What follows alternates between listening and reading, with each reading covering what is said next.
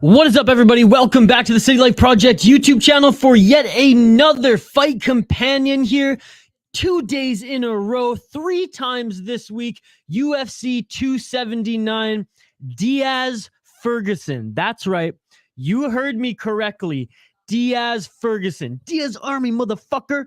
Not Diaz Chimaev, or sorry, Chimaev Diaz. It's been a hell of a 48 hours. Shane is already saying I fucked up on the stream. So that's typical Shane. That's typical Saturday. Thank you to everybody watching. We are going to be here live for 7 straight hours as long as this 279 card is going on. Early prelims, and main event pay-per-view. I will be here to provide you with some live commentary. We have some contests going on. Live commentary, live reaction, and of course, everybody hanging out in the chat here. I address everybody here, even if like sometimes these streams are buzzing. We have hundreds of people, and sometimes we don't. If we don't have like hundreds of people, I try to get everyone's comment on screen. If I don't, I promise I read them all. All right, I promise I read them all. Before we even get to some housekeeping notes, let's get right off the bat here. We got Sean, first vote, first here, first to everything. Anyways, what's up, Sean, the peanut butter man? Soda Pod saying let's go, and here we go. Shane saying, I think you messed up the poll question. The fourth should be no still buying.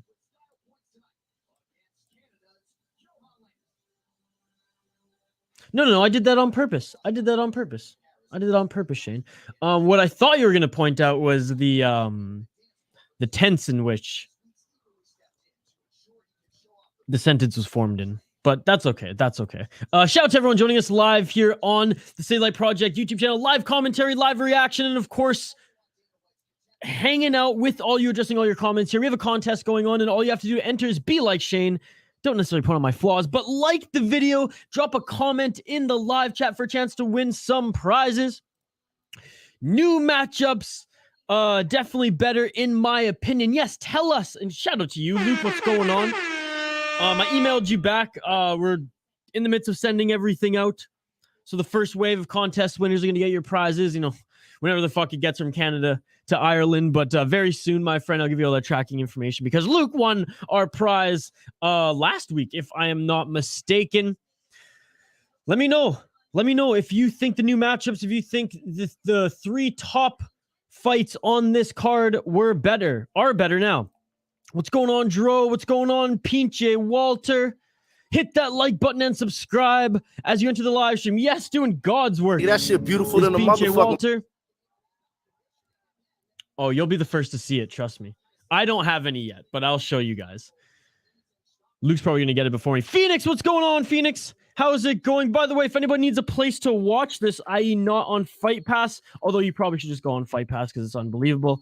I sent something in there. Phoenix Tom, you've changed your name and profile again. I like the picture. How the bad word are you guys? How the fuck are you guys? What's going on, Stanley Cup champs? Oh, Devin Snow himself. Snow like John, what's going on, buddy? What's going on? Actually, Devin's going to join the live stream later tonight, folks. Yes, we're trying to get a guest on at least one live stream, especially when we got ones that go like 7 freaking hours. So once we get in the groove of things, probably, I don't know, Devin's probably like lighting up a few smokes, just watching the whole thing right now. Probably after the first fight, Dev, I will give you a shout, and yeah, we'll maybe bring Devin Snow on, or at least I'll throw him a Twitter message and we'll see what time is best for him. If you guys haven't seen my predictions yet, we posted them on this channel, full prediction and picks video on the channel. Nice one, brother. I'm going Lanus for the first one. Well, Shane, you already know my picks.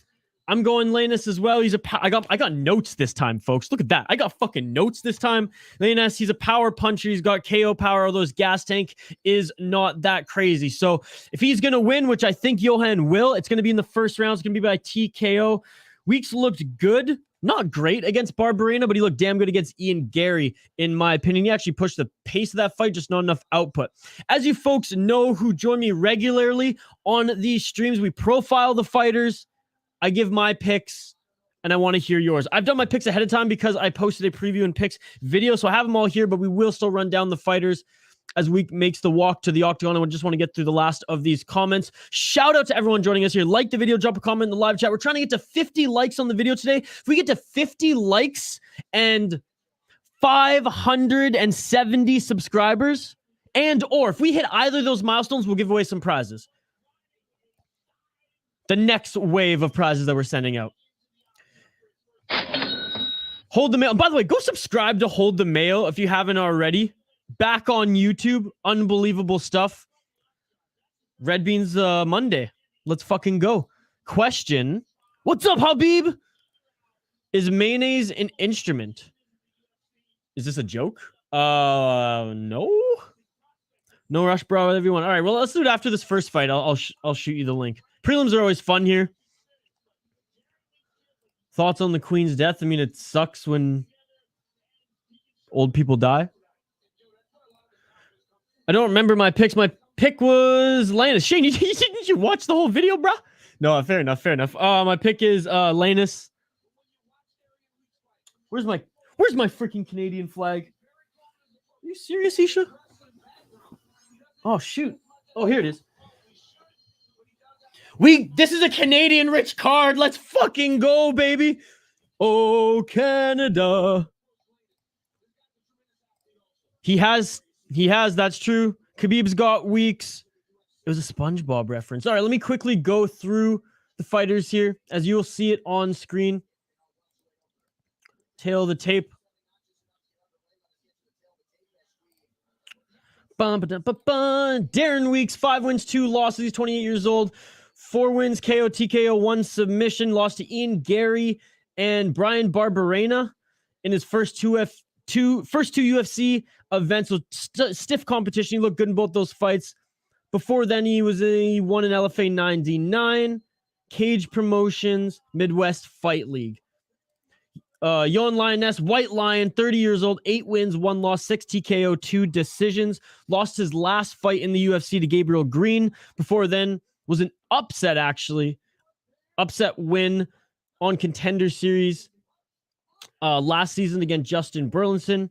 Maybe not quite an upset as much as this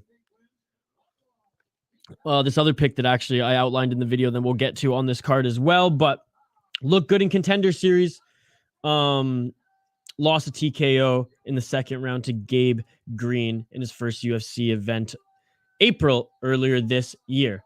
As I said in my preview video, and I'll say it one more time, Johan, Canada, I have him to win this, but I have him to win this in the first round. If it goes 3 rounds or if it goes into the third round, Darren Weeks, I believe, has better cardio. Let me know in the live chat who you have, and I'll lock in your pick.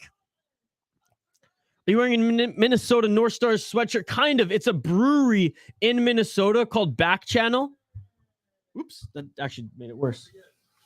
This is their logo, and then they played on the Minnesota North Stars there. Jingliang, baby. Weeks by KO / this. Just Dro's trolling me here. Dude, what kind of small-ass flag is that? You need to get a full-size flag. Well, I can't fit a full-size flag on the stream. All right, round 1. Let's get it on. Let's get it on. First fight of UFC 279. Early fight pass prelims. Weeks in the blue. Lannis in the red. I got Weeks because I'm American. America. Put it on your door. I do have one. This one's for streaming. Blurry screen.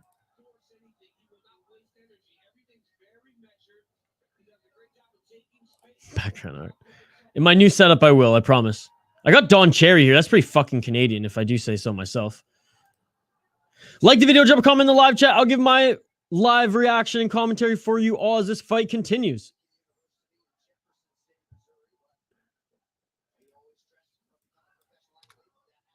All right, center of the octagon. They're still feeling each other out here. Lannis doing a good job moving back and forth, getting Weeks to move around a little bit. Weeks with the overhand left. Good job by Lannis to block, or not block that, but get the hell out of the way. Nice straight jab by Lannis. Darren Weeks already has some swelling under the eye there as the Broadcast pointed out. Booyah! Let's go, Linus! Let's go! 3 minutes, 30 seconds left in this first round. Attaboy, attaboy. That shit beautiful than a motherfucker. Oh, another straight jab. By Linus. I thought it was Linesi, but I guess it's Linus. Another straight jab. That straight left jab is landing every time. Good leg kick by the Canadian. Oh, Canada. Oh, but Weeks there. You got to be careful on Weeks counters. He's got fucking power. Oh, straight jab landed by Linus, but then he slipped.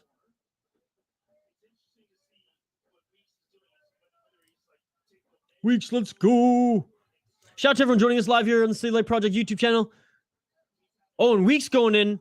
Weeks going in with the exchange. Weeks going in. Weeks got the guillotine. Weeks has a guillotine right now.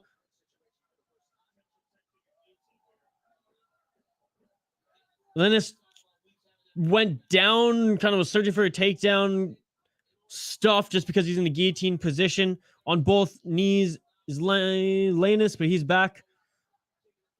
Center of the octagon. Both these fighters. Weeks definitely looks sharper. The Canadian working that straight jab. That's kind of been his thing. Maybe mixing a leg kick, but looks a little slower. Just throwing big bombs. Again, he's got tremendous power, does the Canadian. 1 minute, 48 seconds left in this first round. I said if he was going to win this, it probably was going to be in the first round via first round knockout or TKO. Let's see how his gas tank does as this fight goes on. Pinche Walter, what's going on, buddy? Thank you so much for joining. I appreciate all of you here every week. This is our third fight companion of the week. We did Contender Series on Tuesday. We did LFA last night, which LFA, why the fuck did you block me on Twitter? I'm promoting your shit and I got people to sign up. I'm not salty at all. And then, of course, UFC 279. Diaz Ferguson, baby. Let's go. This is my last coffee of the day. Then we'll switch to some beers. Like the video and drop a comment in the live chat for a chance to win some prizes, live commentary, reaction, fight companion here for all of you. Drop a comment in the live chat. Like I said, like the video for a chance to win some prizes. We're trying to get to 50 likes on the video. And if we do, when we do, we'll give away some prizes and we'll choose someone in the live chat. Thanks everyone who is joining us live here. 49 seconds left in this first round. Devin Snow of Hold the Mail will be joining us later in this stream, as well as we're mixing in, bringing in guests every single week now. Tuesday, we had Will. Shane joined us for BKFC last week. 32 seconds left. Weeks caught the kick of Linus. The counter from Weeks, he hasn't landed clean yet, but it's there, and that's why the Canadians respecting it a little. Yep, they're nice.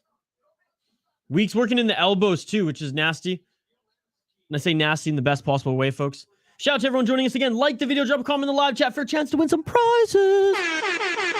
And that's it for the first round. That is it for the first round. Let's take a look at the stats here, ladies and gentlemen. 42 strikes thrown by Weeks, 14 landed, 14 significant, 5 to the head, 2 to the body, 7 to the leg. Merely 19 seconds of control time and 0 for 1 on the takedowns. The Canadian, 33 strikes thrown, 12 landed, 12 significant, 8 to the head, 1 to the body, 3 to the legs. 0 control time, 0 for 1 on the takedown. I mean, it's close. I don't know how, I can't see how banged up Weeks' face is right now. If there's more damage on the face, perhaps the Canadian won the first round. If not, I'm going by the numbers.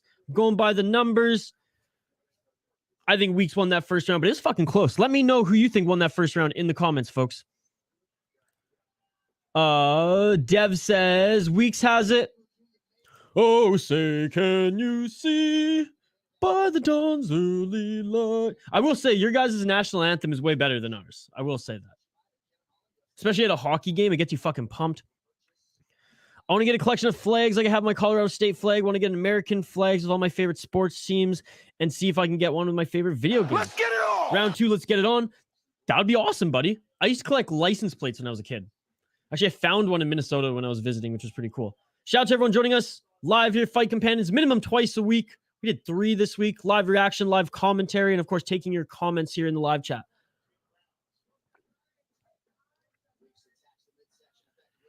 Weeks, good body shot. Another step-in jab for the Canadian. Weeks is just quicker. Weeks is quicker. He looks a little bit sharper. Aaron Bronster of TSN, Adam Martin, they all have the Canadian winning that first round.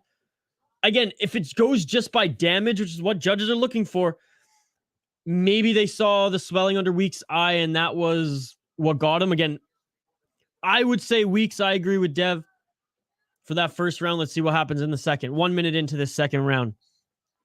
Again, like the video, drop a comment in the live chat for chance wins and prizes. Oh! Weeks, definitely a strong cat there as he kind of just pushes. Lanus to the ground. Sharp is a key word for sure. Yeah, just a little, like, quicker doesn't do it justice. These guys are both quick, let's be honest. But sharper, crisper, cleaner.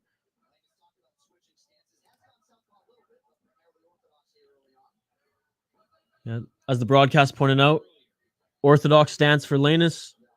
The ability to switch, though. But being able to switch stances doesn't mean you have good footwork or even necessarily good striking. If you can stick with one and be dominant at it, kind of like what Piotr Jan does, I mean, shit.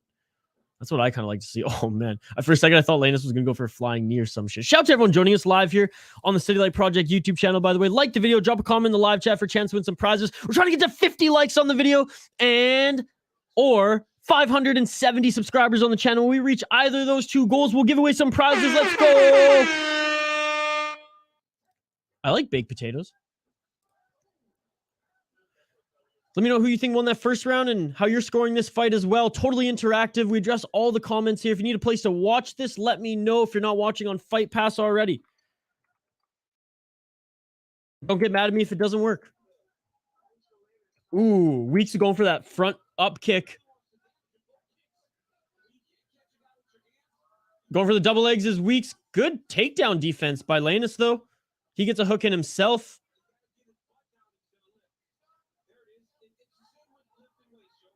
Daniel Cormier, I mean, for some people don't like him necessarily on the color, but when it comes to wrestling, he's so good at telling you what you need to hear for breaking it down. Great slam by Weeks, but right back up is Linus. I mean, he's definitely got the experience there.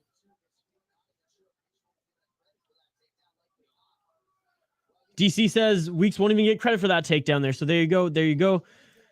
Dream. I'm here to remind everyone that Haslam is going to play with Holland in that auction. Oh, no, 100%. I think it's going to be a first round submission. I think it's going to be very much like what he did to Jingliang. What's up, Dream? Haven't seen you in a while. Glad you're back. I bet Lanus has been prepping for weeks. Oh my God. That shit beautiful than a motherfucker. I didn't get it at first either, Shane. By the way, shout out to everyone joining us live here on the City Light Project YouTube channel.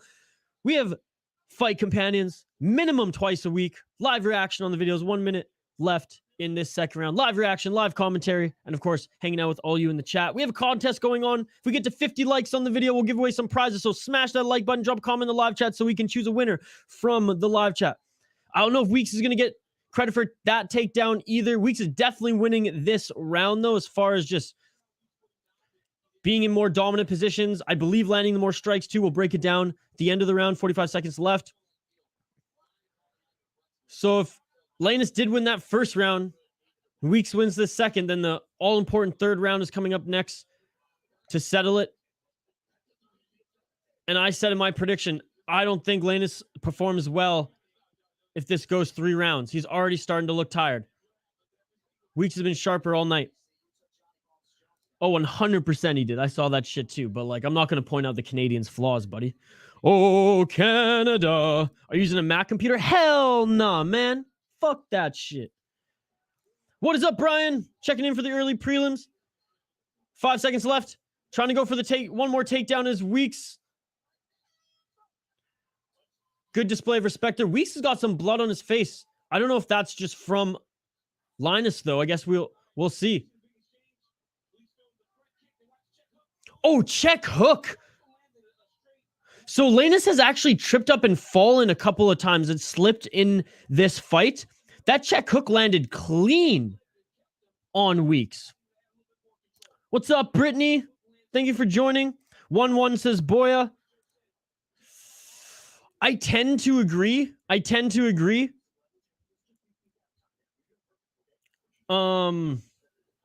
did give Weeks that first round, though. But looking how everyone else is scoring this fight on Twitter, it's tough. It's tough. But okay, I will say this. First round is still up for debate. Weeks won that second round. Tom, we're in the middle of a fight right now, buddy. You can't save the hockey questions for in between. Which European World Junior Hockey team you want to play for? Latvia, obviously.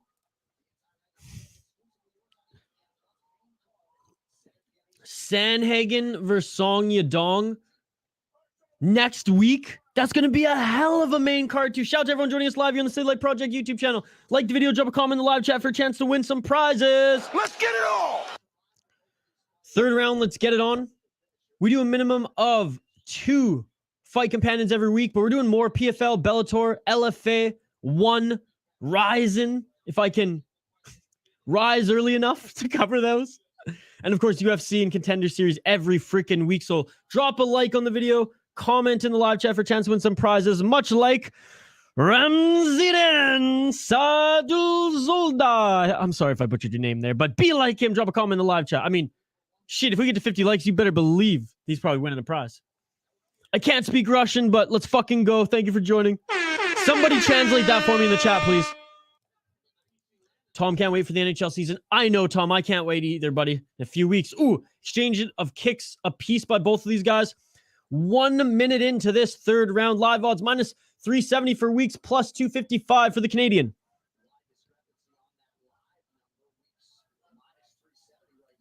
Lanus is just going to have to go for broke here. Go for broke. Try to land a couple hard shots, and then just, if he smells blood, drain the gassing. Oh, and he's trying there. He was trying with that overhand right. But now Weeks, I still think he looks quicker. He's going for the takedown. Oh, and Lanus has the guillotine. Lanus has a nice guillotine. I believe both of his submissions were by guillotine, but the guys are so sweaty right now, I don't think he can hold on to it, and Weeks escapes. Somebody help translate this for me, because I can't do it on the fly. I can't copy and paste, or I can't copy the text with my program. Let me know what our boy's saying. I hope it's nothing that's going to get me canceled. Yeah, oh, maybe Weeks is respecting the striking too much, or realizes he has to score more and dominantly win this round. But Weeks, those look pretty damn good in the striking thus far, is going for the takedown. Lanus is singling the arm. I hope he doesn't drop for like a Kimura or something like that. But Lanus is actually looking a little bit more calm, cool, collected in this third round, 2 minutes and 41 seconds. Whereas Weeks is kind of pushing the pace, chasing, looking for that takedown. Really trying to score in this round is Weeks. He said Isha is the best. Oh my God. Well, thank you so much. Thank you so much.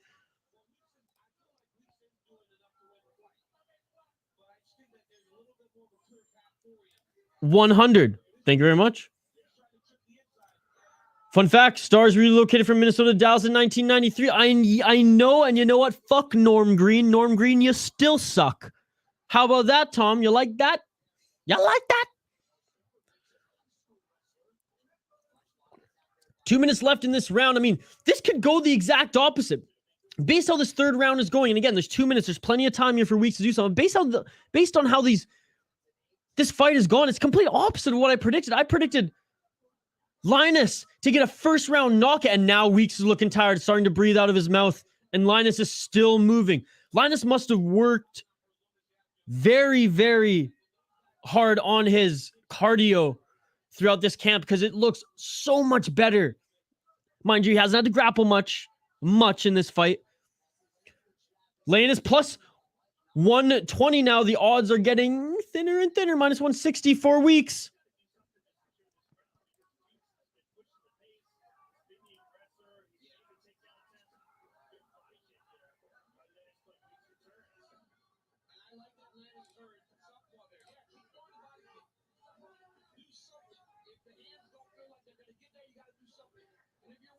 Shout out to everyone joining us again live here. 50 seconds left. I love you too, UFC, but I can't keep showing you on screen. I don't want YouTube to fuck with me. Don't spam and you won't get blocked, but I see you. If you were still living in 1993, it would have been a Minnesota North Stars fan. Hell yeah, brother. Hell yeah. We've got Octagon control. Yeah, but Octagon control is the last thing the judges look for if everything else is tied. Maybe that's the case here. We'll run down the stats, and then we'll get your guys' opinion as well. Again, shout out to everyone joining us live here on the City Light Project YouTube channel. We have a minimum of 2 fight companions every single week, every Saturday, UFC. 20 seconds left, and Weeks landed a good kick and shot there. Weeks trying to get the takedown again. Lannis guillotine attempt again. They're so sweaty right now. I don't think he's going to get it, but 10 seconds left. If he can hold him in this guillotine, gets out of it. 5-4, goes to the flying knee attempt. Honestly, that third round, I'm giving it to Lannis. I'm giving it to Lannis. Lannis wins. Interesting. Okay, so... Oh, now my dog. Come on in, Sage. My dog gets jealous whenever I stream. It's hilarious.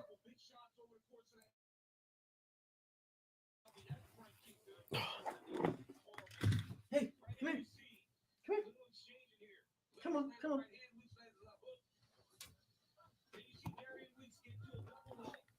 Oh, all right, let's take a look at the stats here. Again, shout out to everybody joining. This is tremendous. I love when the chat is absolutely buzzing. I love when there's a bunch of viewers here. 129 strikes thrown by Weeks. 50 landed, 45 significant, 15 to the head, 11 to the body, 19 to the legs. 1 minute, 49 seconds of control time. 1 for 9 on the takedowns. Lannis, 75 shots thrown, 22 landed, 22 significant, 15 to the head, 2 to the body, 5 to the leg. Yeah, upon looking at the stats here, the output, I guess you have to give it to Weeks. I was fooled by the eye test there in the third round. You got to give it to Weeks here. It's weird. I mean, that's the thing, Devin. Like, eye test, it's neck and neck. You can make an argument for either. You look at the stats, and it's Weeks. So, Weeks does have a little bit more damage taken again. This is going to be interesting. Weeks unanimous decision. 1993 is my birth year from Parallel Universe. Well, I was born in 1993. Straight up. Weeks win. Boya says 2-1. Boya, you're Canadian, right? Yeah, but they don't see stats. I think they may rob Weeks. All right, here we go. Official decision. Shane again, pointing out my flaws.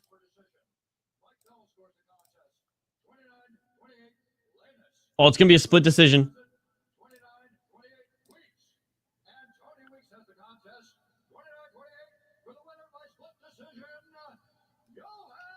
Shivra! That shit beautiful than a motherfucker. Oh, Canada, our home and native land. I thought the guy with the judge with the last name Weeks was totally going to give it to Weeks. I totally thought the judge with the name Weeks was going to give it to Weeks. That shit's crazy. I'll get right back to your comments here in a sec, folks. Shout out to everyone joining us live here on the City Light Project YouTube channel. Live reaction, live commentary. Like the video, drop a comment in the live chat for a chance to win some prizes. Woo, baby! Oh, Canada, let's go! Oh, and this guy's French as fuck. Yes, I forgot he's from Quebec. It was a close fight. I learned from DSP the Superman punch. You know how it goes. The Superman punch from George St. Pierre. He's a tough guy, and I was impressed with his performance. Oh, this is amazing. 9-1 now for the Canadian. Joe Rogan just with him in the center of the octagon right now. I'm just listening in as I share this on Twitter as well. All right, getting back to the comments here. Wow. You know what? I listened to Paul Felder was on Ariel Helwani's show this week, and he was talking about how he went to like a seminar. And there was a bunch of like a judging seminar, and there was a bunch of judges there, and they were talking a little bit more about how they're scoring the UFC now. Don't spam me, UFC. I see you there. Don't spam me. And based on kind of what he said, and that being fresh in mind, that's why I kind of predicted that the Canadian was going to win there. Not my initial predictions, because I thought he was going to win via first round knockout, which didn't fucking happen. But wow, folks, wow. Keep the comments coming. Like the video, drop a comment in the live chat for a chance to win some prizes. We got 200 freaking people in the live stream. That's amazing. That's amazing. All you like the video, drop a comment in the live stream. If we get to 50 likes and or 570 subscribers on the channel, we'll send two winners from the live chat who comment in live chat some merch.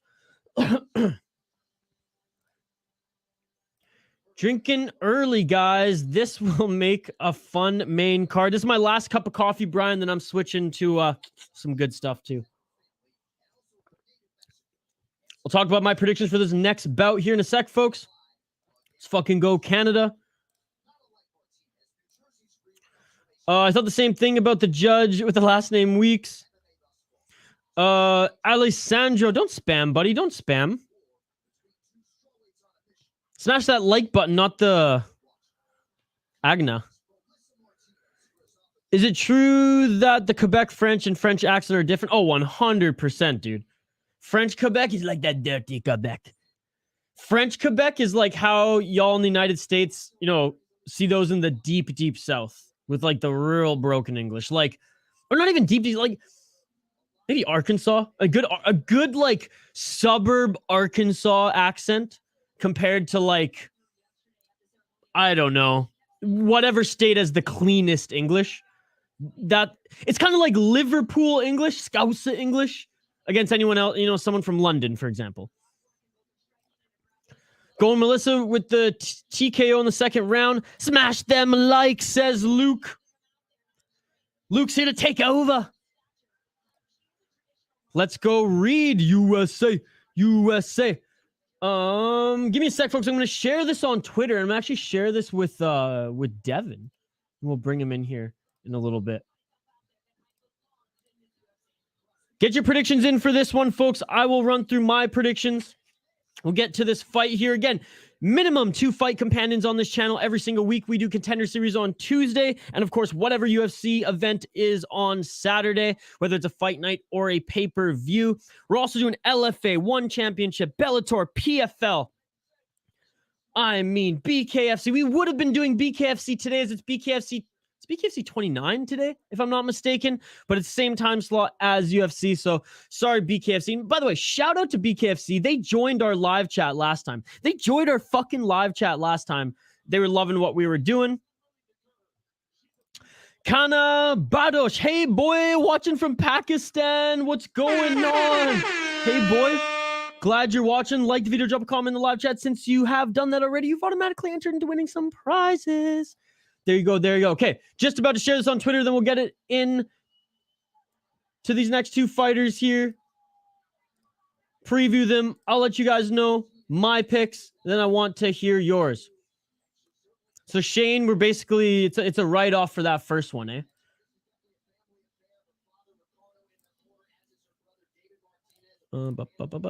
Give me 1 sec. Now you keep the comments coming, folks. We address them all.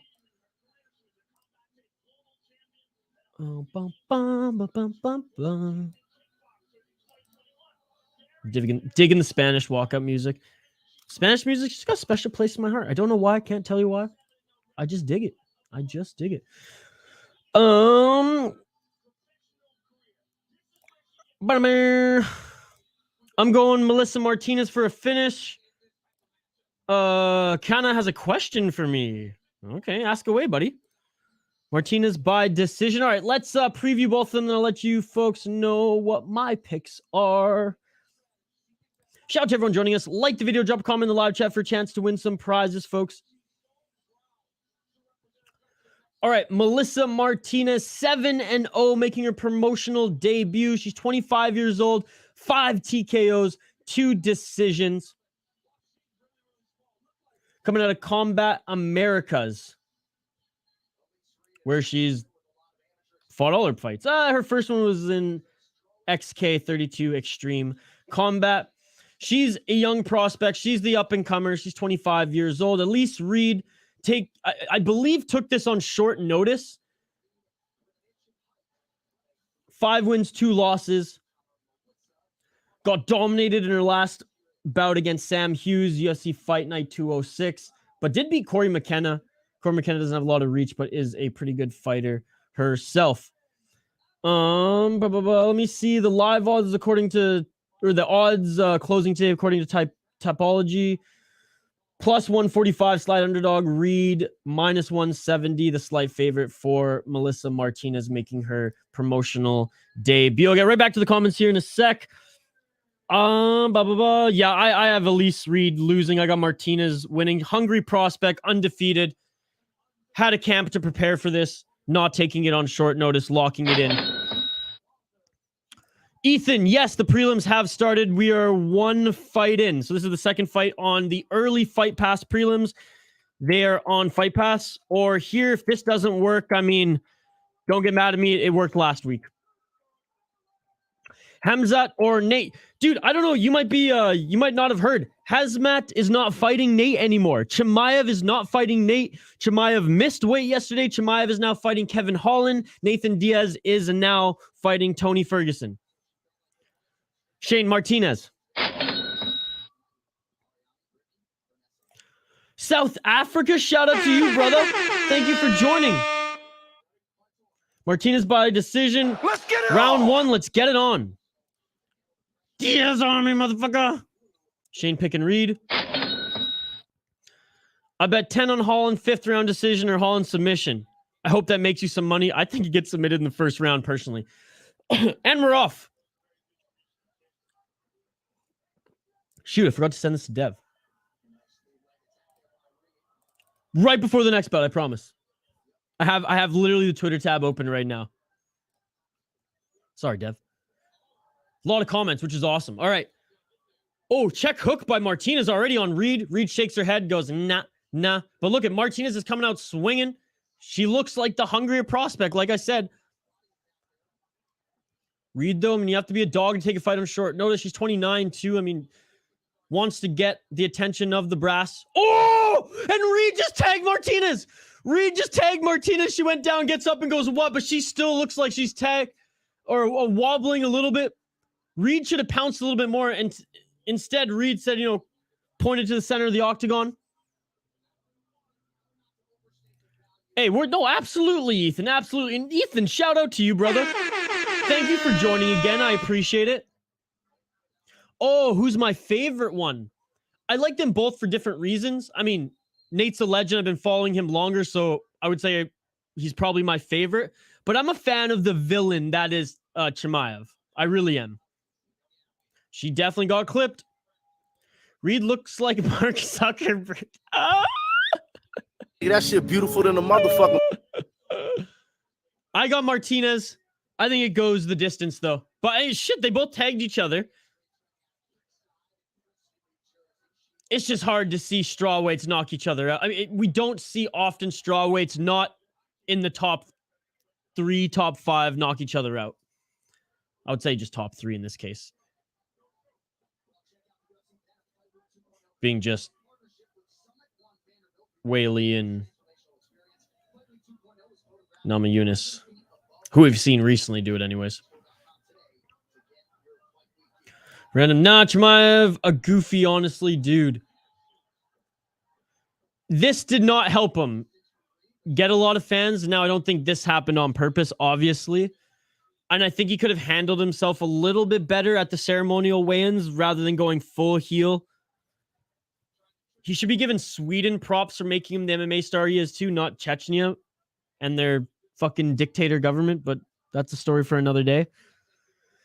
So in all that sense, yes, there's a lot I don't like about Chimaev, but as far as just his talent, the UFC has not seen a guy come in and just boom on the scene Bang, bang, bang. Win after win after win. Seemingly easy. I mean, the only one I can think of before he went the distance with Burns was like Shane Carwin. Different weight class, I know, but just coming in and just dominating. What is it? What his first loss was to Lesnar, then done, retired. He was an engineer, out crazy as that was, eh? Again, shout out to you, Raja, Random, Noel About It, Kana, and I'll give everyone else an individual shout out later in the stream. Don't you worry, but you all are just new. Boy, I've seen you before. You all are new, so I'm giving you a special shout out. Welcome to the stream. Thank you so much. 1 minute and 16 seconds left in this first round. Sorry, I'm not giving you folks the best like play-by-play commentary, but let's be honest. Reed has just been holding Martinez up against the cage in the clinch for pretty much this entire first round. Some knees there. We'll look at the stats. I don't know, folks. I guess Reed with the knockdown. I guess Reed with the control has won this round. Kind of just push Martinez away. Now center of the octagon are both of these women. 50 seconds left in this first round.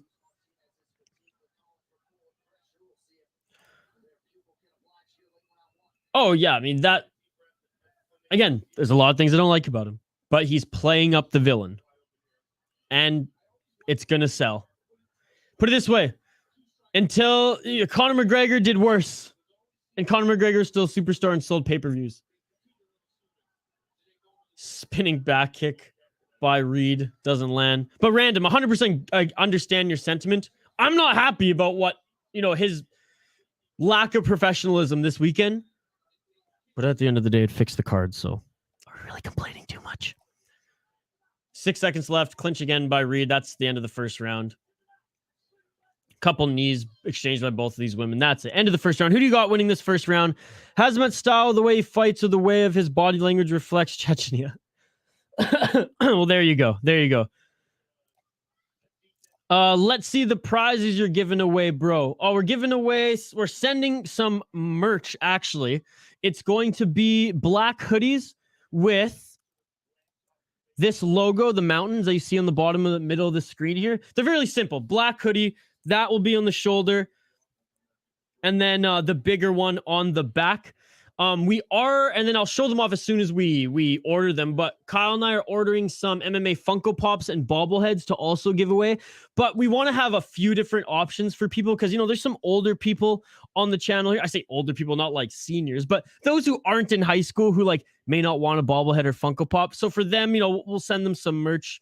We're sending, we're a week behind, I know, but it's been crazy. I had to move. Kyle's been fishing. But we're sending we sent 2 of the first prizes out. We're sending the second 2. We had a wave of 3 prize winners in the last 2 weeks. We're sending those out this week to Ireland. Luke's in the chat. Shout out to you, Luke. Round 2. Let's get it all. But Joe, as soon as we get a bunch of the Funko Pops and bobbleheads, we'll definitely I'll have them on here and I'll be like, you can win this, you can choose this, that. And I'll have the link for all of the merch stuff. Right now, we're going to send t-shirts and hoodies, but we'll have a little bit more going into the winter. We just didn't want to rush it. That was the thing. We're going to give everyone their stuff, and that's coming really, really soon. But as far as making the store and everything, we didn't want to rush. We didn't want everything to be shit. Bro scared of Nate, 100%. Remember when McGregor hit that old man at the bar? Oh, yeah, because he didn't like his Papa number 12. Irish whiskey. 10-9 to Reed. Personally, I love Chechnya, a good, beautiful country, and so many humble people. And dictated, same like Habib. Habib's from Dagestan. Hey, I'm sure Chechen people are awesome. Their government's a little fucked. I started watching UFC when I was 8. Oh! Reed looking good with the striking here. Reed giving Martinez a huge test here. 338 in this second round. Trust me, Luke will be the first one to punch me in the face if his prize doesn't arrive. And I've emailed Luke a couple times. Y'all, I'm good for it. New channel, right? Newer channel. Started streaming stuff. First wave of giveaways. So We'll get into the groove of it, folks. Once the store is up, it'll be so much easier. Archduke, what's going on? Ahmed, I can't read that, buddy. Somebody translate that for me, please. 3 minutes left in this second round. Center of the octagon are both of these women. Reed's 29 years old. She may look like Mark Zuckerberg, but she fights like a fucking tank. She's looking really good, and I think she's beating Martinez right now. Ooh, nice leg kick. Martinez is landing most of her strikes, though. And she still looks relatively fresh. Her footwork is just a little... footwork's a little weird, to be honest. I can't quite... I don't know why it's making me laugh. Good combo there. It's just odd. It's just odd. Reed stalking her down. Nice oblique kick. Hazmat coach said Hazmat's previous weight cuts were really difficult and Hazmat didn't want to go through it again. Yeah, I mean, he's probably going to be a 180, middleweight moving forward. Apparently the doctors and the specialist stopped his weight cut at 4 a.m. Friday morning. Someone in the chat, if you can translate this for me, because I can't copy the text here with my program, that'd be sweet. Shout out to everyone joining us live here on the City Light Project YouTube channel. Like the video, drop a comment in the live chat for a chance to win some prizes, which is today going to be some more City Life merch. I'm really hoping next week we can get some other prizes, in stock so you all can see. We're trying our best, folks, between making all the content and getting the prizes. More prizes, I should say, because we're going to continue to send them out this week for the contest winners. We're growing at a fast rate here, and we're fucking pumped for it. You all are amazing. Thank you so much. If you haven't already, though, like this video and drop a comment in the live chat. We're trying to get to 50 likes on the video. And 570 subscribers on the channel. 1 minute left in the second round. Both these women center the octagon again. Tried to go for kind of a sweep takedown was Martinez. Didn't really get anything going there. Clinch again. I mean, this has been primarily a clinching bout overall, despite the 75 and 61 strikes thrown by the women, respectively. Will the fights be shown? Oh, Ahmed here. No, this is a fight companion, but you can try this, brother. Yeah, she was born in 1993.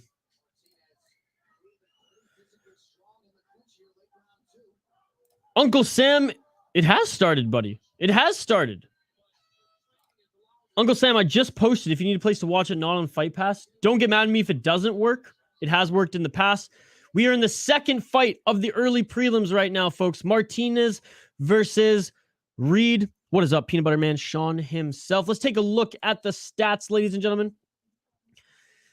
In this women's strawweight bout, Martinez and Reed. Martinez making her debut in the UFC. 42 strikes landed on 77 thrown, 29 significant, 8 to the head, 11 to the body, 10 to the legs. 1 minute and 48 seconds of control time in the clinch. 0 for 1 on the takedown. As we look at Reed, 1 knockdown in that first round.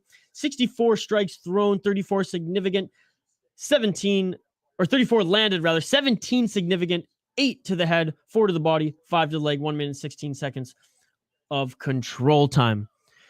It could be an even fight here. I mean, that first round was going to Reed. That second round, I mean, the output of Martinez as far as the significant strikes go was big. So who do you folks got? I think it's 1-1 right now going into the third. Reed showed off her elbow at weigh-ins, but she not doing any elbows. False advertisement. Brian K. God's work. Peanut butter man, peanut butter man. Oh, look at that. Brian and Brittany, you're amazing. Thank you so much. I bookmarked those to remind everybody else. 1-1. Oh, and they're swinging and banging right off the bat, folks. Round 3. Let's get it all.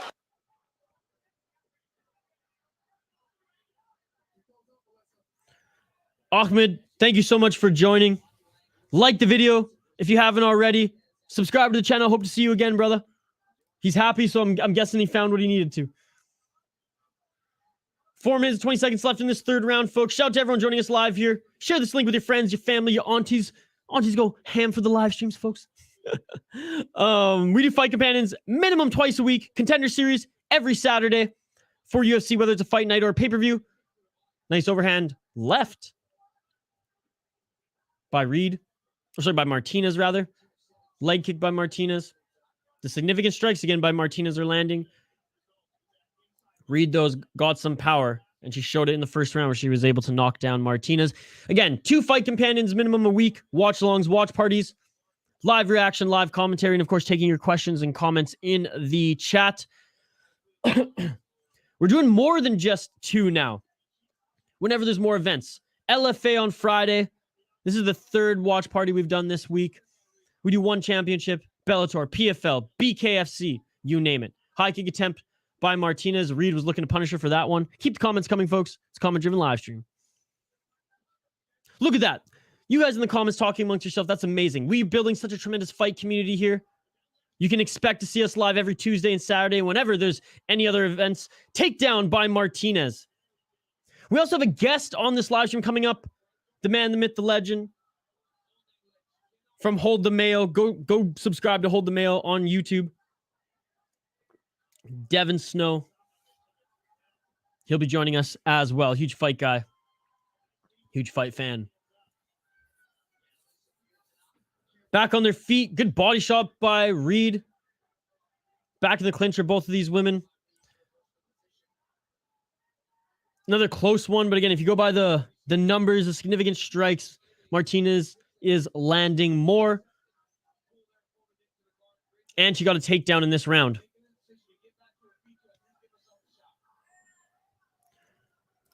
Oh boy, we're facing Slovakia again in December. Lavia for hockey. Got my proper 12 out for tonight. Ayo! Hey, that shit beautiful than a motherfucker.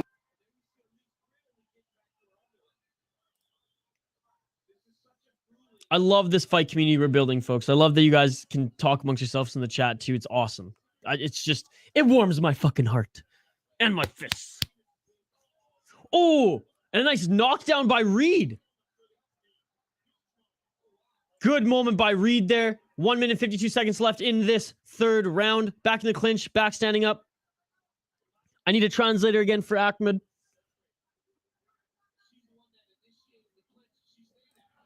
Oh, and Reed takes down Martinez again. She was in full mount. Good scramble by Martinez. But now Reed's taking the back of Martinez. Jump from... Holy shit, that's crazy, Raja. Raja, thank you so much for joining, brother. I need to learn English. Google Translate. Google Translate that shit before you comment. Uncle Sam. Yes, we found one for Uncle Sam. This is the greatest fight community on YouTube. Is it not? Unbelievable. You all are amazing. So, okay, so Martinez slipped. I guess that was the first takedown. Another takedown by Reed. Reed is coming through huge in this third round. Reed's going to win this fight. 46 seconds left. 3 for 3 on the takedowns for Reed. Back up to their feet now, but Reed has done enough in this third round to win this fight. When they hold you against the cage for a round, should be a yellow card like Pride. Man, Pride days, God, so beautiful.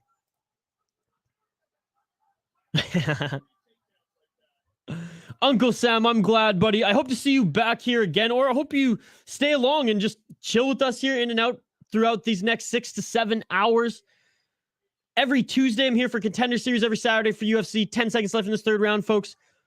And we'll be doing 1 championship, Bellator, Ryzen, PFL, BKFC. Building a great fight community here. Shout out to you, Uncle Sam. Thank you for joining. That's it, folks. That's it. 2 underdogs have won thus far. I mean, we don't have the official winner announced yet in this one, but it looks like Reed did enough in that third round to take it. Let me know in the live chat who you got. And like the video if you haven't already, folks. There's over 100 people watching right now. You are all amazing. Like this video. Drop a comment in the live chat for a chance to win some prizes. Trying to get to 50 likes on the video here today. And or 570 subscribers. If we hit either of those goals, we'll give away some merchandise to some lucky people in the live chat. We already hit 50 likes on the video. All right, well, we're going to have to give... I got to write that down. Next goal, 150 likes. We get to 150 likes, we're giving away another prize. So right now, guaranteed to give away a prize to someone in the live chat. We'll do a draw later in the stream. That's amazing. You are all amazing. Next goal, 150. 150, okay? That's the next goal. 150. Once we hit that likes on this video, we'll give away another, we'll have another draw for another prize, which is just merch this week, folks. We're still trying to get to 570 subscribers on the channel. All right, official decision. You all are amazing, by the way. Here's the Jamaican horn. Official decision. Listening in now. Oh, there we go. Reed, unanimous decision.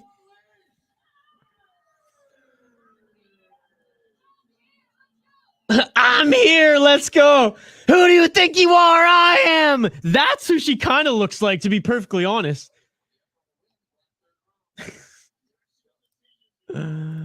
Oh my God. You know what? Fucking credit to Reed. She's got some dance moves too. I fucking love it. I fucking love it.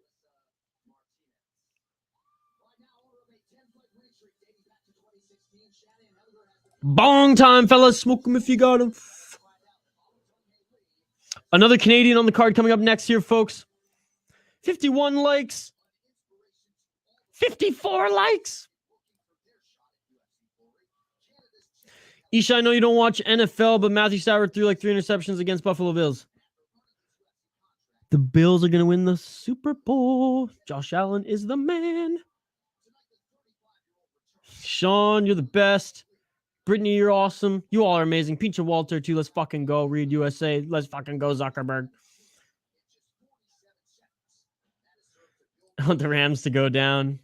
USA, USA, USA. Hey, nothing against football. It's not my sport. It's not my sport. I'm Canadian. I'm Canadian. All right. Give me 1 sec, folks. We are going to preview these next 2 fighters. You'll hear my predictions. We'll run down my predictions, and then I want to see yours. But I gotta do a couple quick things here. I have to share this link on Twitter, and I also have to invite fucking Devin Snow to the stream. Give me 1 sec here. Another Canadian with a hard name to pronounce, but that's all good. That's all good. Oh, DC on the broadcast. He's loving the Canadian. Nothing but praise. Shout out to everyone joining us live here on the City Light Project YouTube channel. Like the video, drop a comment in the live chat for a chance to win some prizes. Giving away some merch today, folks. I'm just sharing this on Twitter. We're going to invite Devin Snow to the stream. We'll run down the fighters, and then we will make... Well, my prediction's already been made, actually, so check out the video if you haven't already on this channel. I posted it before we went live here. Ba, ba, ba, ba.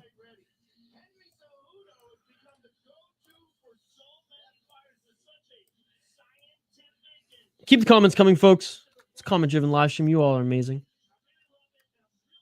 All right, shared that on Twitter. I'm inviting our boy.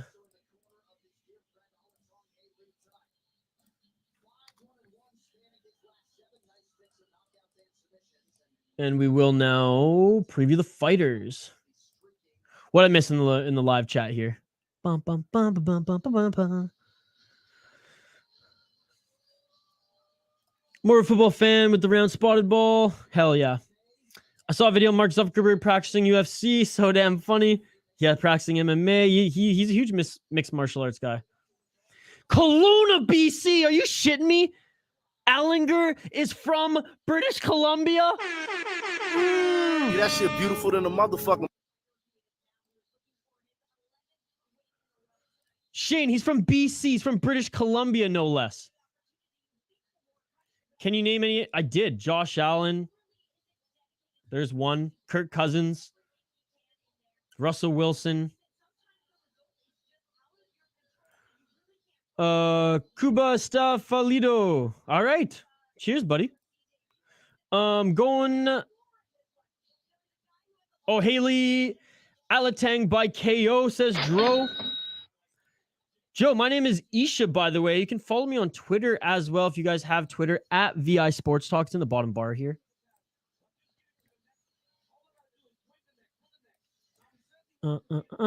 Isha is my name.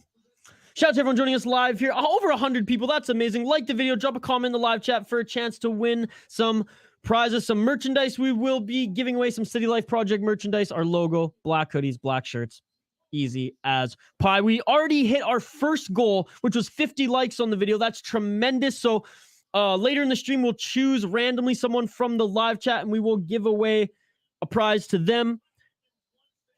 We set another like goal to 150 likes on the video now. If we hit that, we'll give away another piece of merch. And if we hit 570 subscribers, that's another goal where we'll give away some merch. So there you go. There you go.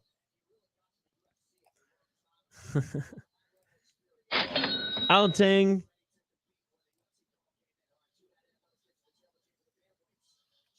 I know a lot, Tom. Like, I know about sports, buddy. I just choose not to follow them all because I only have so much time in the day. All right, let's intro these next fighters here as they're being introed in the octagon. Chad how do you fucking say his name, the monster? Enelger?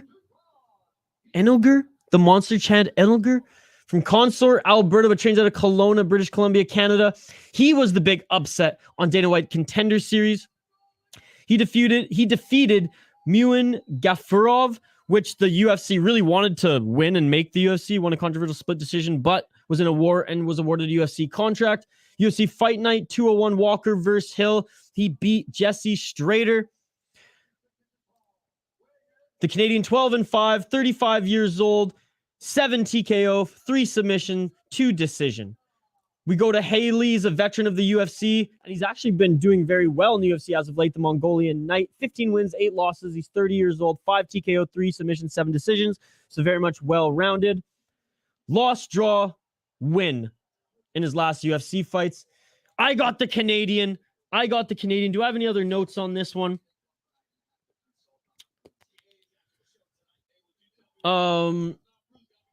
The Mongolian Knight, I mean, a veteran of the game again. Let's get it on! 1 FC. I think it will go 3 rounds. He's been in various good promotions, but I got to go with the Canadian by decision. Round 1, let's get it on, baby. Oh, Canada. 14 total Canadians on the UFC roster, and I believe we have 3 tonight. Round 1, both these guys. Center of the octagon. Canadian bouncing around a little bit more. All fucking name team right here. Shout out to everyone joining us. Like the video, drop a comment in the live chat.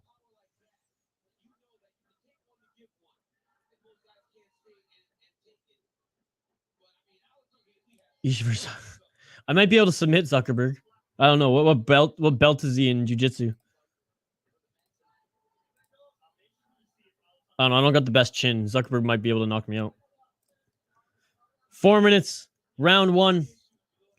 Nothing significant has been thrown by either of these guys yet. They're still kind of feeling each other out, throwing some combos. Some leg kicks being traded. There you go, Pinche. That's a little bit more realistic.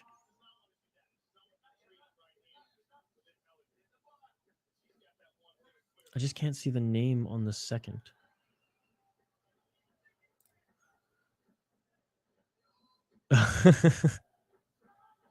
Okay. Oh, yeah, I am, Shane. 100%. I picked him in my preview video, which if you haven't watched already, and if you're getting bored of the prelims, and if you're just waiting for the pay-per-view, go check out my official prediction video. Snacking on popcorn. I actually have some popcorn too. It's not made, but maybe I'll snack on that later. 3 minutes left in this first round. Ooh, and a nice right hand by the Canadian. Alan Tunge Lee has not really been able to land heavily.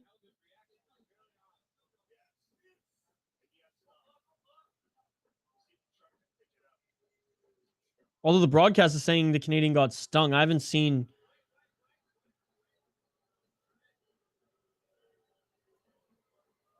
much come from either way, from either of these guys yet. Richie Houghton.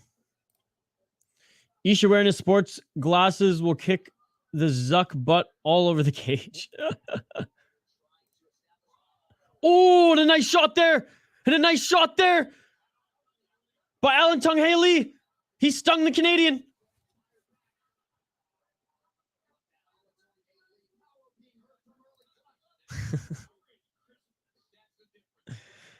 Brian, tell that to fucking Hoist Gracie, bud.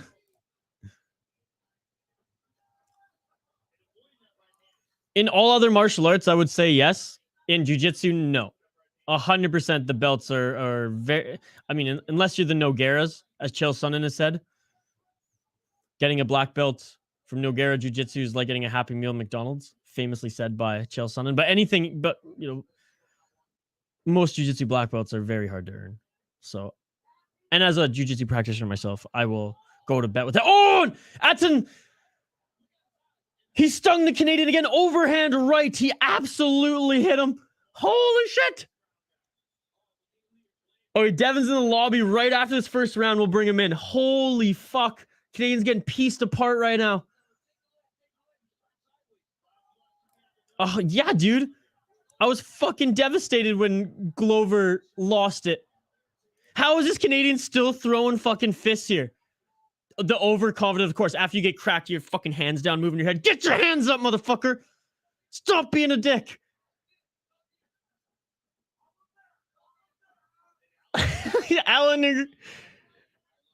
Ellinger's trying to recover. He's like doing some moon dancing here.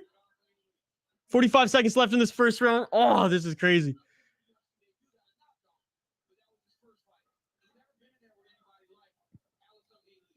Alan Tunge Lee throwing... Oh, he tried to go over the fucking Judge Saint-Pierre Superman punch there. Tunge Lee's looked fucking good, folks. Kind of was missing, wasn't gauging the timing well in the first minute and a half. The last 2 minutes of this first round, he's been absolutely cracking the Canadian with everything. Don Cherry should be putting the thumbs down right now, folks. Holy shit. The Chinese Hammer is bringing it. What's his nickname again? The Mongolian Knight. He's moving like Yuri. All right, let's bring in our guest today. Our first guest of the show. Our boy, Dev from Hold the Mayo. What's going on, brother? Bro, this is a fucking fight right here, dude. I mean, hey. Fucking fight. So what I heard about this dude, you know, the dude is that he some heavy knock you out at any given moment. So I know right now, by no means is this man, he's not done yet. He's not done. Oh, yet. no. I don't think so either. I mean, look at how he was swinging even after getting rocked. Yeah. He's trying to do some fucking Michael Jackson moves there, trying to get the Mongolian Knight off his game. He's tough as nails. I mean, born and bred in Alberta. Look at that hairdo. You know he's been cracked a few times in his youth. He can take a punch. Oh, his nose is broken. Hey, yeah, I was about to say that punch they just showed, bro. He looks like he's about to get knocked out this round. I'm just gonna be honest, but I don't want to like say it's over because he does have some heavy hands on him. Yeah, I'm pumped for this one, man. This Chinese guy too. He's fought everywhere. Like one championship back in the day. I think like one of the first events for one, and he's bounced around. Ooh. He's been in the UFC for a while. Holy shit! Right off the gate, round two, folks. Let's get it all. Yeah, I mean the Chinese guy. You want to talk about sharp? He's sharp. I mean, this guy's a well-oiled machine right now. And that's the thing, just because you're bouncing around doesn't mean you have good footwork, especially in MMA. Because it's so different than boxing. You can have a boxing stance and bounce around, but it's totally different with the kicks and takedown element of the game. Anigla, however you say his name, Anigla, he fights his stances like he's about to knife you. It's so weird. Look at him right now. What is this shit? Dude, it's a crazy stance, bro. And he looks like Joe Dirt. Yes. I honestly thought his shorts were going to be plaid. Oh, yeah, man. I think that because this I can't say any of these dudes' names. Isn't that crazy? I know this one's hard, dude. This one's tough, bro. Like, but the dude why do Canadians have such fucking crazy names too? By the way, dude, the guy, the Chinese guy, he knocked somebody to piss out. So I mean, I kind of had a feeling, bro. This dude, he's kind of like in that like he might be like Lee, bro. You never know. Yeah, dude, I'm so pumped to see that Lee fight. We all stand for Lee. He didn't get to show off his fucking suit, so I hope he makes some money with that win bonus so he can pay for his tailor. Yeah, dude, he's trying to learn English and shit, bro. Like, shout out to him. He's awesome. Yeah, dude, like, because, dude, I guarantee you he's a funny motherfucker when he seems like it. All his interviews, his embedded stuff. He was on Helwani's show not too long ago, and him and his translator were cracking jokes. Yeah, dude. I still got Daniel Rodriguez in that fight though, just because I've watched all Daniel Rodriguez's fights. I mean, he ain't no bum, bro. No, he's got heavy hands too, but I don't know. Coming off 3 surgeries a year out of the cage, we'll see. I'm not gonna count him out, but I did predict Lee Jingliang to win it. Hey, if anybody can knock him out, it'd be Lee. I just haven't seen anybody knock Rodriguez out ever. That's true, and he fucking pieced Kevin Lee up last time, bro. Some hard shots again. Bro, he's got like them prison hands. Oh, the uppercut and then an overhand right. Dude, how is this Canadian still on his feet? Bro, I don't know. I ain't gonna lie. And he's still bouncing around. I think he's seeing triple. He's just still moving. And of course, Herb Dean is in this, so Herb Dean's just gonna allow him to die.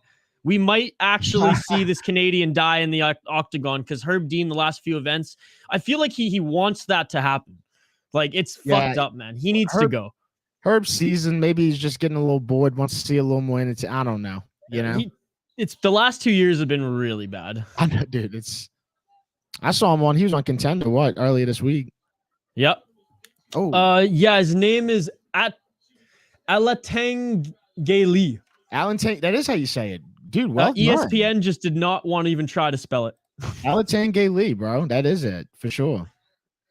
Yeah, dude, all the Chinese fighters bring it, no doubt, bro. Like, if I had to step in the octagon and my first opponent was a Chinese fighter, I would feel in my head that I was about to get my ass whooped. No doubt about it. Yeah. Because they are not fucking around, bro. It's like Chinese and Brazilians, dude. You just know you're going to get your ass worked by either of them. Like, they're going to... I mean, Brazilians might just take their back and, just quickly ankle sweep you and break your knee, but you're going to get punched in the face hard by somebody who practices kung fu or karate, whether it's Chinese background or Japanese background, either of those martial arts. Bro, I can't believe this fight's probably left hook going to decision. Well, I mean, we're in round 2. I mean, how many more times can he get cracked? I mean, 1 minute left in the second round, folks. Both have proven they can take whatever they throwing. It's quite ridiculous. Russians as well. That is true. Although they're on the Russian gas, we know this from the hockey world. Would you rather have Herb or Yamasaki? I mean, Herb, obviously, but yeah, he's getting pretty bad. Yeah, Herb's still a legend, but it's just been it's been a wild ride, man. Been a long ride. Dude, what kind of stance is this? The guy with he has one hand up in his elbow. It's like, what are you doing with that chicken wing? 30 seconds left in the second round. I don't know, man. He fights. It's like a street stance, but it's also like, I don't know. He keeps changing it too. That's the thing. Know. He keeps switching it up. I don't know if he landed with that uppercut, but that's kind of, I think, what he's wanting to do now. Dude, he wants to bait. This is like a Tekken fighter right now, bro. Dude, and he's throwing kicks too. Yeah, he threw a straight head side kick. 10 seconds left, folks. This guy's like fucking Eddie right now on Tekken, bro. Hey, one thing's for sure. Dana White probably loves him. Yeah. Yeah, no, he's definitely, I mean, I don't know. If you had asked me right there on the second round, the dude, Alan Gailey, he kind of slowed down right there. Yeah. I think he was striking more in that second round, the dude from Canada. Yeah, I mean, let's check out the stats. 110 output, 25. That's crazy. 110 strikes and only 25 landed. That's nuts. Damn. 18 to the head, 3 to the body, 4 to the leg. As we look at the Mongolian Knight, 31 strikes landed, 80 thrown, 31 significant. So all of them are significant, and we're kind of seeing that. He's thrown with, intent there. 20 to the head. We see the damage. 3 to the body, 8 to the leg. No takedowns, no control time, nothing. And we're not going to see any of the sorts in this third round either. It's a fucking brawl, ladies and gentlemen. It does look like your boy from Canada is like getting a second win here or something, dude. It's like he looks like a different man right now. He was bloodied up in the first round. Now he's like a clean cut dude. It's crazy. Round 3. Look what the fuck Weili did to Joanna. Dude, I know. Weili's sick, man. Yeah, no, she's good. She just had that. Yeah, she just had that little slump. I mean, you get kicked in the face by Rose. Yeah. That'll do it. But she came back sick fucking, what was it, spinning elbow? Dude, yeah. Oh, shit. Nice sweep takedown. Total opposite to what we just said. We're like, oh, yeah, this isn't going to the ground. They're going to brawl. Yeah, no, look, he's on his back. Interesting. Maybe just wants to secure the win, get some points. Dude, this Canadian looks like he's a little dick on the back too. Look at that. Up hitting the knees. This is like my worst nightmare on like playing somebody on a video game. Like if I play this guy, this character. Ooh, misses with the shot coming in. All right, pick him up, man. Come on, bro. Herb. Come on, man. We sitting here playing Twister. If this is Beltran, Smith, even Herzog, this would be up right now. Herb, stand him up. Come on. All right, let's go, baby. I got up kick. I got it not to go to distance, so I don't know what's going on. Oh, shit. I had this one going 3 rounds. Yeah, I thought one of these dudes would lay some serious wood. Yeah, he's definitely Archduke. He definitely looked like the seasoned vet. Ooh, but that calf kick hurt him. You saw him.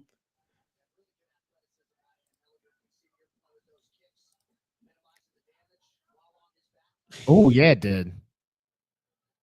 I just saw it. I guess I'm a few seconds behind, but yeah, I just saw that kick. Sweet, I don't get it. Everyone watches it on Fight Pass. Yeah, we're all different. Yeah. Some are a few seconds ahead, some are behind. Even within Canada, but yeah, it's not too bad. The UFC's come a long way. Yeah, dude. Dev and I have been watching since Spike TV. Oh yeah, dude. Come on, bro. I used to watch a lot of stuff on Spike TV, bro. now I forget it's even a station. Paramount bought it, and I think it's just Bar Rescue. Oh, okay, yeah, you're right. That's why Bar Rescue's always on. They were like, hey, let's just milk this Bar Rescue cow as long as we can. Yeah.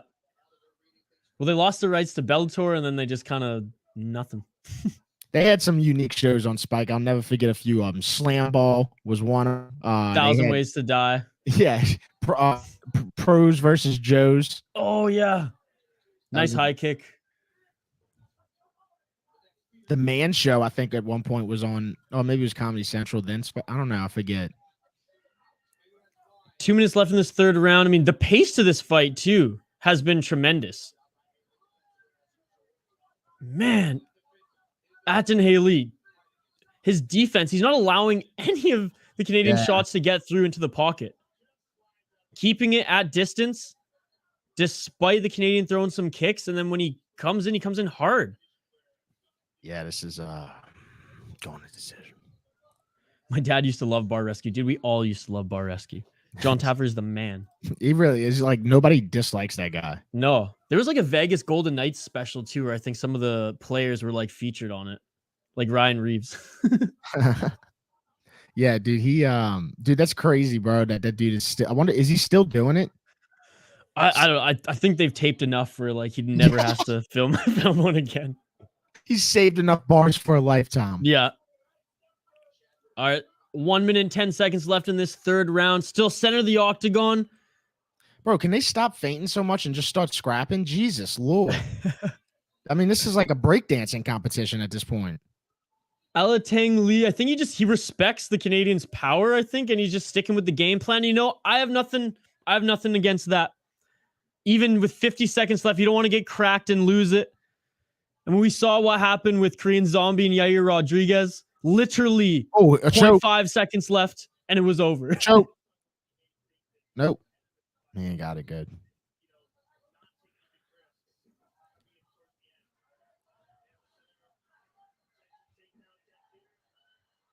Yeah, too sweaty for the choke to get in, you know? Yeah, man.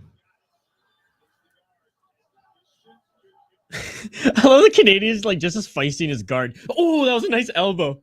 He might have cut him with that one. Armbar? No. 10 seconds left. Jesus. Herb Dean, don't up kick the face. Just shut the fuck up, Herb Dean. 3 seconds left. That's it. Oh, man.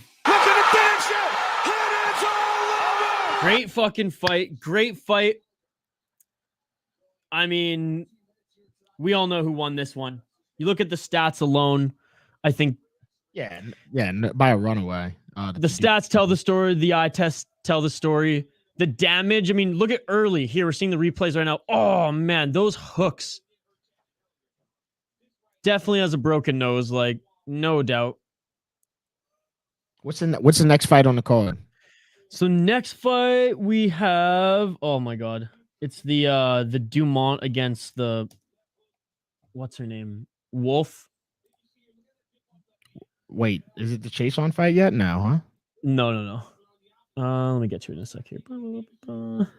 No, yeah, Norma Dumont against Danielle Wolf. Wolf literally has one pro bout. They signed her because she's easy on the eyes. Literally, the only reason they signed her. She wasn't even a pro boxer. She was like a decent amateur boxer, and she's a white belt in jiu-jitsu.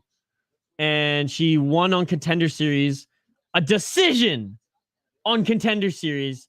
And because she's easy on the eyes, Dana White decided to sign her. She's going to get absolutely mauled by Dumont. I hope she gets knocked out in the first round, to be perfect. Damn, you think that was my next question. You think there's a chance of a knockout here? Oh, yeah. And then you don't see a lot of knockouts, women's MMA, but right. Yeah, that one's going to happen. Oh, okay. Wow. Or you think it would be a submission? I just think the Wolf is so inexperienced that, I mean, it could be a submission. I wouldn't be surprised, but I think it's going to be a finish either way. Yeah, good point. I think I'm going to take finish on that. 30-27 Team Canada. Super durable, yeah. So what are we? We're 1-0 for the Canadians right now. I think Dawodu's I think there's only 3 on the card. Dawodu's the next one, and that one's going to be tough too because he missed weight. So I don't know like what condition he's in, but if he would have made weight, I mean, shit, that one would have been a lock. I still think he wins by decision, but he could throw around. Oh, anyways, the Chris Barnett fights after this one. Yeah, dude, I love. Dude. I'm. That one's gonna be bittersweet because I love Chris Barnett, but I think he gets fucking. Oh yeah, dude, Vegas thinks it too bad. Like, dude, he's a plus 330 underdog. That's kind of disrespectful though, bro, because that dude really does have knockout. Like, he can knock somebody out. No, he does. But the thing is, he's a super heavyweight kickboxer. He's not. Yeah. He's not a heavyweight MMA fighter. And no, we'll get into him in the preview before the fight.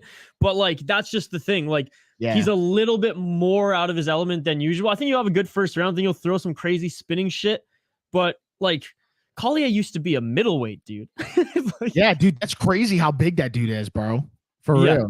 He just like did not want to give up Big Macs anymore and was like, you know what? I want to train and eat McDonald's, and I can still knock people out and grapple because I have good cardio at heavyweight. Damn. So this is Danielle Wolf. You said easy on the eyes. I mean, it's kind of easy. I mean, in her promotion. Yeah. Okay. 39 years old too, which is crazy. Pinche Walter, the Mongolian, won with ease. If you were blind, you would know who won. Dumont is getting knocked out today. Get the fuck out of here. Wow. Droretta trying to get that big cheddar. Last thing too, Wolf has had a hard time finding opponents even in boxing because she's over 6 feet tall and she's an absolute beast, as you can see. Yeah, bro. I mean, going with the girl with jacked smile, Wolf. Looks like she can take damage. Wow, the Wolf Train. There's a lot of love for the Wolf Train here. The Wolf Train, bro. All right, we'll highlight both these fighters here. We'll talk about them a little bit, and then I'll share this link on Twitter, and we'll get right into it as they're making their walkouts. Norma Dumont, we'll start with her. The Immortal doesn't put on exciting fights. I mean, Dev, you watch a lot of UFC. She's a name that you'll recognize, and once you see her, you'll be like, oh yeah, I remember this chick. The Immortal, 31 years old, 7 wins, 2 losses, 2 submissions, 5 decisions. That's what I'm saying. Nothing memorable. Wins by decisions for the most part. Surprise, surprise. Was riding a 3-fight win streak to Ashley Evans Smith, Felicia Spencer, Aspen Ladd before losing to Macy Chiasson at UFC 274. And that's a tough. If you go ahead. Chiasson's a tough fight. I mean, yeah. she'll win every fight by decision and just pick you apart for 3 rounds. Pick you apart and just like hit you with elbows and knees in the clinch, right? Yeah. Danielle Wolf, 1 win, 0 loss, 1 decision, 39 years old. Her only win coming on the Contender Series in a unanimous decision win. No regional MMA experience. Only amateur boxing, where I mean, she had 16 losses. I think it was like 30 some wins and 16 losses. So like, again, I don't know what the UFC is seeing in marketing this fighter. Perhaps she'll surprise us all. Like if she comes out, Devin does some crazy, like just fucking Superman punches, like Dumont just knocks her out. Like, okay, then I'll eat crow, whatever, but I just can't see it happening. Before Dumont even steps in the octagon, I'm going to say that this girl looks substantially smaller than Oh, she is. She is. Dude, like a whole human smaller. So, I mean, that's always a little scary, if you're picking Dumont right here, but, I think as far as easy on the eyes, I gotta go with Dumont, bro. Like, again, personally, I think so as well. I was just trying to throw whatever reasoning I could for the UFC trying to sign Wolf. Because if you go on Tapology, you look at Wolf's picture, and Wolf, like, she does modeling and things like that. So, like, yeah, maybe in like full fight gear, you you got the warrior look. But, anyways, I see where you're at on this. All right, so 5'11" is Wolf, 5'7" is Dumont as far as their height. So tallest female on the UFC roster, bro. This is incredible. Featherweight, tail of the tape. Both of them came in at 136 or 146. Shit, I came in this morning at 146. Huh? Wow. Damn, dude, she is a woman. She is a woman, that is for sure. Shout out to everyone joining us live here.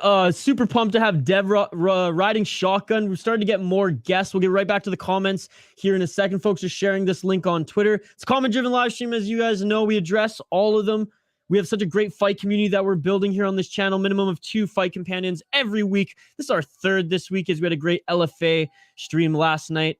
The only thing I'll say about LFA is fucking unblock me on Twitter. I literally got you guys business. But anyways, I'm not salty at all, If I'm not salty at all. Dude, fuck them, bro. I mean, look, the way I look at it, man, if you feel it and you feel disrespected, you got to just say it. Dude, I literally got people in this chat right now, Brian and Brittany, to sign up for Fight Pass to watch that event with me. And I got Shane to watch it. And they blocked me because they didn't want me promoting something that wasn't, theirs. Yeah.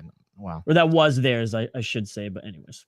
See them later, bro. Because they don't understand. I mean, publicity. You got to get it in publicity. You got to get it in free forms. You can't just pay people to publicize for you.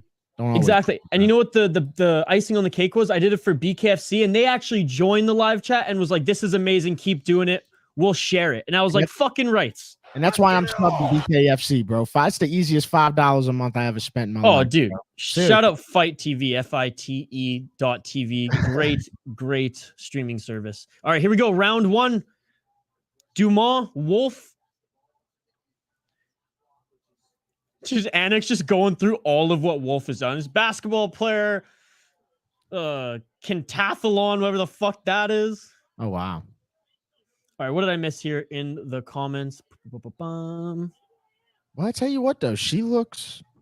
I can't wait to see her swing or connect. I want to see what happens. Dro, good point. Megan Anderson versus Dumont all over again. Hopefully Anderson knocks out Dumont in the first round. Since I have to be different, I'm going with Dumont. Shane, what was your prediction? I didn't hear Shane. Shane and I have beer bets going on, Dev, throughout this whole. Oh wow. this whole Okay, thing. yeah.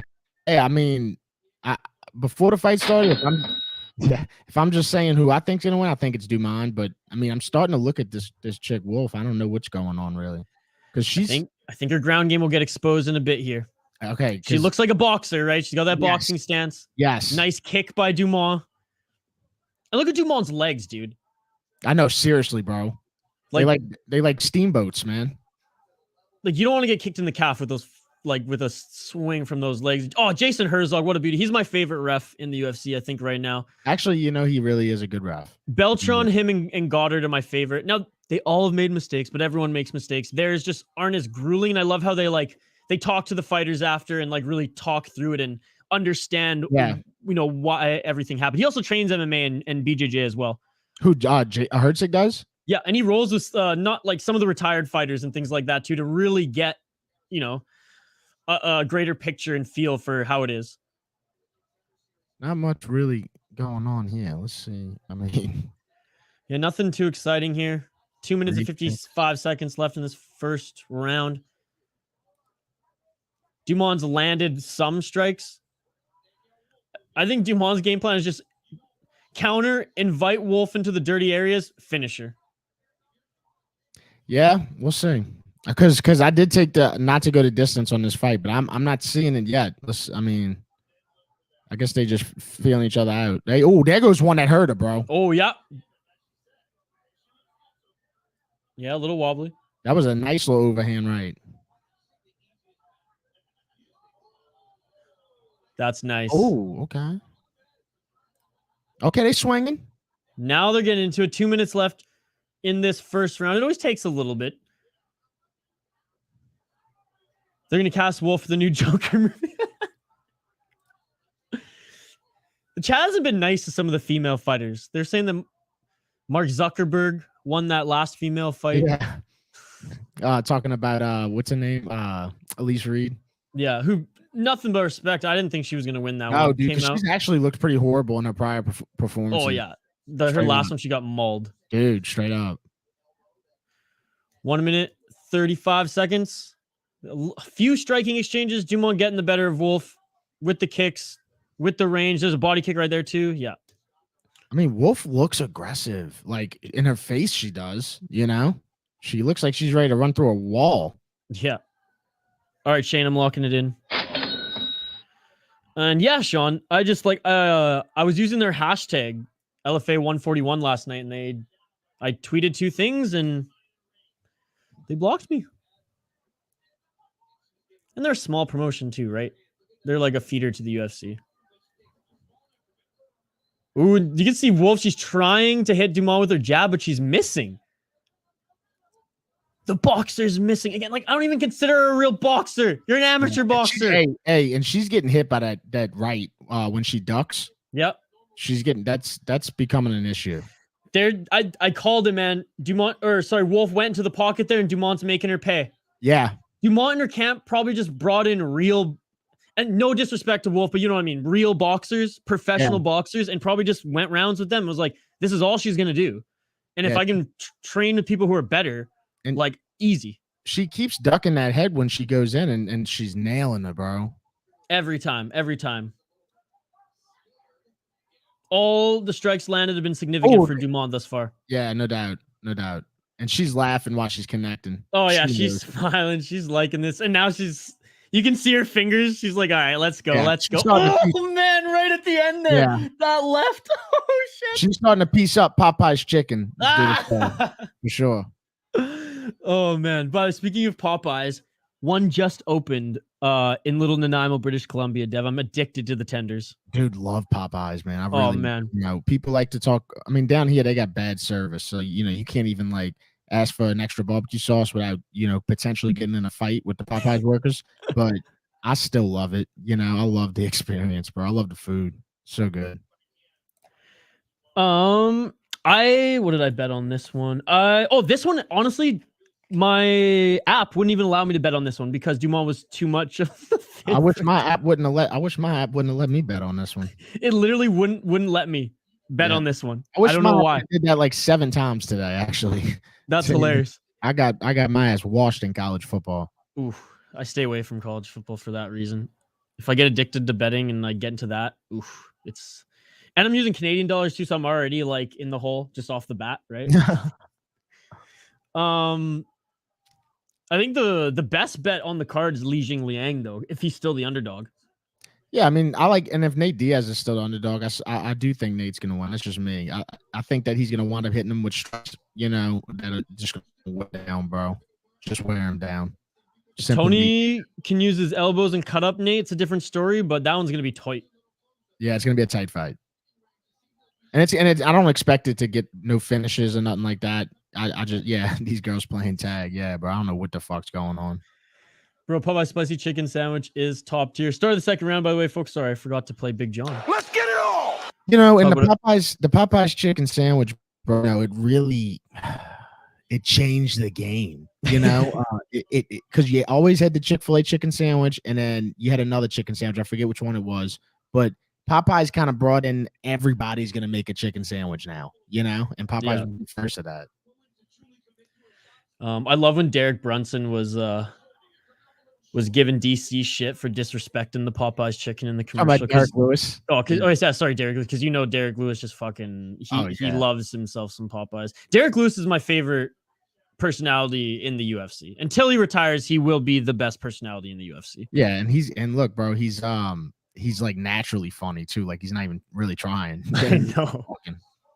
And who else has a consistent celebration? That's not like he's not pro wrestling because he's real. He's real as fuck. Yet he has almost like a weird pro wrestling aura around him, but raw. Not the promotion raw, but raw in that like he's a street thug. Oh yeah, dude. Like, and bro, props to him, bro, because like having a signature, like you said, like a signature finishing taunt like that, bro. Like, dude, that is not easy to come by. Like, Nice takedown, sweep takedown by Dumont on Wolf, and I saw that coming in the clinch. By the way, Brian, you won comment of the night last night. This is in contention tonight as well. It's safer to go to Afghanistan than Popeyes here in that's Wisconsin. Kind of where we at in New Orleans. Like, dude, like that's on your own risk, bro. But like, I take that risk like at least twice a month. Sean saying I disagree. Sean, are you in Wisconsin? Yes, Popeyes will run out of stuff too, but don't be mad at Popeyes. It's a great product, and it just slings off the shelves. Pinche Walter Craven Popeyes. I have to say, in the Midwest, Raising Cane's was pretty damn good. I don't know if you ever had that, Deb. Yeah, no, Cane started in Baton Rouge, like in Louisiana, and yeah, their sauce is pretty good. Yeah, it's all about their sauce, and yeah, it's good. That Midwest love, like, and kindness, it's truly a real thing. When I went to Minnesota in April, the manager at Raising Cane's there found out I was Canadian. I never had the chicken before, and he gave me a $20 gift card. Oh, wow. Yeah. Where was that at? It was in Minnesota. Oh, my God. They would never do that down here, bro. Oh, dude, it's the Midwest nice, man. They're kind over there. That's awesome. And in the chat here, too, Brian and Brittany from the Midwest. Actually, last night, and I mean, Angus is from St. Louis. There's a few others I forgot last night. It was a whole fucking Midwest crew in the chat last night.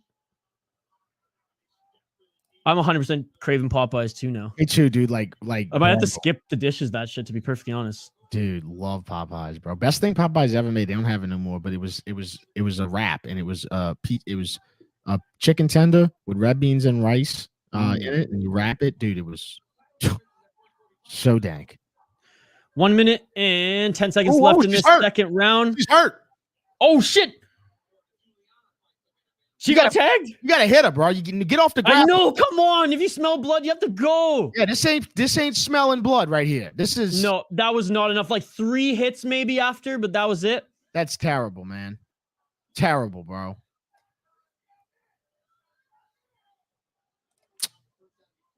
Postmates on standby. Yeah, I know. I gotta see what Uber Eats is hitting for on the Popeyes, bro.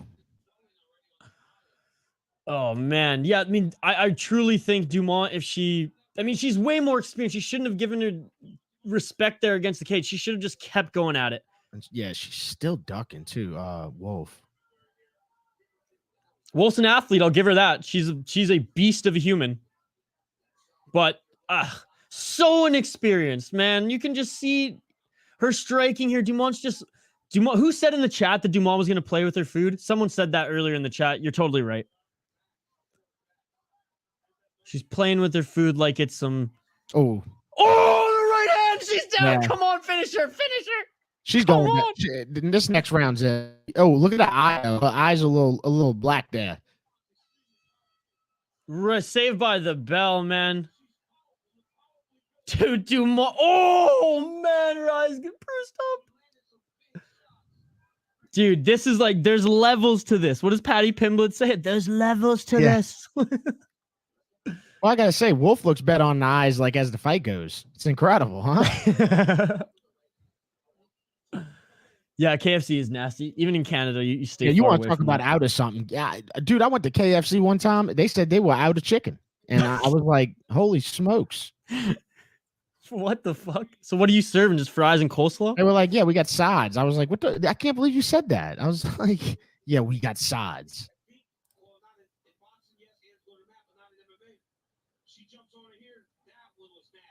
Oh man, just watching the replays of this right now. I mean, look at the stats. Get this. We'll take a look at them right now. 97 strikes thrown, 47 landed by Dumont, 43 significant, 21 to the head, 10 to the body, 12 to the leg, 2 minutes and 4 seconds of control time, 1 knockdown, 1 for 1 on the takedown. And you look at Wolf's face, round 3. Let's get it on. It's banged up. 102 shots thrown for Wolf, 33 landed, 17 significant, 15 to the head, 2 to the body, Yeah, I mean, 0 to the legs. Dumont hasn't ran away with it. It's just like her strikes are impacting this girl. Period. Like, Yeah, every she's time. playing relatively safe given the competition right now because now she knows she's been in 2 rounds with this girl. She knows. There, nice slam, and there it is. Right, she knows full mount. Yeah, here comes the submission, in my opinion. Yeah, so she just knows. Okay, I know the discrepancy from our skill now. She should finish. Like, please, fucking finish this. Like, stop playing with your food. Just finish this. I found a chicken claw in my food at KFC. Shit. Damn. I've heard that workers at KFC have to wear boots because of all the grease. Well, I'm sure. I mean, isn't that any restaurant that's pretty I greasy? feel like Popeyes. It's not exactly a spa in that. Oh, you know? hammer fist coming down on Dumont. She's in kind of a modified half guard right now, but let's Yeah, be honest, I she just think basically looks mounted. Yeah, about to get to the mount. Wolf, you trying to submission? You white belt? You trying to submission? It's not going to happen. You're against a Brazilian. She was a white belt coming out of the womb.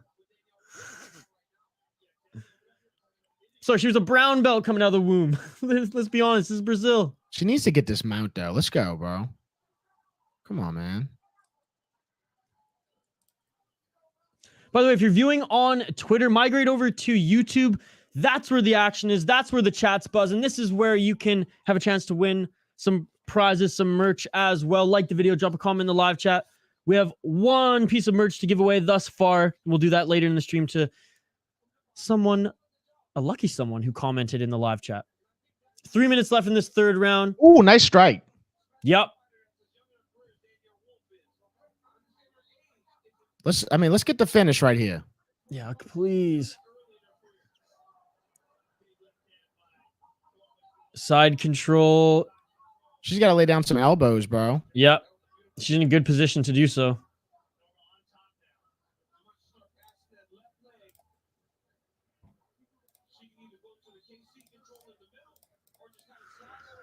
She- 2 minutes and what? Catch a strike when she's in 29 full- seconds? She needs to get away from this headlock. She's literally just hanging on for her life, Wolf. Yeah. There it is. Again, the full mount on the Hanging side on there, the pressed up ground. against the cage. Total, utter dominance. Although I truly think Dumont is a better fighter than this, as in, like, there have been opportunities for her to finish it. Again, I'm not a cage fighter. You know, take everything I say with a grain of salt, but just from my opinion, it looks like, and I'm giving her praise by saying this, everybody, like, she's that much better that she should finish this in the last 2 minutes. Yeah. I think what's going on is just like literally Wolf is just hanging on for her life, like clinching her. There we go. There it is. Yeah, she's just doing whatever she can to stop the blows. And she's strong. Don't get me wrong. Look at her. That's the thing. I think she's strong in this girl. It's just she's definitely not more technical. No, oh, not even close.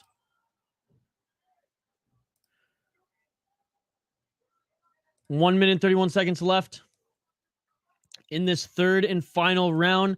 The final fight on the early prelims as well. So we will take just a quick break after this fight, after we hear the decision, whatever. Dev, you're welcome to stay and ride shotgun for as long as you want, brother. So I'm gonna hit the couch in the living room, but you know, I'm down to come on whenever, bro. Like I'll stay at the house when UFC's on. That's 100% for as long as I can remember. Awesome. Well, you just let me know, like, if you want to come in and out on the stream, you just let me know, you know, in the DMs on Twitter, and you have the link, so that's all good. But after this fight, 50 seconds left, folks. Dumont again in top position. We'll take a quick break just so I can get my local TSN broadcast on as we get off the Fight Pass prelims, and we'll get into Barnett, Collier, first fight on the prelims. Man, she could finish it, man. She just needs to lay down some elbows right here, man. Here we go, and here they come. I guess, you know what I will say, and the broadcast has done a good job of like fairly calling this fight. I will say that. I know the MMA guru is going to rip them for it after this, and that's okay because we know his opinions on women's MMA. But credit to Wolf, she's at least stayed in this. And she took some hard shots. There you go. Yeah, that last position right before it just hit the buzzer, that pretty much sums up the fight right there. What the fuck is Zaxby's? Oh, Zaxby's is in Baton Rouge too. Oh, okay. And there we go. End of the third round. I mean, Dumont. Okay. Stop showboating too much. You beat a 1-0 fighter. You saw what Diaz said about those rock shoes. Oh, yes, dude. That was amazing. I love the spray on tan effect. Your ass is being whooped. Never been to Zaxby's. Yeah, me neither. RIP. It is kind of like an East Coast thing. So it's all right. Yo, you guys got all for the main fights. Love from New Zealand, boys. What's up, Liam? I think I've seen you here before, Liam. If not, welcome. We're building a sweet fight community here. As far as like the big dogs here, Liam, what do I got on my notes here? As far as the big dogs, I got Cutelaba, Aldana, Lee, Chimaev, Ferguson. Who do you got, Liam? Let me know. I think Cutelaba should win, but I low key I'm worried about Johnny Walker just throwing some wild strikes, you know. And I know that he's proven that he's getting his ass knocked out a lot, but I still think he's quick. I don't trust his chin. Yeah, his chin. His chin is something else, man. Cutelaba reminds me of a smaller Shane Carwin in that if it gets past the first round, he's gonna gas. But he could destroy Johnny Walker in that first. Yeah, dude, Johnny will try to do something stupid and just crack him. Yeah, that first round's actually gonna be awesome, straight up. Yeah, with that fight right there. Dumont, wins this one, dominant fashion. Good show of respect. We're at 565 subs and 68 likes. That is incredible. We set 2 goals going into this stream. We said we'd give away 2 more pieces of merchandise if we hit 50 likes on the video and 570 subscribers. Well, we've well past 50 likes, so we will give away a piece of merch to a lucky person who comments in the live chat later in the stream. It's all by random, folks. I am taking note of every new person who comments, and I throw them in a random generator, and you know the drill. For those who've been here before, you've seen us give away stuff before. Our new like goal is 150 likes. We're almost at the sub goal, folks, so we might give out 3 fucking prizes tonight. That's unbelievable. You are all amazing. Thank you so much for joining. I reckon I got Li Jingliang, but could definitely be wrong. I mean, that one's tight. That one's money close. Value. Good money value. Really is. I mean, come on. He's always a good money value. Always. And he's not fighting a guy like Chimaev who's just going to pick him up, throw him to the cage, and yell, "I kill everybody." Right. That was gnarly, I have to say. When I saw that fight, I was on my fucking feet. I was like, holy shit. Li Jingliang's a real fighter, and Khamzat just making him look like nothing. Yeah, and now, and like thinking back on it, it's just like he did the one thing that Jingliang just couldn't have happened, you know, and it's just look at Neil Magny. Neil Magny out grappled Jingliang for 3 rounds, and he won a unanimous decision. Exactly. And he just fought his fight. That's Magny, you know? I love Magny, by the way. Gamer Chamber Plus. Is that your channel? Everyone, go give Gamer Chamber Plus or Gaming Chamber Plus a follow if that is their channel. Can't wait for the later fights. Absolutely. I mean, so far this card has delivered. Even this fight, which I was questioning why Dana White even put on this fucking card at all. It was somewhat exciting, I guess. Like, they were throwing strikes, and we were kind of rooting for Dumont to end it. I don't know. It wasn't as much of a snooze fest as it could have been going into this. But yeah, the prelims onward all should be outstanding. Yeah. I have to change my broadcast up here, folks. I just have to go on TSN here. So this is a good time to take a quick break. Literally 2-minute break. We'll be back right on the other side. We'll continue to take your comments. We'll continue to give live reaction, play-by-play, the whole 9 yards, interact with all you in the chat here, and we'll run down the next bout on the other side. Dev, are you going to take a break for this one too and then join us later again? Yeah, I'm just going to take a break probably for about an hour or so, and I'll pop back in here. All right, buddy, you just pop back in. I'll see you in the lobby, and we'll see you later on this card. Don't go anywhere, folks. We'll be right back in 2 minutes on the other side.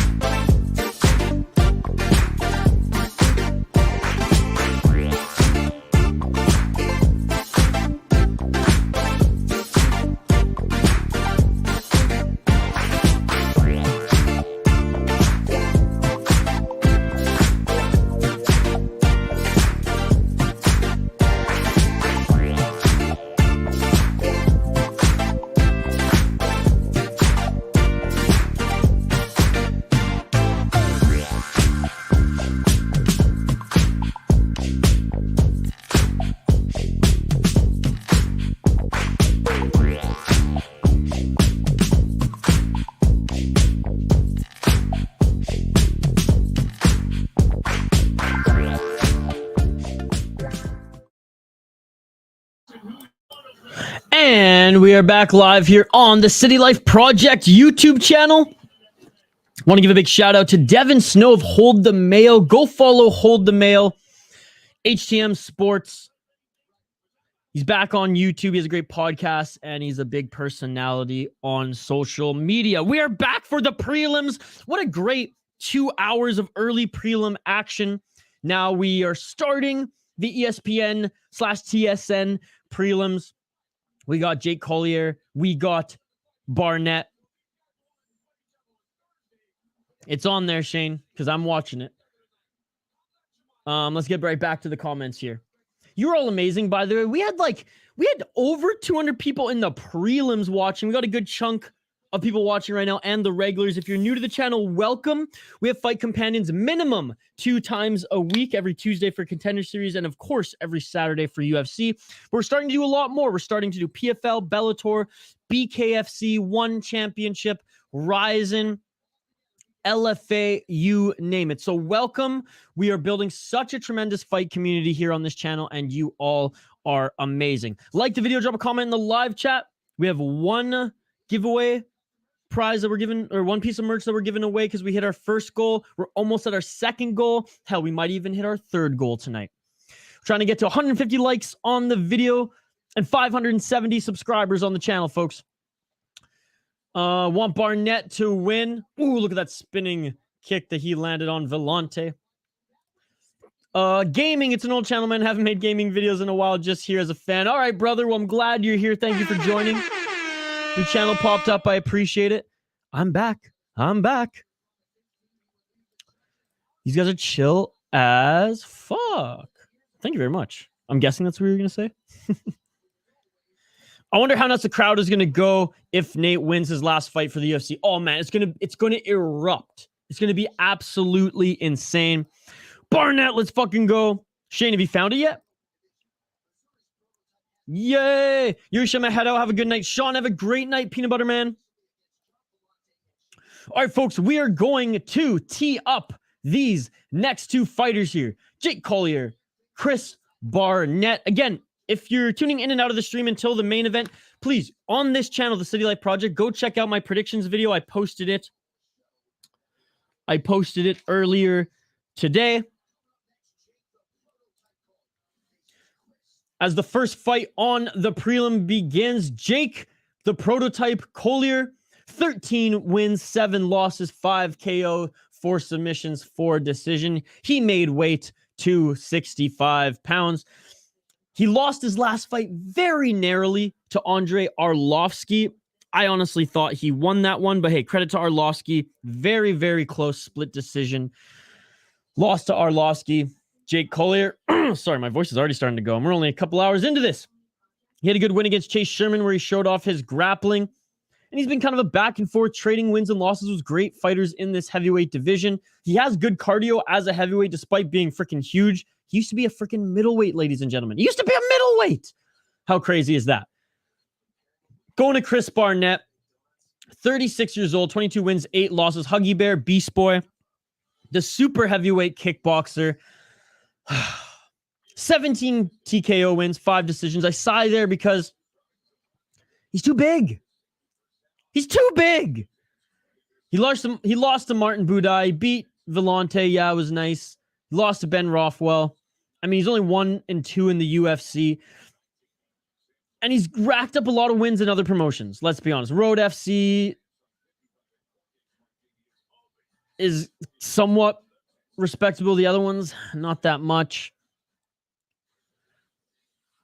I just think he's too big for MMA. Superweight kickboxing, maybe heavyweight kickboxing, maybe not. But I think with MMA, I think it's too much. What are the odds in this one? Heavy favorite is Jake Collier, minus 460, plus 360 is Chris Barnett. Chris Barnett missed weight by 1.5 pounds. Doctors told him to stop cutting weight after that point. So big boy. I love Barnett. I love the walkouts. I love everything about him. It's 279, Shane, and it's on TSN 5. I'm going with Jake Collier. Collier. I keep saying Collier because I'm French, folks. All right, I learned French vocab and French immersion at a young age. So when I see like anything that's LLIER, I just think it's lié.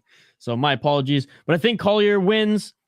Again, more MMA experience at the highest level, solid hands, fast hands.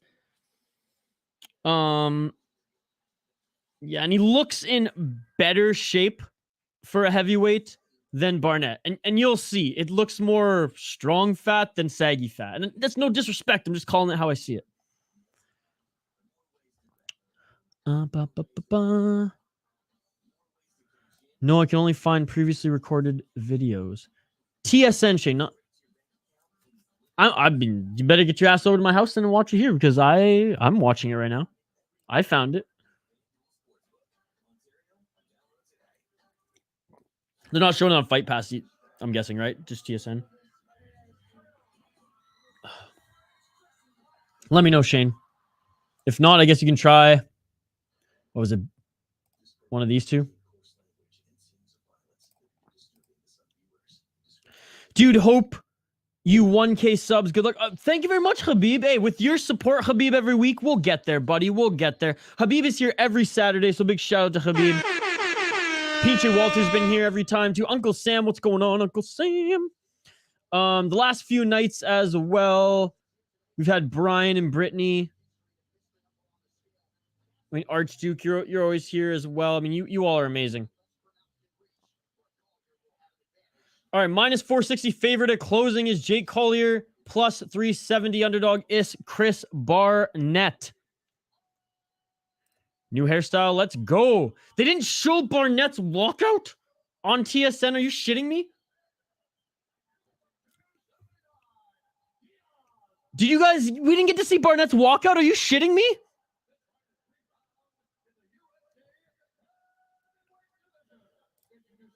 You think Barnett's gonna KO Collier? Damn, I can't believe we missed Barnett. I hope we get to see it on Twitter. I feel robbed. I feel robbed.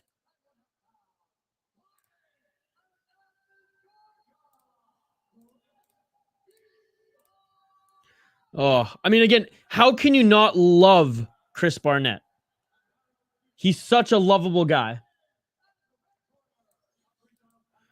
Again, everybody look at Collier right now. He used to be a middleweight. He used to be a middleweight. Big Easy, what's up, Big Easy? Glad to see you here tonight. Look, I love Barnett, and I guess I'm rooting for Barnett, but I bet on Collier to win this. Shane, I'm locking it in, Collier. Mark Smith is the reffing this one. First fight on the prelims. The official prelims, ESPN prelims, TSN prelims. I think Collier is just too good, has too much MMA experience. Looks more of a stronger heavyweight. Round one. Let's get it on. Let's get it on. I'm glad you found it, buddy. Collier already throwing the combos. They're already swinging. The heavyweights are already swinging, folks. And they shake, they hit, they give each other a high five. They know this isn't going 3 rounds. This isn't even going 2 rounds, folks. Another kick by Collier. Collier knocks down Barnett. Collier knocks down Barnett. Hits him again. He knocked down Barnett twice here. They're just swanging and banging, folks. Barnett up against the cage. He's been rocked 3 or 4 times. He's been knocked down twice, but he's still just throwing overhands on Collier. Now they're in the middle of the octagon. What a heavyweight bout to start this.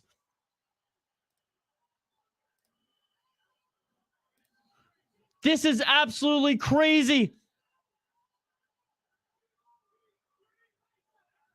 Breathe, says the corner of Barnett. Breathe. Barnett clinches. Look at these big boys. Holy crap. Elbow by Collier. I don't know if that landed cleanly. That's kind of what I expected coming off the clinch by Collier.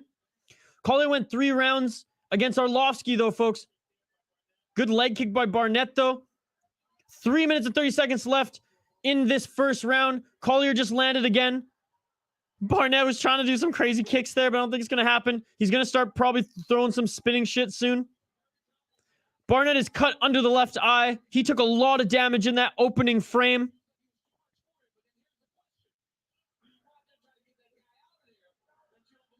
I don't think Collier has gassed himself yet. He's probably just taking his foot off the gas a little bit, knowing, okay, this guy's still in this. He's got a chin. This might go longer than I thought. Big boys throwing down. Indeed. Like the video. Drop a comment in the live chat if you haven't already, folks. We're totally interactive. Live commentary. Play-by-play.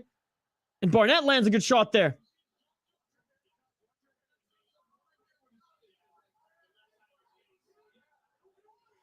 They're not the fastest punches here, although Collier does have more swift hands. I cannot... Collier used to be a middleweight, folks. He used to be a middleweight. It's comment-driven live stream. You know we address them all. Shout out to everyone who's viewing. You were amazing.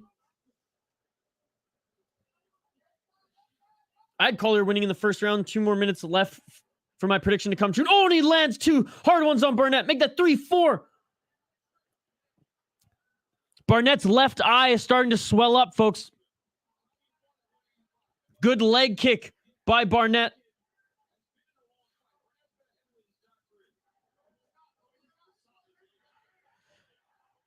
That was a good low kick by Collier.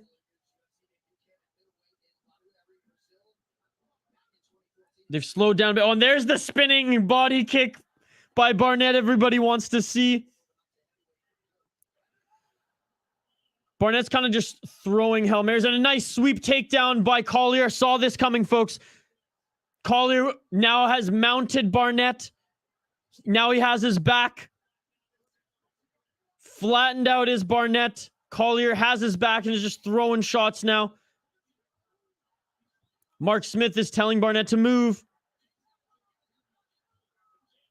This is a good... This is smart by Collier. He could finish this fight here. Barnett's trying to move a little bit. 1 minute left. Doesn't seem like Collier's going for the choke. He's just softening him up, trying to... Oh, now he's going for the choke. He has it. He has the rear naked choke. Collier has the rear naked. Collier has the rear naked. Barnett gives the ref the thumbs up, though. Okay, it's not sunken in. It was more on the side there. Honestly, Collier should have just kept hitting Barnett, and I think he would have won that fight. Going for the choke. Barnett now was able to get out of that, grab the hand. He's defending now. They're laying there, but they're defending. But he's defending. 35 seconds left in this first round. Barnett doing a good job of controlling that arm here. Back to their feet. They're back to their feet. 20 seconds left. Back to their feet. And Barnett is still trying to throw. Now, they're softer blows here. You can tell he's tired. Tap, bitch, tap.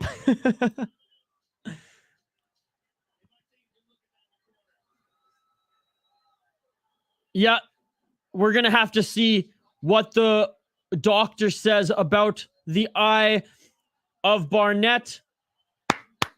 Good first round for heavyweights, and we saw a display of mixed martial arts there. Not just heavyweights swanging and banging with little limited technique. We saw some technique. That was a great trip by Collier. Collier clearly won that first round, folks. More damage, plus the takedown, plus the knockdown. I counted 2, but apparently ESPN only has 1. Collier, 1 knockdown, 49 strikes landed on 92, thrown 47 significant. 37 to the head, 9 to the body, 1 to the leg, 1 minute and 27 seconds of control time, 1 submission attempt, 1 takedown, 1 knockdown. Barnett, 48 strikes thrown, 21 landed, 21 significant, 17 to the head, 1 to the body, 3 to the legs, mere 4 seconds of control time. And his left eye is swollen. If he can't see out of it, he will not be able to continue. You think Jaws... Oh! I didn't see that leg kick there. Holy shit. You think his jaw's broken? I mean, perhaps. I just saw the leg kick.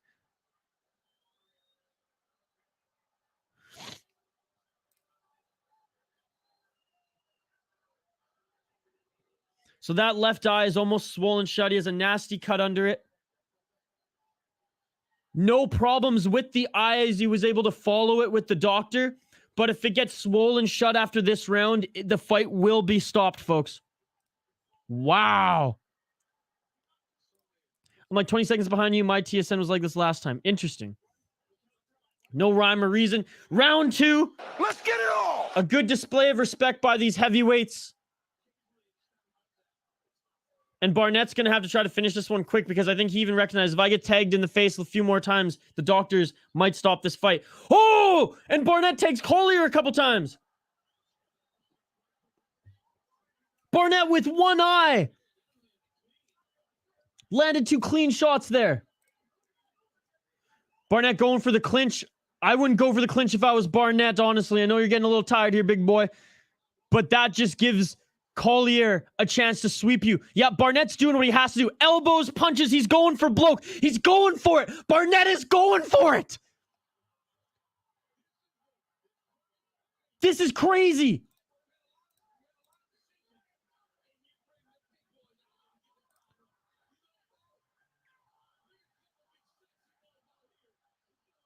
Oh, I see that now. He could just... That just could be his thing. He could just be breathing out of his mouth. But you're right, his jaw could be broken. That was a hell of a fucking kick. Tie clinch by these guys now. Nice elbow by both of them. Collier tried to go the takedown again. Oh my God, Barnett stuffed the takedown. Barnett's on the back of Collier. Barnett, full mount by side control by Barnett. Barnett is now on top. Barnett is now on top. Barnett is raining down hits on Collier. Barnett might finish this fight. Barnett, full mount. Barnett has to lay everything he has here. Barnett is full mount. Full mount. He's tagging Collier. He's tagging Collier. This fight could end. This fight could end, folks. Barnett, come on, keep swinging. Keep swinging. Don't stop. Don't stop. Mark Smith, you have to call it. You have to call it. How is Mark... Come on, man. These are heavyweights, Mark Smith. You know he's not going to keep doing this for too much longer. I know he's moving, but he's just being rocked. Full mount again. Barnett's going to gas himself out here.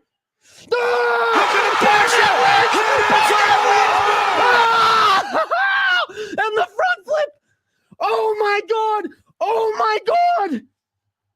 Oh,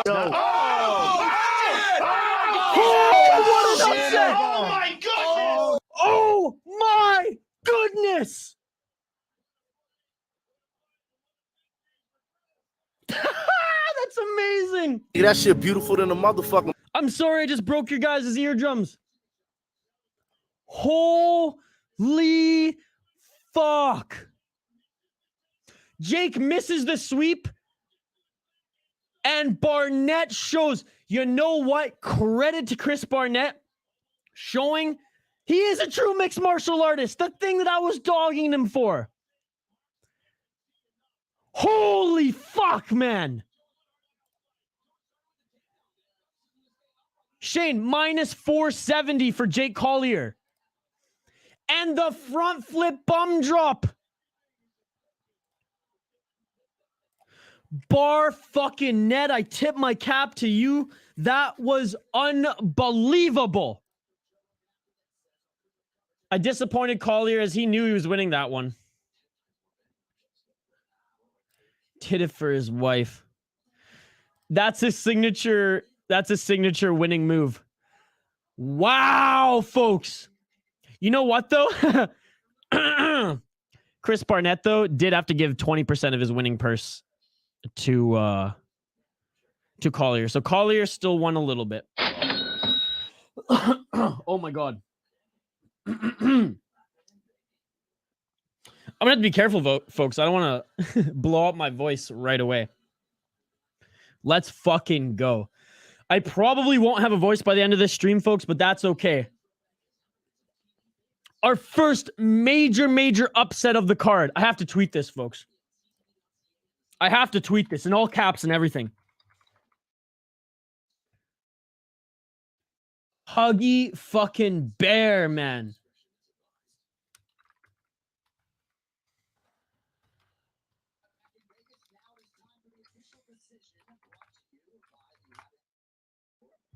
Oh, look at how happy he is, man.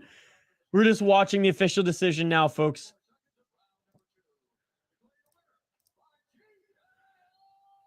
Oh. And this was a fucking fight because he was hurt, man. He was hurt. I'm listening in on this interview. Oh, I love this guy. He's singing.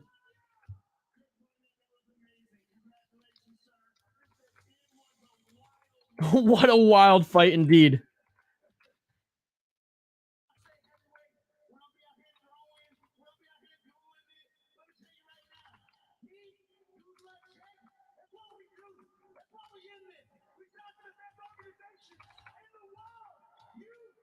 Oh, this guy.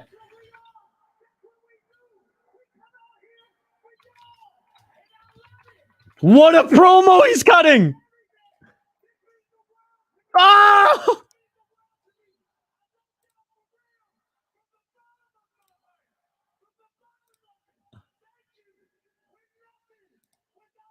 This is unbelievable. How can you not love this man?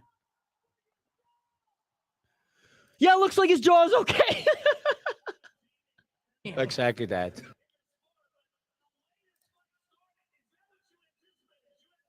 His wife passed away in May. I didn't know that. Fuck. Wow. I can't believe it. That's that. Oh man, like I'm getting goosebumps now.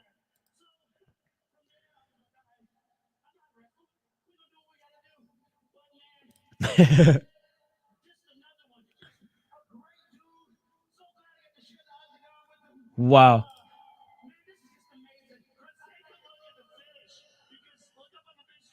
I love that. Look up at the big screen. The guy can't see.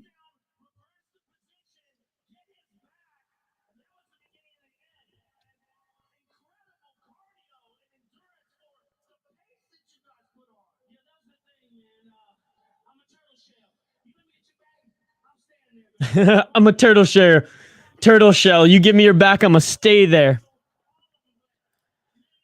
Oh man, what a great way to kick off the prelims. By the way, our poll question: did the new matchups make the card better? Yes, no. Yes, now I'm buying. Yes, still buying.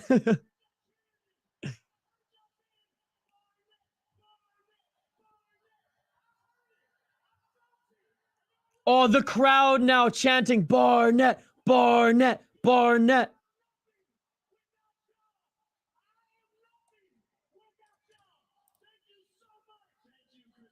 I am nothing without y'all.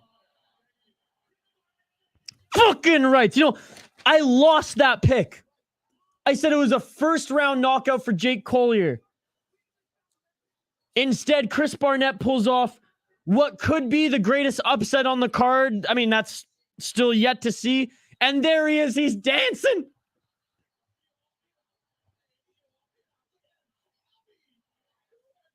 And you know what? I bet the UFC is so happy he won because he's so marketable.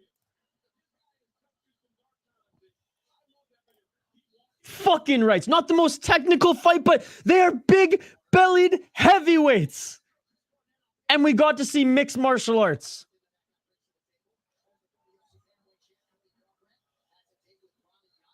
Wow. That was awesome. And you know what? I lost my pick there. Shane, you know, he's now ahead of me in the race here in the beer bets. And I'll at the end of the stream too, I'll go over what my overall record is coming out of these predictions. I took notes today, folks. I took freaking notes. John, what's going on, John? What's up, brother?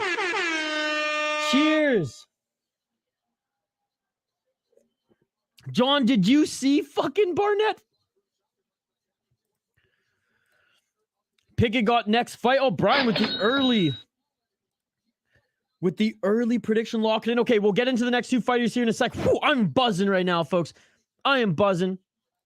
I was already ahead because I picked Reed. Right. Wait. Right. All right, I'm just gonna share this quickly on Twitter, and then we will dive into the next fights, ladies and gentlemen. How awesome was that? I thought Barnett was being choked out. Unbelievable. Oh man, this is what sucks about ESPN and not Fight Pass broadcast is like we miss all the shit. Like the broadcast is talking about like Chris Barnett's drinking beers or something like that, and we can't see any of it. By the way, shout out to everyone joining us and who has been joining us throughout this entire live stream. We are going to be here throughout the entire card, ladies and gentlemen, all the way to the pay-per-view until the end of it. Like the video, drop a comment in the live chat. Really appreciate it. We're giving away some merch and some prizes already today. Let's get this video to 150 likes. Let's get freaking 570 subscribers on the channel as well. I might have to change my shirt. Like, it is freaking hot.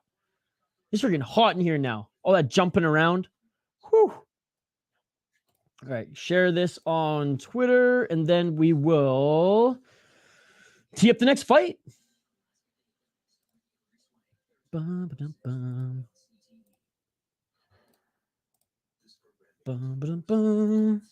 Keep the comments coming, folks. It's a comment-driven live stream, as you know.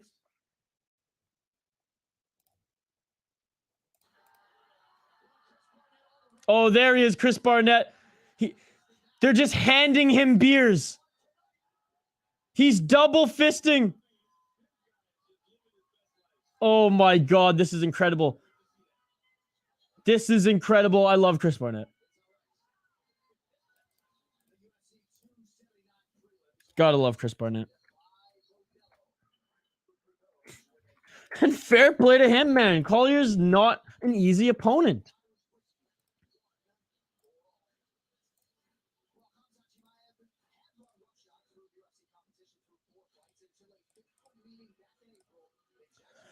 All right. Let's get back to the comments here. What do we got? Pickett. So Pinche, Brittany, Brian, you guys all got Pickett. I'm glad that I'm going against the grain here. Let's tee up these next two fighters, shall we? I still can't believe Chris Barnett fucking won that one. That's tremendous. Next we got Denis Tiuliulin. Fuck, I said it right on my prediction video. Tiuliulin. Denis Tiuliulin. Out of M1. 34 years old, 9 wins, 6 losses, but do not let his record fool you. This guy's got heavy fucking hands. 8 TKOs, KOs, 1 decision. He lost his last fight in the UFC to Ali Askab Kiriziev. Rear naked choke. He won in UAE Warriors. He competed in Brave, King of Warriors, M1. So he's been around in some awesome promotions. This is his second UFC fight, coming off a loss in his first debut. I'll give my picks in a second here, folks. His opponent, Jamie Pickett. You can call him the most famous Contender Series contestant, as it took him 3 Contender Series tries to earn a UFC contract. 13 wins, 7 losses. Is the 34-year-old, the Night Wolf, Jamie Pickett. 8 KO, TKO, 1 submission, 4 decisions. So we're going to see some bombs thrown here. He lost his last fight to Kyle Dawkins. Before then was on a 2-fight win streak. Then was on a 2-fight losing streak before then. Was on a 2-fight winning streak before then. He got on Contender Series for the 3rd time, August 25th, 2020. TKO against Jonathan Patty, earned him a contract. 2 losses in the UFC, then 2 wins in the UFC, then a loss to Kyle Dawkins, which was a step up in competitions. I got for this one, I'm going against the grain, like I said. I got Denis Tiuliulin. He's got power, like I said. He's got fucking power. He only really loses to like jacked up Russians or Dagestanis on the gas. He beats a lot of good fighters in good tier 2 promotions. Like I said, M1 and a few that I listed there as well. Yeah, I don't know. Pickett, he's good. He's good. He's got good hands too. He's a well-known Contender Series contestant, well-known UFC guy in his division right now, but I think Denis out of Russia takes it. And I think he knocks out Pickett, to be perfectly honest. I'm not going to give a round prediction, but I think it's a knockout win for Tiuliulin. Let me know who you got in the comments. Shane, lock it in. The Russian. Where are we in the comments here?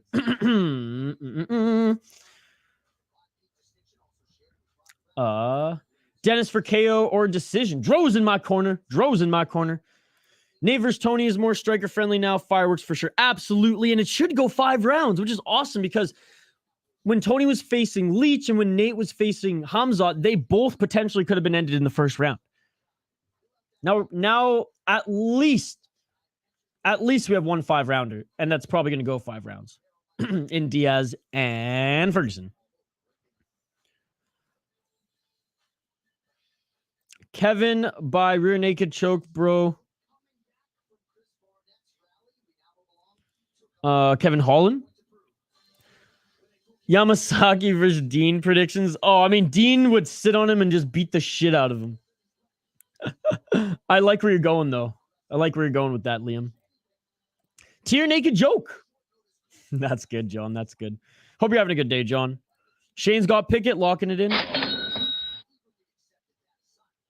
Big Easy's going Pickett. Let's fucking go. Dro and I are the only ones going for Tiuliulin.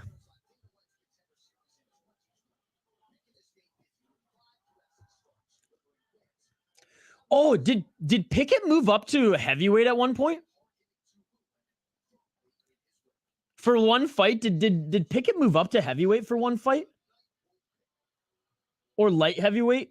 I vaguely remember watching a fight with him and he had like a lot more size. Am I wrong or am I right?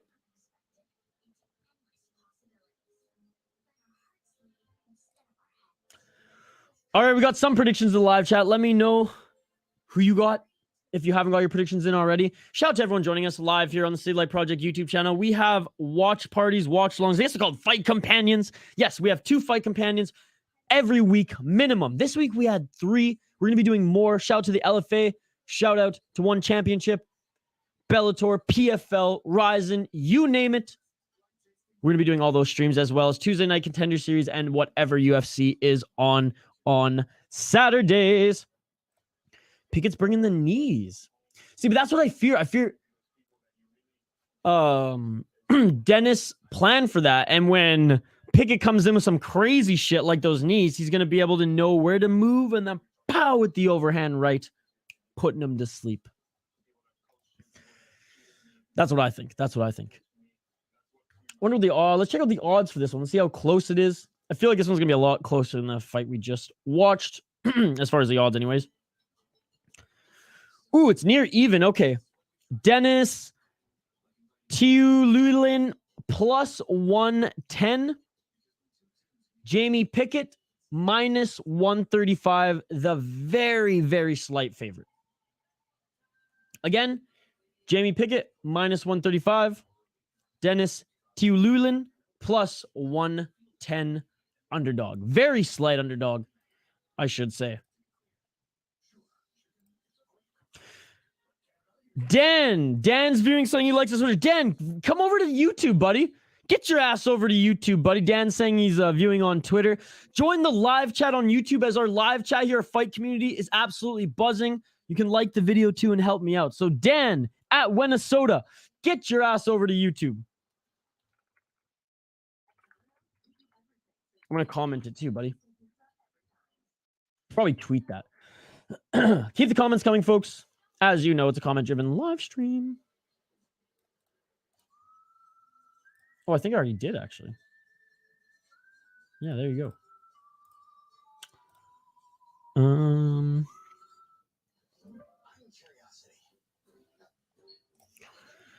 Pickett finishes him in the first. Brian says, that sounds good.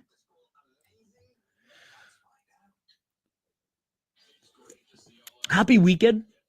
By the way, everybody, cheers. I am drinking a Dark Matter from Hoyne Brewing.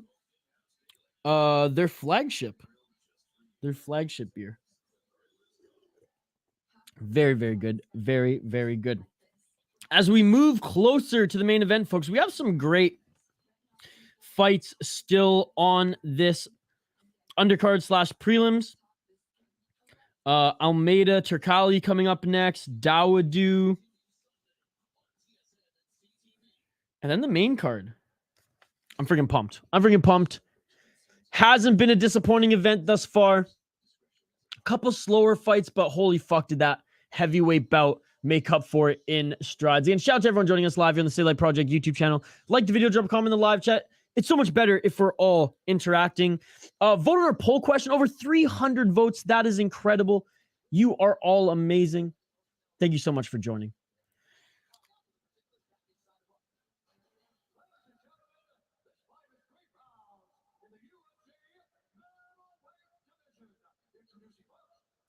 All right, the fighters are being announced. Don't know till you don't know. Join the YouTube, bro. Hell yeah. Liam. Denis by KO in under 2.5 rounds. Is that what you're betting there, Dro? God, I'm sweating. I might have to take off this beautiful hoodie in a bit here, folks. And you know, it's been a freaking hot day out. One of the last days of summer here in Vancouver Island. Denis Tiuliulin looking loose.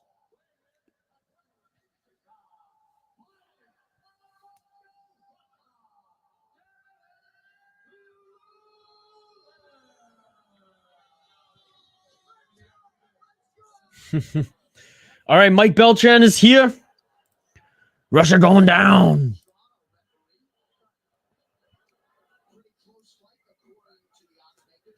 All right, Pickett, Tiuliulin. I imagine we're just going to see some strikes here, folks. Let's freaking go. Let's get it on. Let's get it on. Center of the octagon are both of these fighters. Both of them with the Muay Thai shorts. Nice kick by Pickett. Pickett a lot taller.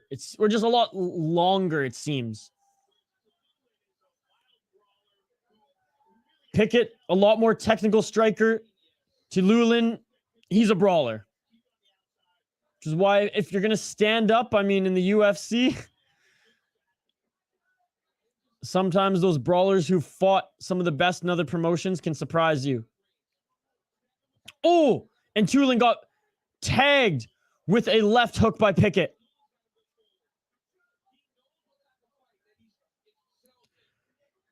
Apparently, as per DraftKings, someone dropped $10K on Jamie Pickett. And if it hits, that's $17,000. Oh, and Denis Tiuliulin just landed a hit on Pickett, too. The most Russian-looking Russian I've ever seen. Yep.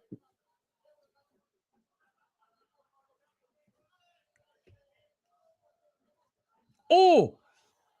Pickett went for a body kick and fell down. Pickett going for the takedown.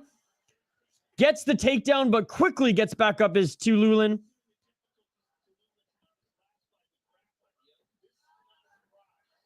Oh, Pickett tried to take him down again. Tiuliulin with a good reversal.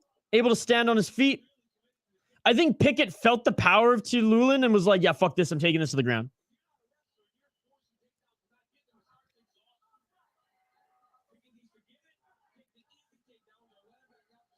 Pickett grappling with Tiuliulin up against the fence. Clinch now, and they're free. Looks like Tiuliulin took one hit on the way out.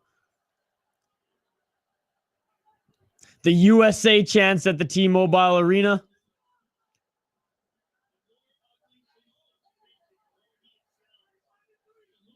Center of the octagon.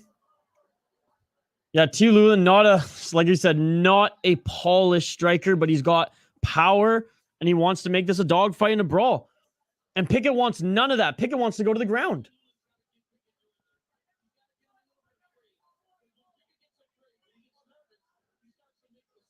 Center of the octagon still. They exchange jabs. 2 minutes and 20 seconds left in this first round. We'll review the stats in between rounds, folks.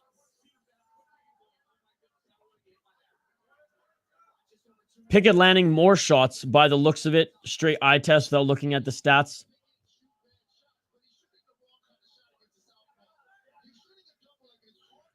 Tiuliulin's the one applying the pressure. Missing with a few of his shots, though. And Pickett's at least landing. Didn't land clean there, but a good combo. Good defensive combo. Tiuliulin's going to have to watch it. Tiuliulin landed! Tiuliulin landed! Didn't rock Pickett, but he landed. There's a little bit of a combo there. I don't know how many of them landed, but that first one landed for sure. This is one of those things where you just look at their styles or technique right now. And Pickett looks like the better MMA fighter. But Tiuliulin, he's got that crazy dog that can shut people's lights out in a second.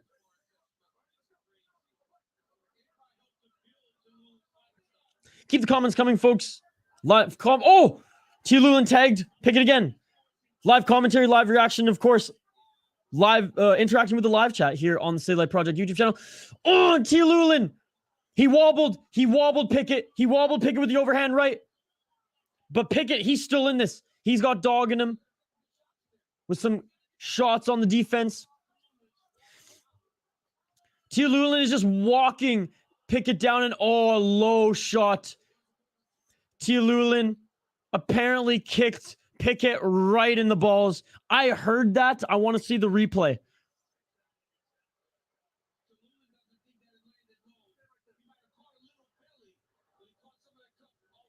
Like I feel like I heard the cup.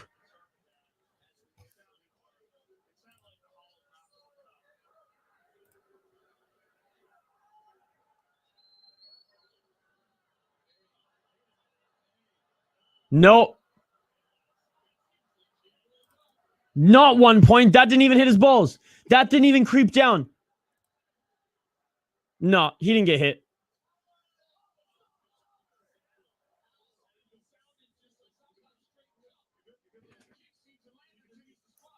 I don't think that hit the cup, dude.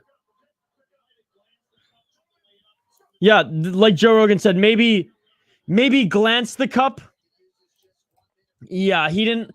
The way that he went down, he made it seem like he got straight kicked. That was mostly to the body, in my opinion.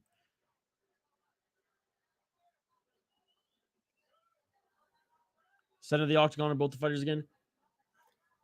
27 seconds left in this first round.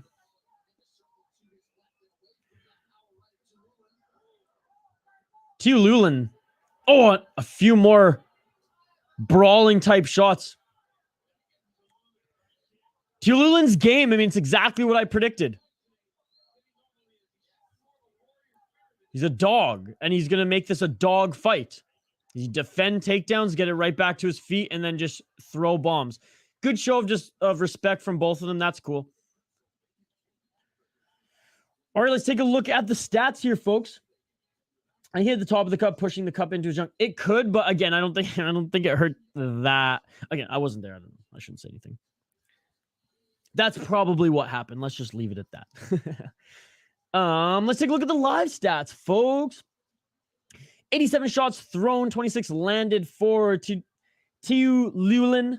20 significant, 14 to the head, 6 to the body. 0 for 1 on the takedown. Excuse me.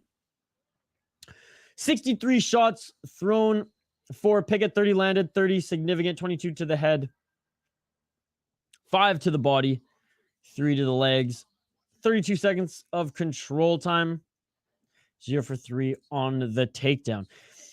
That's a pretty even round because, yeah, you look at the stats and sure, there's more significant strikes, 10 more from Pickett, but clearly Tiuliulin has done more damage. Judges, they judge it on damage first, strikes, and then pretty much everything else.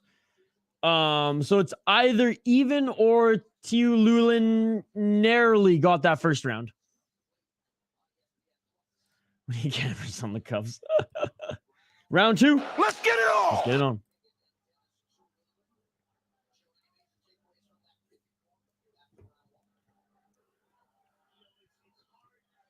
Pickett with the body kick. Tiuliulin still just walking down Pickett. He just, even if he gets hit with shots, he's he keeps just walking forward. He'll eat them and just keep walking forward. They're still playing Chimaev Diaz commercial on TSN. Yeah, well, it's because they didn't have enough time to film a new or put a new commercial together. Shane, I don't know if you followed it yesterday, but it was actually the craziest thing that's happened in the UFC in like 20 years. The event almost got canceled. We did not have a card until 4 p.m. yesterday.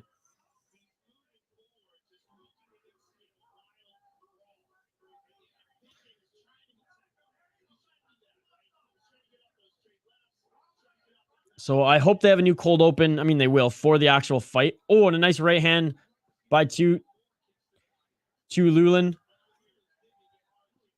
Nice kick to the body by Tiuliulin.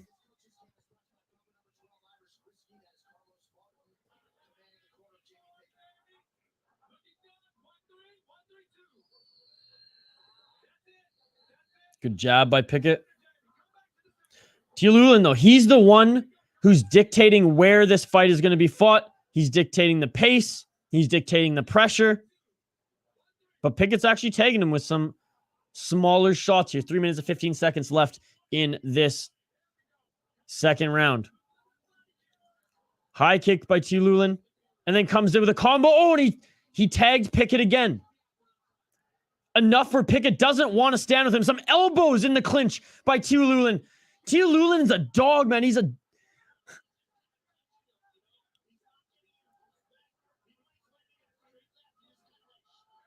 Pickett wanted to go for the level change again. Doesn't want to keep getting pieced up by Tiuliulin. Tom, I told you I'm going to be live for 7 hours, bruh. You know this, Tom. You're here every week, bro. Another low shot. Come on. Tiuliulin protesting that one. But yeah, Tom, every UFC event, I'm not lying to you, brother. I'm not lying to you. I am here from the beginning of the event to the end. Why would I leave? Why would I leave halfway through the event, Tom?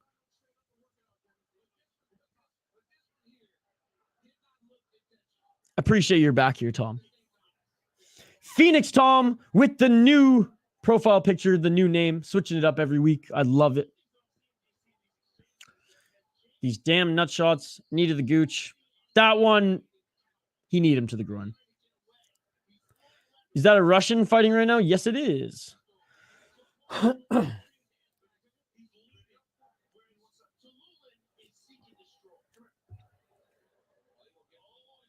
Oh, they're taking away a point.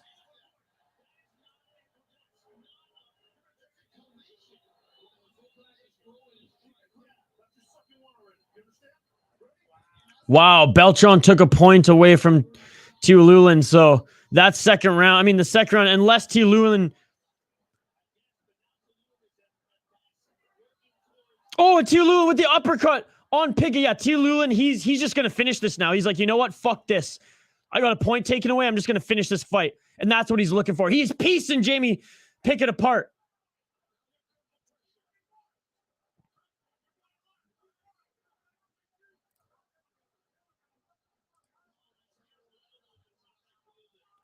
I did pick Tiuliulin actually to win this. I think he's got more power. And he's more of just a brawler type fighter, and I don't trust Jamie Pickett. Tiuliulin is dominating him here right now. Oh, the elbow to the side of the head. He knocks down Pickett. He knocks down Pickett. 1 minute and 34 seconds left. That elbow could have been to the back of Pickett's head too.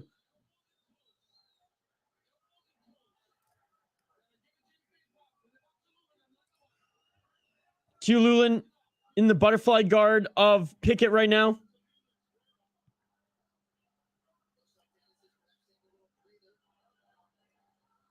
Tiuliulin moving the legs out of the way of Pickett. Pickett didn't even go for an up kick there because right into side controls, just elbowing him in the chin. 1 minute left in the second round. Elbows coming from the top. Pickett looks hurt. Pickett looks hurt. Covering up as he stands. 51 seconds left. Tiuliulin. Tiuliulin looks a little tired. He's taking some jabs now. Center of the octagon. Maybe he drained his gas tank there trying to finish it. 40 seconds left in this second round, folks. Tiuliulin got a point taken away. Oh, the elbows from Tiuliulin in close are just nasty. Knee to the face. Knee to the face. And Pickett is down. This is probably over. 20 seconds left. Pickett not doing much here, but he is defending himself. 10. And it's all over. Finish it. It's all over. Tiuliulin, absolutely gassed after getting a point taken away, just goes balls to the wall and finishes Jamie Pickett. That shit beautiful than a motherfucker. And Jamie Pickett had nothing left, folks. Wow. That clinch work was beautiful. Those elbows were nasty and deep. That's what won him the fight, were those elbows. Crazy. Well, that's a win for me, baby. Let's go.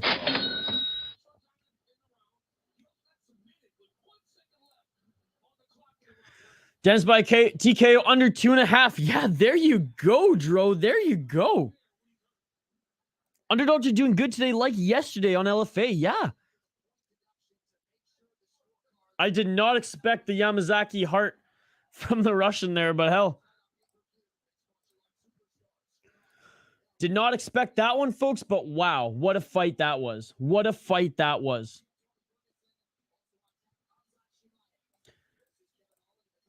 Hey, we got a familiar face if you've been following us on Contender Series here. Anton Turkalj is back. Didn't get a UFC contract, but answered the bell short notice, and we'll get into all of that here in just a moment after we listen into the official decision. Good show of respect by the guys, despite some of the illegal blows being thrown. That's what you want to see. All right, official decision. We're listening in to the broadcast now.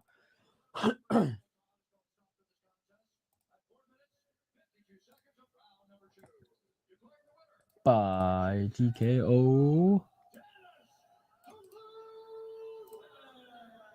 I called it, baby. That one I'm proud of. That one I'm proud of because there was a string of you in the chat who said, Pickett, let's go.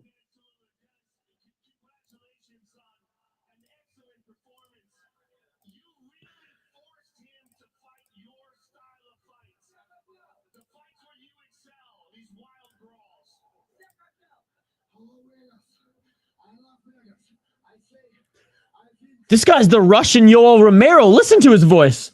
Hello, Vegas. I love you. My voice cracked as I was doing the Romero. That's embarrassing.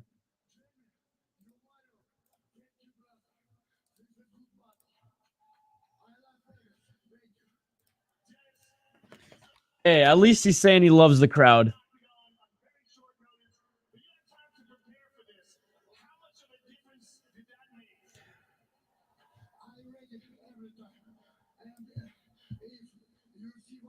He's got pretty good English. He says, I'm ready to fight every day.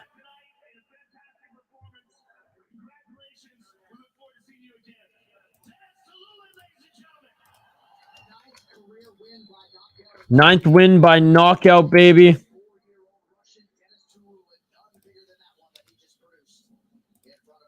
Wow. So 2 knockouts or 2 TKOs on the prelims. Let's freaking go, baby. Sharing this on Twitter, and then we'll tee up the next fight, ladies and gentlemen.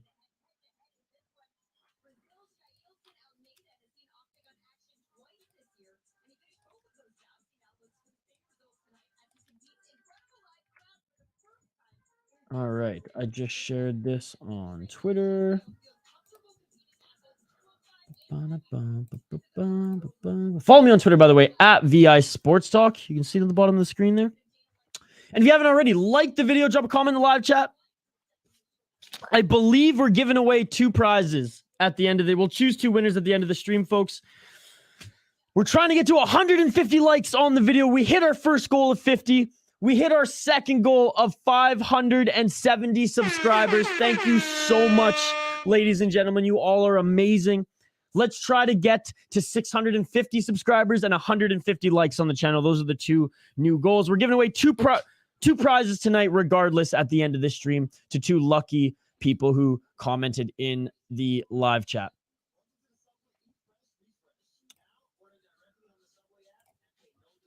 Pickett solid? No, it was great by both of them. I'm not dogging Pickett at all. That was a great performance by both of them. All right, folks. Again, shout out to everyone joining us live here. To just some of the recent people who've been commenting. Liam, Pinche Walter, Big Easy, Shane, Dro, Tom. Liam, Brian, Pinche Walter, John, Brittany, Uncle Sam. Those are just some recent commenters. I know Archduke's around. Khabib is still here. I know it. Gaming Chamber Plus. I know I missed a few of you, but you are all amazing. Thank you so much for joining. That shit beautiful than a motherfucker. It is. It truly is. All right. Should we tee up the next fight here?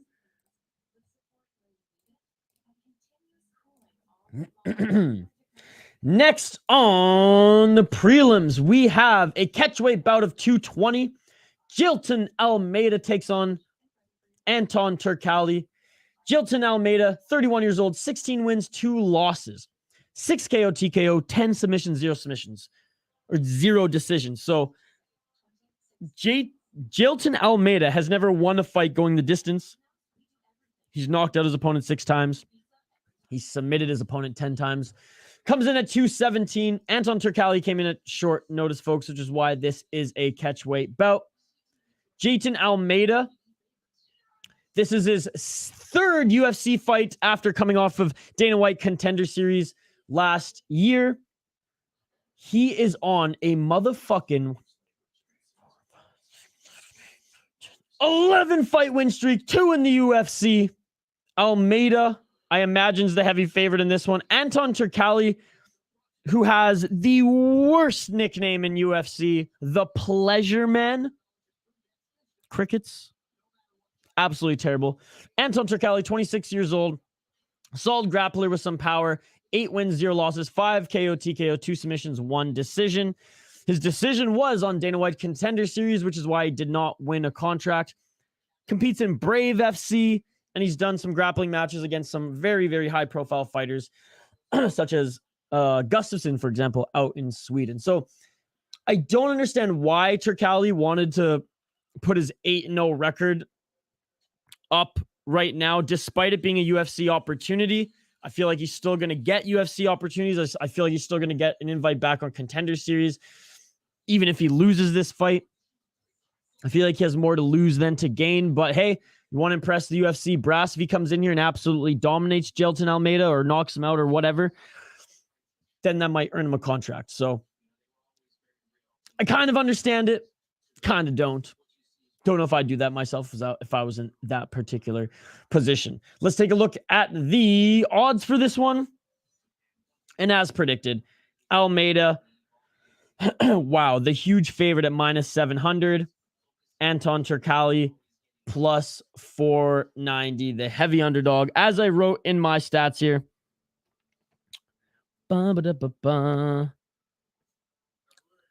Actually, I just went through everything I said in my notes here. Almeida's winning this one. 2nd round submission. Although Shane, we only count just the wins or loss. But Almeida here, I'm saying 2nd round submission. What do you folks got in the comments here as we jump back to the comments here? Brittany's got Almeida locking it in. Shane, do you remember Turkalj on Contender Series?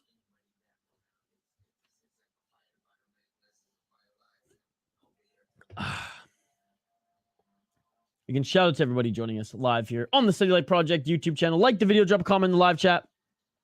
Trying to get to 150 likes on the video and 650 subscribers on the channel. We reached our first 2 goals, which means we will send some prizes out to 2 lucky winners who have commented in the live chat. The poll question is absolutely buzzing. 411 votes. Did the new matchups make the card better? 63% say yes. 30% say no. 5% say yes, now buying. 2% saying yes, but I'm still buying it. So there you go. There you go.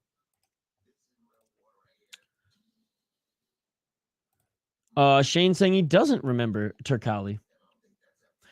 It was in week 1, Shane. I believe it was week 1 when a bunch of fighters who won didn't put on impressive performances, and then Dana White said, "Be like Joe Pyfer." I feel like you were watching that one, Shane. Anyways, who do you got for this one, Shane? I got Almeida locking it in. Again, shout out to everyone viewing us live here on the City Light Project YouTube channel. You all are amazing. Like the video, drop a comment in the live chat. We have fight companions minimum 2 days a week on this channel. Tuesday, Contender Series, as well as whatever UFC event is going down on Saturday, be it a fight night or a pay-per-view. We also are starting to do more fight companions. This is our 3rd one this week. We did LFA yesterday. Shout out LFA. We've been doing BKFC, One Championship. We'll be doing PFL and Bellator as well in the coming weeks. So if you like fights, check it out. If you want to see an in-depth video of my predictions, my picks, and why I picked them, I posted a video on this channel a few hours ago. So if you're sick of the prelims, you're just waiting for the main event, check that out. Drop a like, comment on it. Let me know who you picked. Really appreciate it. We ran down the fighters. I'm going Almeida. But hey, Anton, he's a young cat. Turkalj. Someone has to change his nickname. The Pleasure Man is just terrible. He's young, so he could upset. He's young, he's hungry, he's strong, so he could upset. Keep the comments coming, folks. Comment-driven live stream. What do you think was the craziest part of this weekend? Chimaev missing weight, the brawl backstage, Chris Barnett winning. What has been the craziest thing of this weekend, folks?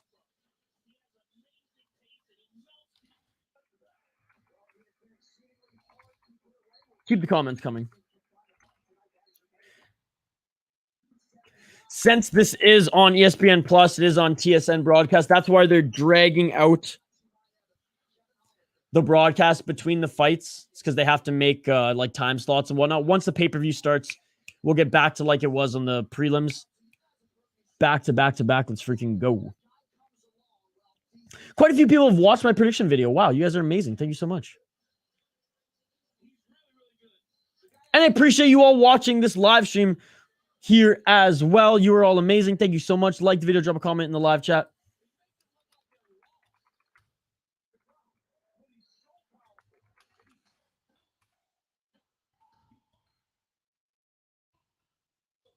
Shout out to those viewing on Twitter as well. Migrate over to YouTube so you can join the live chat. All right, next bout here. About to start. Thank God. Thank God.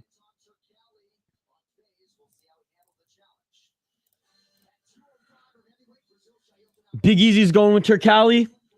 Let me know if you're viewing. There's 50 people viewing. Let me know who you got in this one. I want to see your predictions. Drop a like on the video. Comment if you haven't already. We want to get to know you. We're building such a sweet fight community here. I took notes today, folks. I took freaking notes. Minimum of 2 fight companions a week. We do Tuesday night Contender Series, as well as whatever UFC event is going down Saturday. So get your predictions in. You know who I'm picking. I'm picking Almeida. We're going to take a quick 2-minute break here, folks. I'm going to take a quick pee break. I'm going to drain the main vein. I'm going to let my dog pee here. She's been a good girl. You're a good girl, Sage. Her name's Sage. Chilling here, listening to me go off about fights. 2 minutes. These fighters are walking out. I want to see your predictions when I get back, folks. Don't go anywhere. We'll be back on the other side. UFC 279 live here on the City Life Project YouTube channel. Like, subscribe, drop a comment in the live chat, and I'll see you in 2 minutes.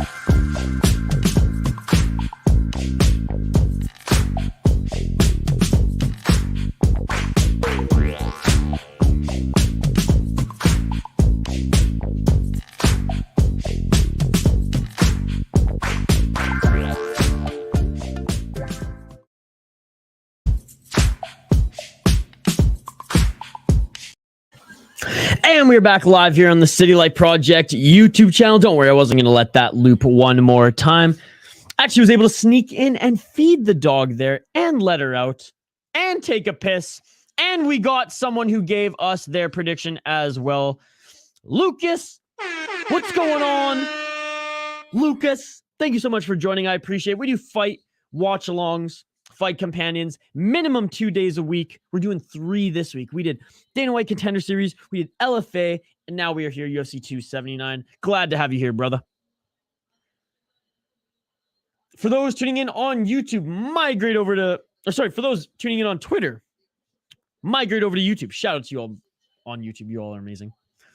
Join our live chat. Drop a like on the video. Comment. We're trying to get to 150 likes. That's our new goal here today, as we reached our first 2 goals. So shout out to you folks. That shit beautiful than a motherfucker.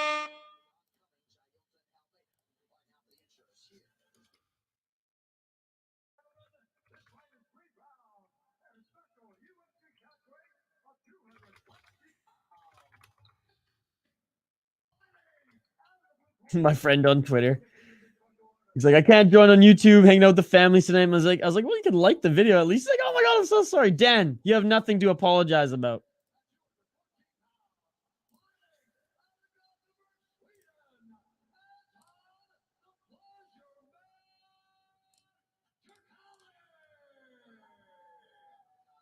Oh man, some of the tweets about Chris Barnett on Twitter are just unbelievable.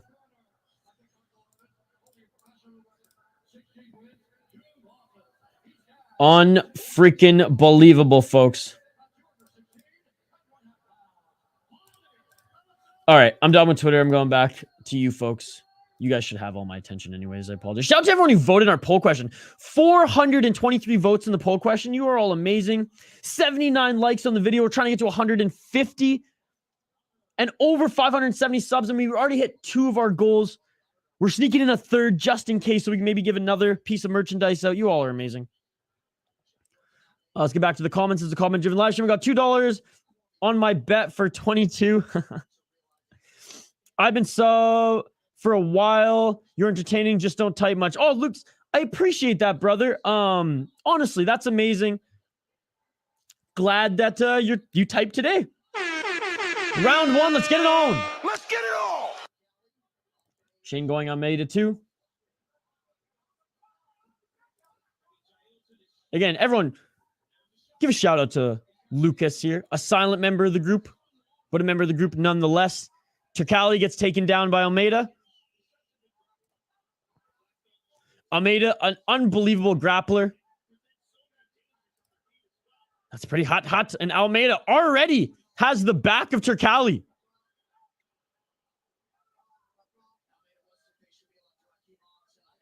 On the back of Turkalj is Almeida, jiu-jitsu specialist. Bro, Bennett, I almost bet on him to KO because the odds are plus 700, but I didn't regret it.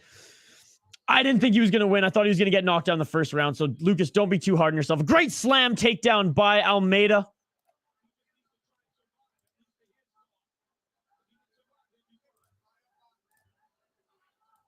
Almeida still has the back. Turkalj.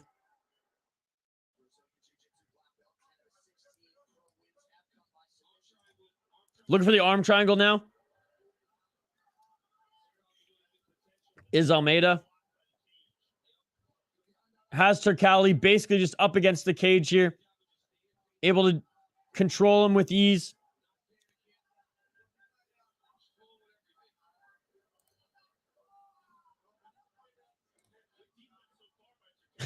Nope.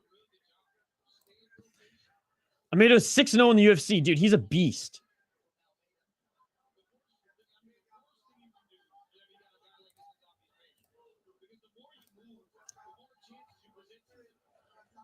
Still, he's not necessarily the back. He's got like he's got almost back control from like a half guard position up against the cage. You can see the elite grappling in Almeida here.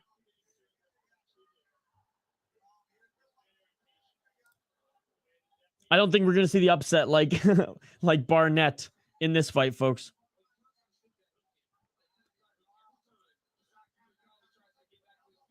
We probably could find the answer to that, Lucas.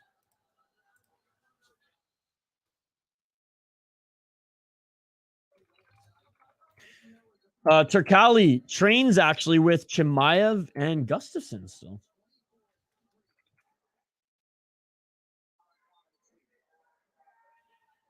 So UFC ring girls make $1,000 to $5,000 per fight for pay-per-views. Annually, UFC ring girls can make from $20,000 to $50,000 with side ventures given promotions and other UFC events that they can get paid to promote. So there you go. There's your answer. How do you like that? Googling on the fly, baby. Almeida now top position. The crowd is booing because it's nothing crazy here.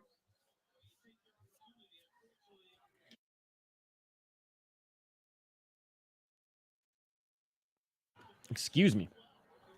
Almeida on top. Not really throwing any strikes, though, from top position. Hasn't attempted really a submission either. Maybe he's trying to set something up now. Almeida, full mount. Full mount is Almeida. Turkalj turning. Almeida digging in for his neck. Digging in for his neck now. 1 minute left in this first round. Almeida has top position. He has. Is this Darce?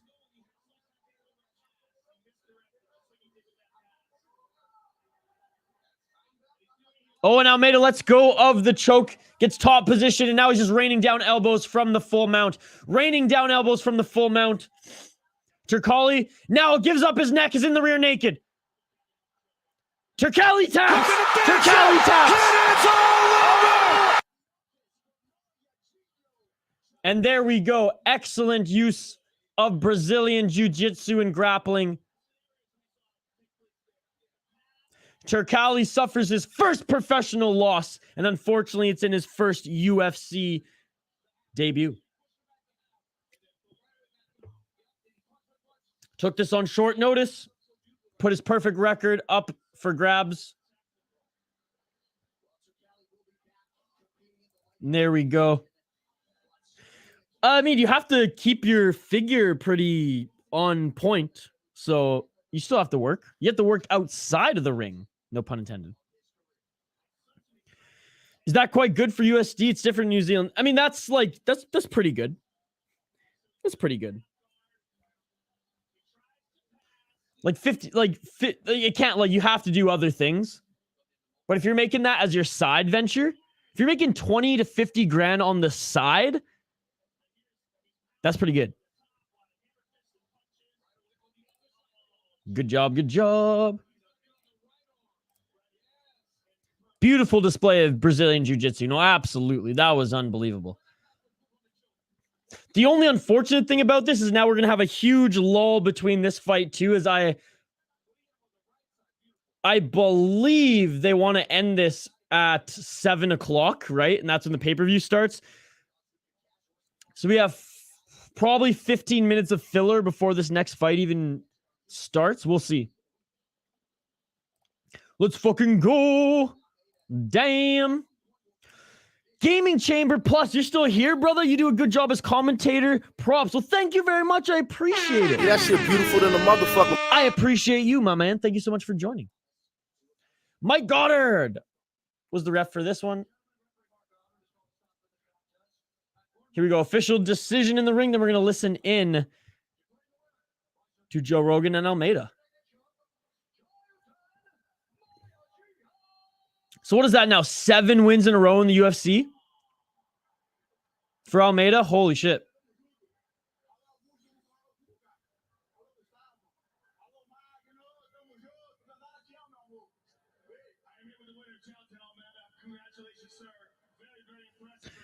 All right, just listening to Joe Rogan and Almeida right now, folks. And then we'll preview this next fight. The third and final Canadian on the card. Let's freaking go. Where's my Canadian flag? Oh, Almeida's fought in light heavyweight and heavyweight before.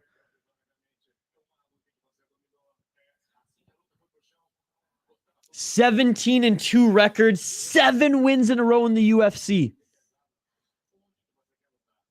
Unbelievable, folks. Just listening into the broadcast right now, and Almeida in the center of the octagon.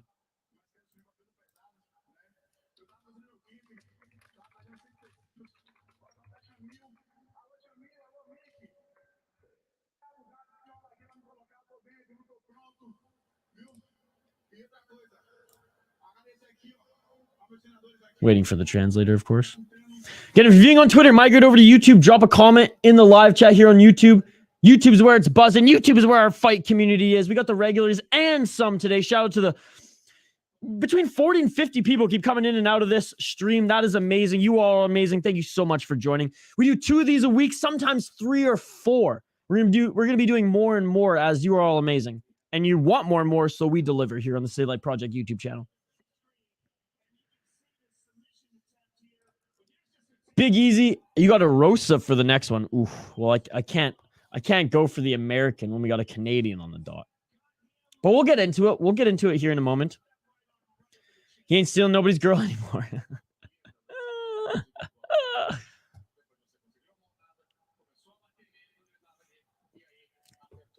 I mean, as we're watching the replay there, it looked like Turkalj, zigged when he should have zagged, was moving, and then just easily got into that choke there. Easily fell into that choke there, I should say. Oops, I should take this. Okay, I'm just going to share this on Twitter, and then we'll get right into highlighting the main fight, the featured prelim fight, Hakeem Dawodu against Julian Erosa. Canada, USA, baby.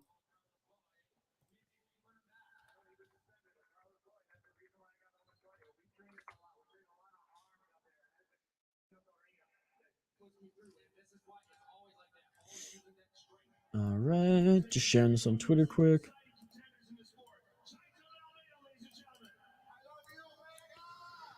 Oh, and Almeida, I love you, Vegas. That's what you got to do, man. You got to pander to the Vegas crowd, baby. Walker, Cutelaba, Pinche Walter. I got Cutelaba first round finish. I don't trust Walker's chin anymore. But put it this way. If Walker gets out of that first round, Cutelaba will probably slow down and Walker could take it by decision. You got to go over the countryman, I understand. And I think he's a better fighter. Erosa, yeah, more of a veteran, but I think Dawodu's the better fighter. And we'll get into it in a sec here. Brian thinks Cutelaba's going to win. Big Easy's got Walter in that one. All right. What was I doing? Oh, yeah, sharing this on Twitter, then we'll get into the next fight.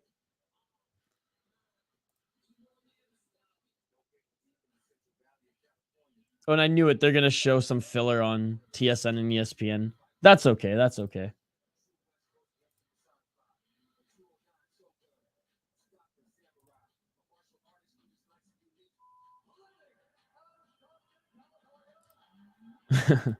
Sorry, Twitter's just crazy right now with college football, with fucking UFC, with everything. It's just awesome. I'm getting distracted on Twitter, folks, and I shouldn't. I apologize for that. Sharing this link quickly, and then we'll get right back to the comments, as this is a comment-driven live stream, of course, and you are all amazing. Shane, are you still coming over for the pay-per-view? I don't have any food for you, unfortunately. I don't even have any food for me right now. I got this dark matter I've been nursing this whole fucking event. But you're more than welcome. Shane, I'm buying the pay-per-view regardless, so I know you ain't buying it. I know your cheap ass ain't buying it. No, I'm just kidding. More than happy, as you know, to invite people over to watch the pay-per-view. Those who are, friends of mine in the same town. As I distract myself here, this is what I was getting to. We're getting closer and closer to Diaz Ferguson, folks. Are the butterflies or the goosebumps? Is the excitement brewing? Is it brewing with more and more beer you drink? With more and more marijuana that you indulge in? Let me know. All right, back to the live chat we go. Come on, don't spam me, UFC. Don't spam me.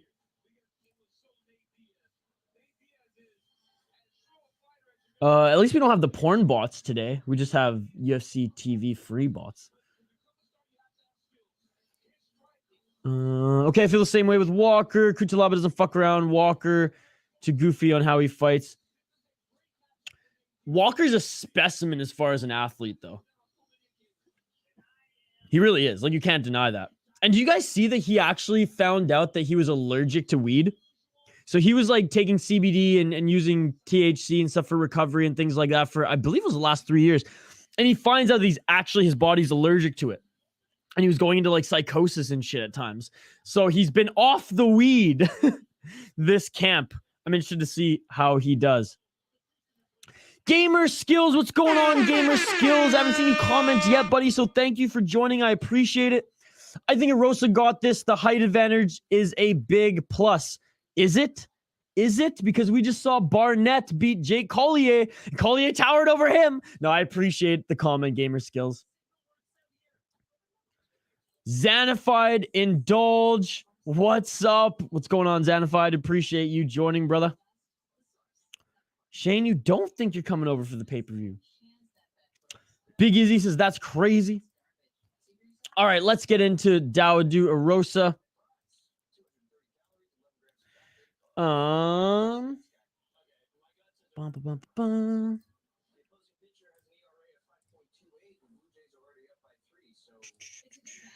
Okay. Hakeem Dawodu, who, by the way, missed weight, so this is a catch rate at 150 pounds instead of 145. 13 wins, 2 losses, 7 TKO, 6 decisions, 1 draw. He beat Michael Trezano in the last UFC Fight Night 200, Hermanson versus Strickland. Before then lost to Movzar Evilov at UFC 263 at Adesanya Vittori 2. And before then, in the UFC, was on a 5-fight win streak. 5-fight win streak. He lost his UFC debut, UFC Fight Night 127, Verdum versus Volkov. And then, like I said, went on a 5-fight win streak, suffered a loss to Evolev, and then got redemption against Michael Trezano. Dawodu's horking over 30% of his purse. The Calgary, Alberta native, Hakeem Mean Dawodu, 13 wins, 2 losses. Canadian is 31 years old.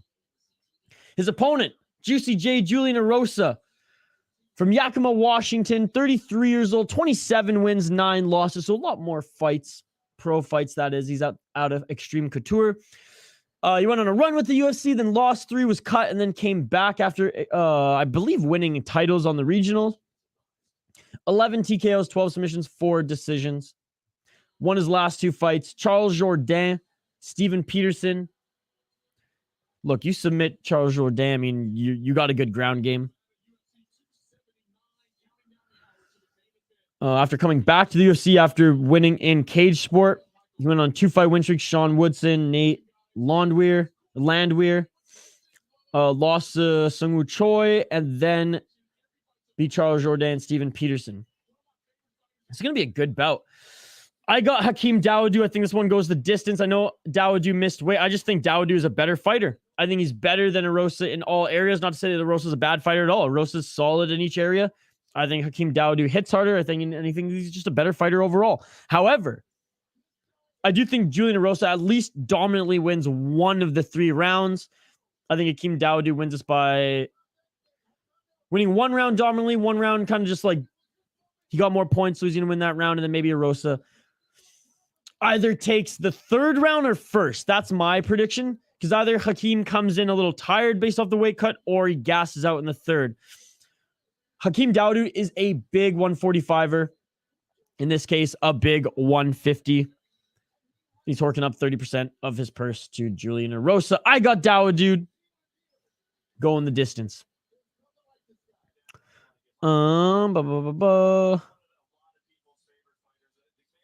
Yeah, when he puts himself in really bad positions with the weird style. Barnett is a tank. If he sat on me, I would tap before he sat down. 100%. Erosa wins. Got him on a parlay. Shane's also going with Dawodu, the Canadian.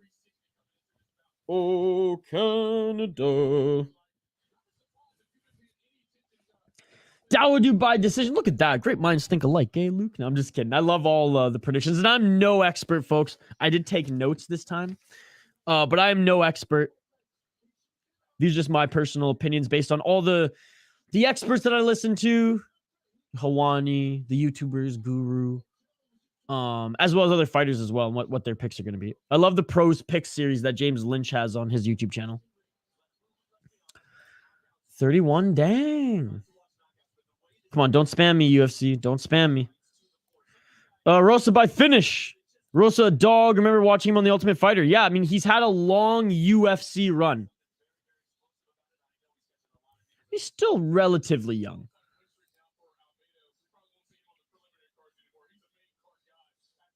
ESPN desk talking about how Almeida's no longer a prelim kind of guy. He's going to be on the main card next time.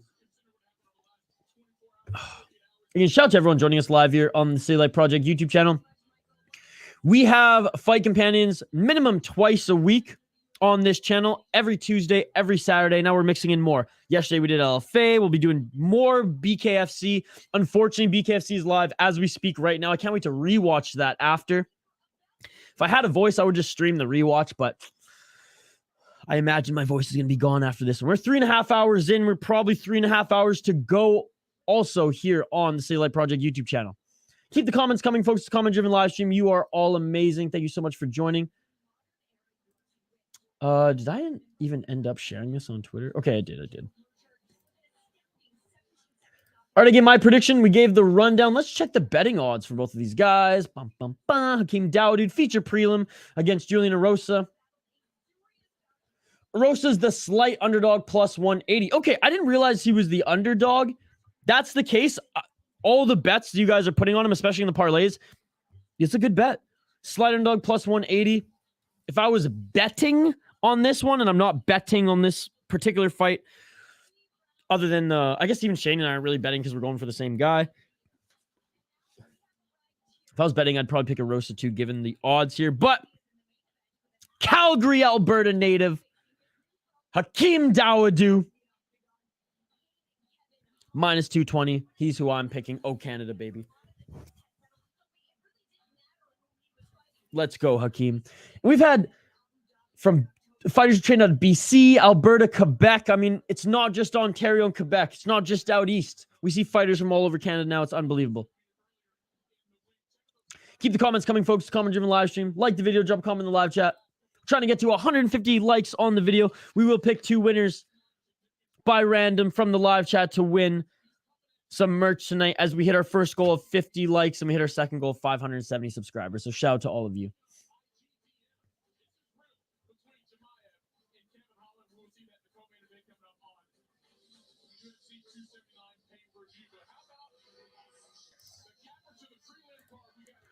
And here we go. Minus 210 favorite, actually. Hakeem Dawodu plus, 180 underdog. Is that what I said? Oh, yeah, it moved just a little bit for Dawodu. I said minus 220. It's minus 210. This will cap off the prelims before we get to the pay-per-view. Gamer Skills, again, I appreciate you. Erosa by KO TKO is plus 850. Damn, who said that? Who said that he was going to get a TKO in the chat here? Was that you, Gamer Skills? I'm scrolling up to see. UFC, stop spamming me. Do we even have a goated camps in Canada? I'm sure George run ones or something. Oh, we have some great camps. A TriStar out of Quebec, man. TriStar is one of the best. That's the camp GSP trained at. That's the camp Rory McDonald trained at. For the most part, he did train out of Kelowna for a little bit. There's some good camps in Calgary now. The camp, the Dawodu, it's a small camp, but it is a good camp.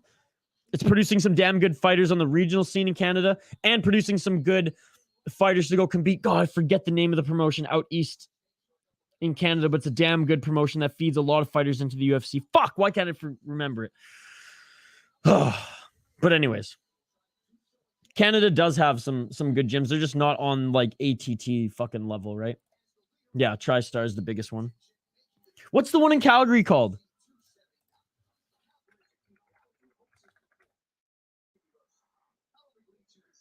Dynamic? Is that the one I'm thinking about? Dynamic MMA? I think that's the one. I could be wrong. Faraz Zahabi! Let's freaking go. By the way, George St. Pierre is the most underappreciated Canadian athlete in my lifetime. He gets no love from us nationally, and it's disgusting. It's absolutely disgusting. He's up there with some of the best hockey players we have. I'd argue he's even better than half the hockey players as far as being one of the best Canadian athletes of all time. It's sad. Even when he was at his peak, he didn't get the love that I think he deserved. I got Erosa. Also, says Brittany. I'm not surprised the Americans are going with the American. Makes sense. I know who Don Cherry's going for. For sure. Right? I think just MMA is not regionally and yeah, I'm trying to think of a way to explain this to paint the picture good. Anything not hockey in Canada is kind of pushed aside on the big sports broadcast. So like TSN and Sportsnet are never going to really talk about UFC in Canada. They're just not. TSN does a way better job than Sportsnet. They at least have some coverage. Aaron Bronster is awesome. But for the most part, anything not hockey gets pushed to the side. So obviously the next big sports would be the NBA because Canada has a team there. The MLB because of the Blue Jays. They get the next big coverage. Then it's like curling or any other, soccer, MLS, or even, Premier League or any of the big, leagues out east. And then it's like regional lacrosse. And then it's darts, poker, and then maybe TSN will talk about MMA. The team of coaches he puts together was phenomenal. Zahibi, John Danaher, and Greg Jackson. And who was that Muay Thai fighter? I'm going to find his name. The drunk Muay Thai fighter from Tough. You guys remember him? That Jean-Charles, dude. This world former champion kickboxer who drunk as fuck lit up the entire Tough House. Y'all remember that shit? Jean-Charles, dude. He's definitely top 3 of all time, but like you said, it flies under the radar. Dude, as far as like Canadian athletes, like I'm sure I'm missing some as far as like Olympians. We have like DeGrasse Tyson, George St. Pierre, Sidney Crosby, and Terry Fox. As far as pure athletes, those are my top Canadian ones right off the bat. And I know there's others that can be argued, but off the bat, my sports brain, those are the ones I go for right away. The Drunken Master, dude. Xanafied, are you familiar with him? I'll throw a link quickly so you guys can watch it. Hard Knock Life is Hakeem Dawodu's walkout song. That's awesome. It's a hard knock life. It's the hip hop version, but yeah, we all know it. Oh yeah, hopefully you guys see this in the chat here. And if you have a couple minutes before this starts, hit it up.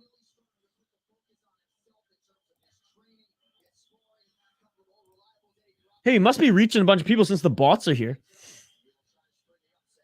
Erosa's dancing. I do love Erosa.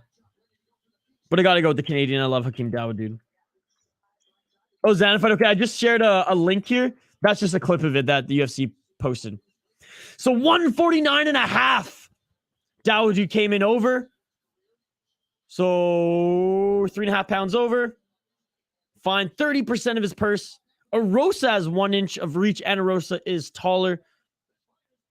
2 years older is Erosa. And here we go. I said there'd be filler, but I think we did a good job collectively in the last 15 minutes of keeping each other entertained.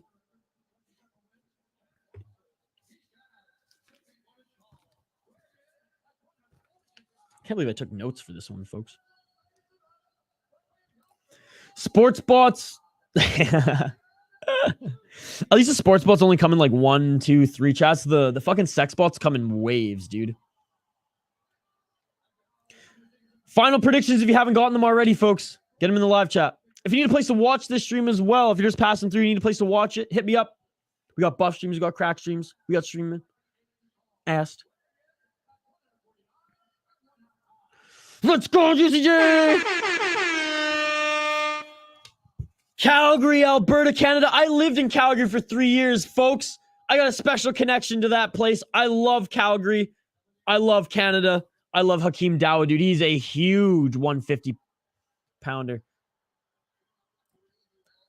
Oh, and Herb Dean is here, so someone is going to die in the octagon. I can't stand Herb Dean. I honestly think he wants to see someone get seriously injured in the UFC. I truly think he wants that to happen. All right, round one. Let's get it on. Soto, what's going on, Soto?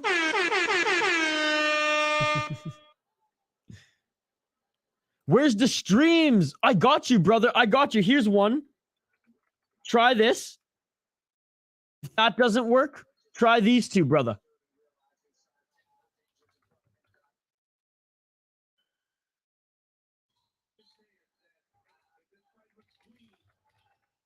Try those two, brother. Thank you so much for joining. Vamonos. Hey, don't tell me. You shut your mouth now. I don't owe you shit, brother. I'm giving you a fucking service here. Jeez.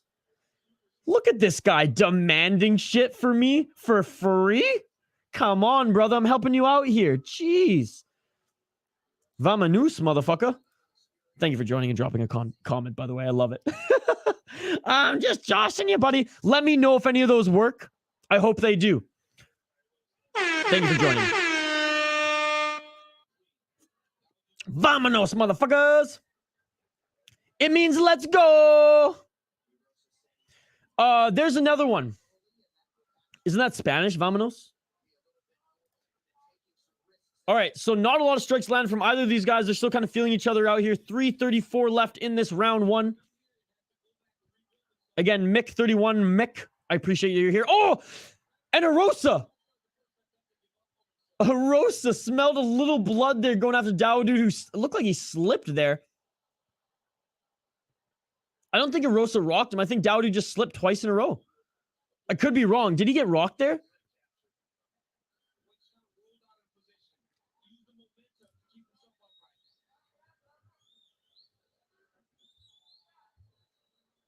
Spanglish. My stream is so behind. I need to mute you while I watch. LOL, I'll be back. All right, gamers, I apologize, buddy. I'm on cable right now. I'm just watching on TSN. Oh, a nice leg kick by Dawodu.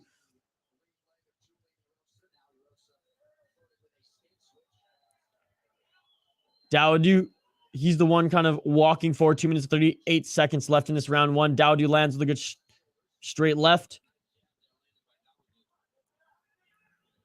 Dawodu, he's a thick bitch. And I say that in the most positive way. Look at those legs by Dawodu. Erosa with some nice uppercuts in the clinch. Good elbow by Dawodu on the way. No! Erosa just tagged Dawodu. Erosa just tagged Dawodu. He's hurt bad. And Erosa just laying combinations on him now. Dawodu's still wobbly. Erosa went in for the kill with the elbow. Dawodu doing a good job of clinching up, trying to recover. Damn! Erosa.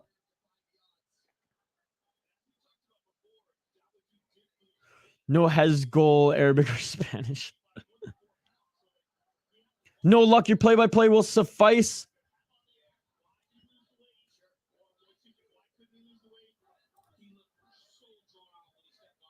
I mean, speaking no English. Chat, help out Mick 31 if you can. Maybe I misspelled something there. Help him out if you can. In the meantime, my play-by-play, I guess, will suffice. Dawodu, still a little wobbly, but seemingly recovered enough. He's not the one walking forward anymore. 1 minute, 20 seconds left in this first round. Erosa, though, still laying combos, still getting through the pocket. Yep, there it is again. Dawodu goes over, clinches a bit, and Erosa with the uppercut. Oh, another uppercut by Erosa. Erosa's looking damn good in the clinch, ladies and gentlemen. I tried the crack shooting before, man. I was caked with ads. Oof. Erosa is a dog. Again, I have Fight Pass. I pay for the pay-per-views. I watch on TSN. All these that I'm suggesting are just ones that the chat has suggested before. Juicy J! Yeah, that shit beautiful than a motherfucker.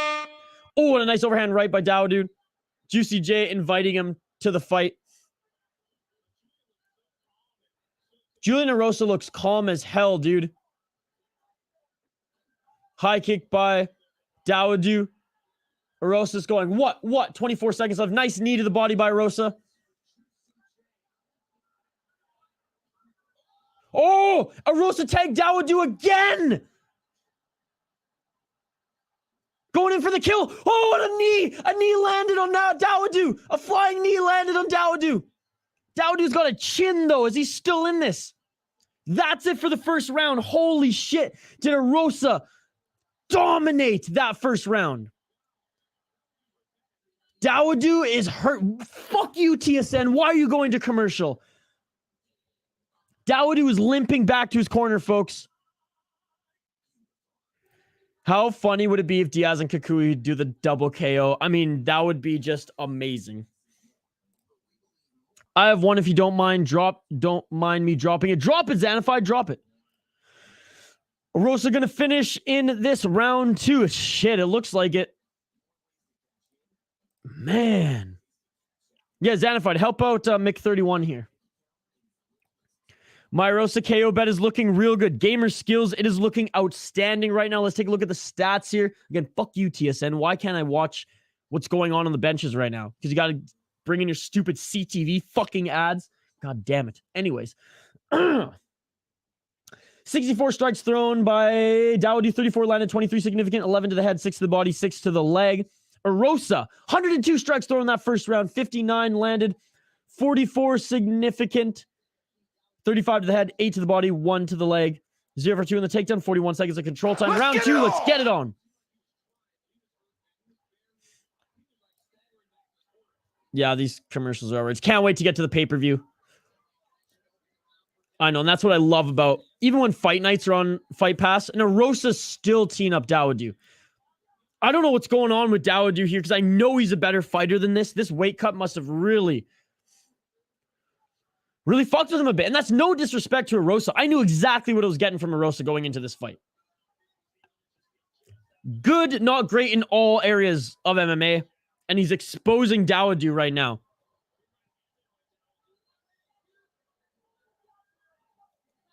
Yeah, 100% Erosa got that first round as we're seeing the tweets flying on the broadcast here.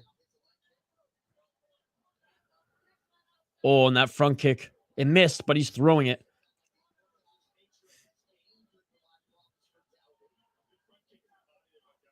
Dawodu had a good front kick to the body. Good leg kick by Dawodu. Dawodu's definitely fired up. He knows he lost that first round. Nice straight jab to the nose of Erosa. Hey, I said Erosa was going to win one round dominantly. It was either going to be the first round or the third. Let's see if my prediction comes true.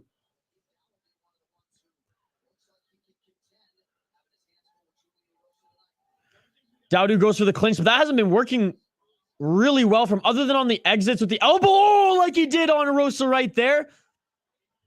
Erosa's been getting the better of him in the clinch. I called that, motherfuckers.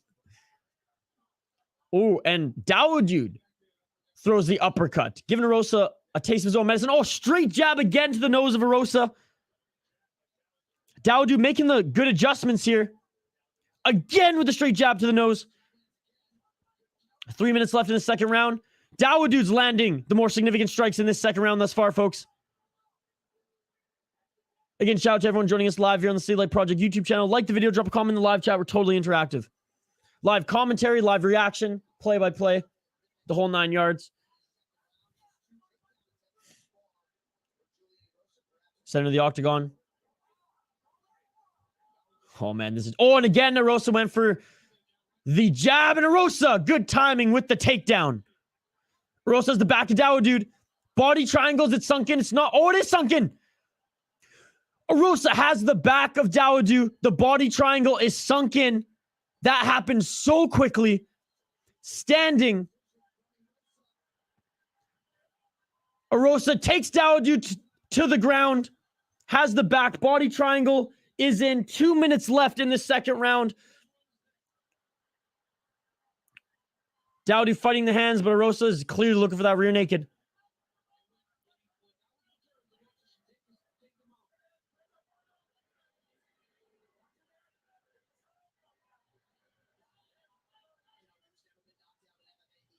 Oh, there we go. McQ31, if you're in the chat right now, there it is.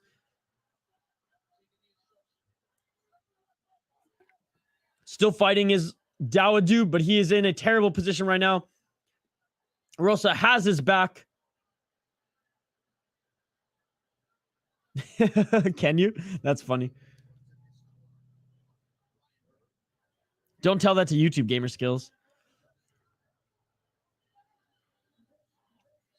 1 minute left in this round 2. So a minute. For a whole minute, Dawodu has been fighting the hands of Erosa. In the body lock. Oh! Erosa almost had it there, but Dawodu did a good job putting his chin down, not allowing it to go under the chin. Nice elbows from the back by Erosa. 53 seconds left. Can Dawodu escape, folks? Can Dawodu escape?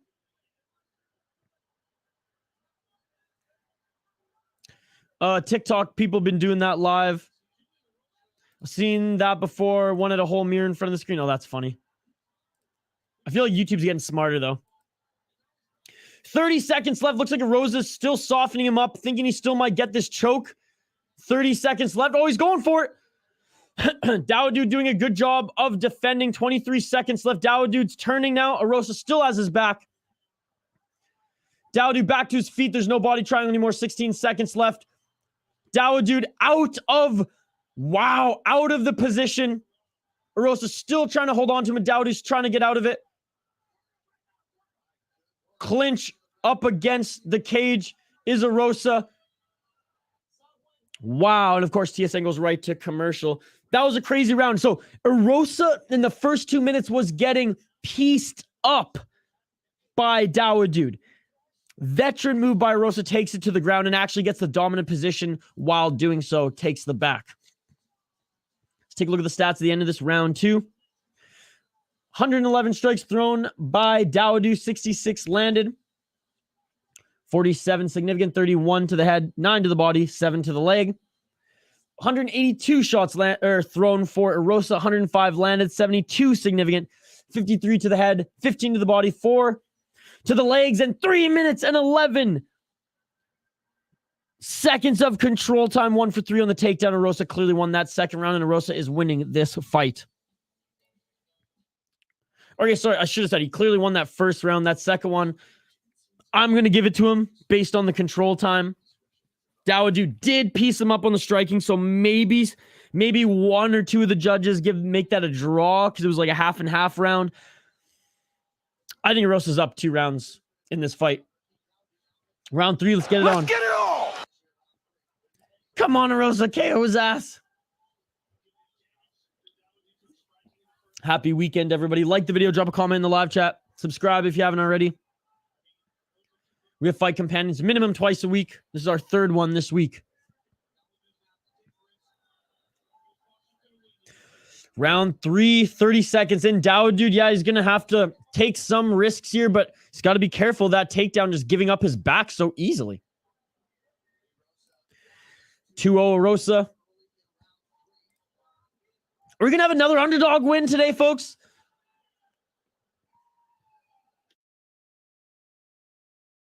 Are we going to have another underdog?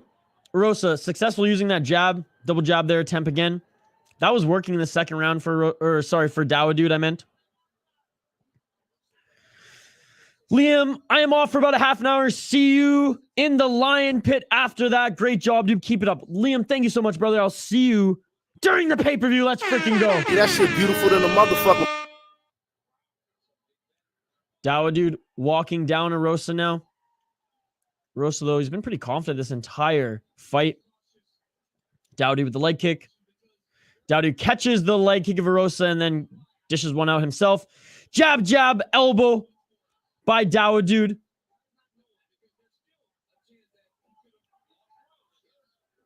Oh, and a nice right hand thrown by Dawodu to land on Erosa. I mean, Dawodu is picking Erosa apart on the feet now. Oh, Erosa, though, with that sneaky uppercut that he has because of his range.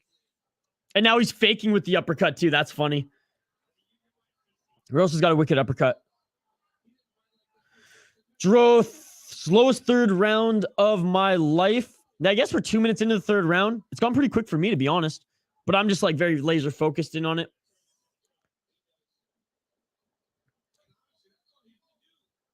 I think because maybe both of them recognize that it's close. Oh, a nice body shot by Dawodu, but another uppercut by Erosa. I love Erosa's like, let's go. Erosa's fired up right now, and I like seeing this from Julian Erosa.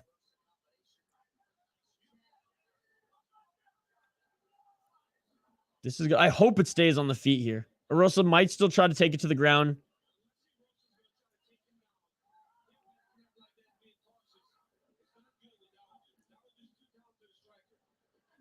Ooh, Dawodu with some good strikes there. Clinch. They're both good off the clinch. Erosa with some good knees and his uppercuts. And Dawodu, he got tagged again. Dawodu got tagged again. Right hand. Dawodu, a solid kickboxer, though, as you can see here.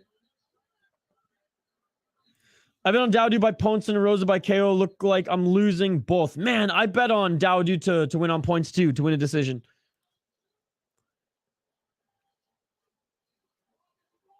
Hey, the underdogs have been upsetting us tonight, and honestly, I'm here for it.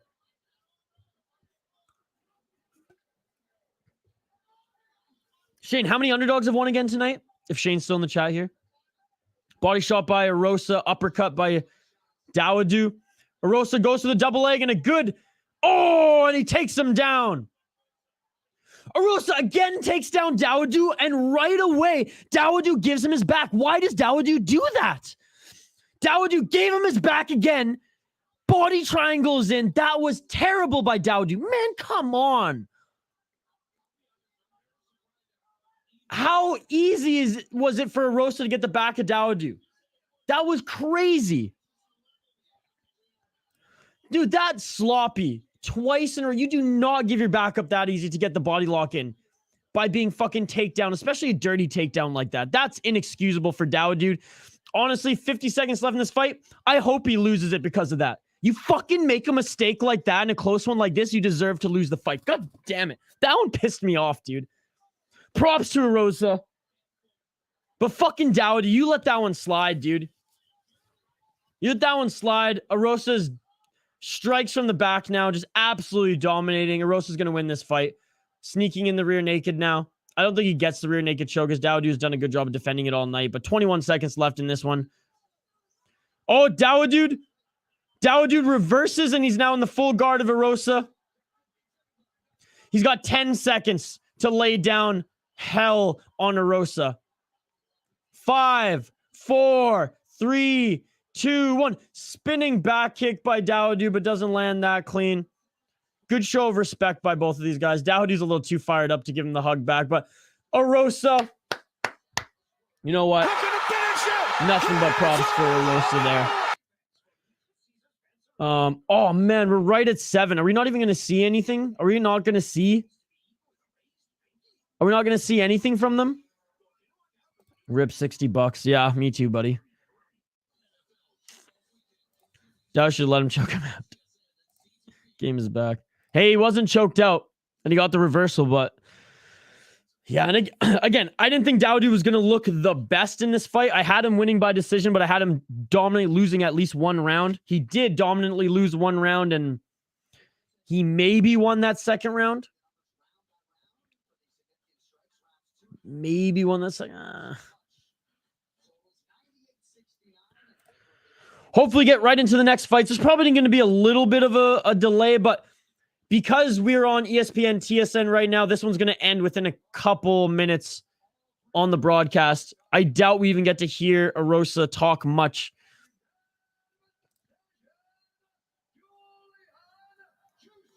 I haven't checked yet. Shane, am I up or down right now?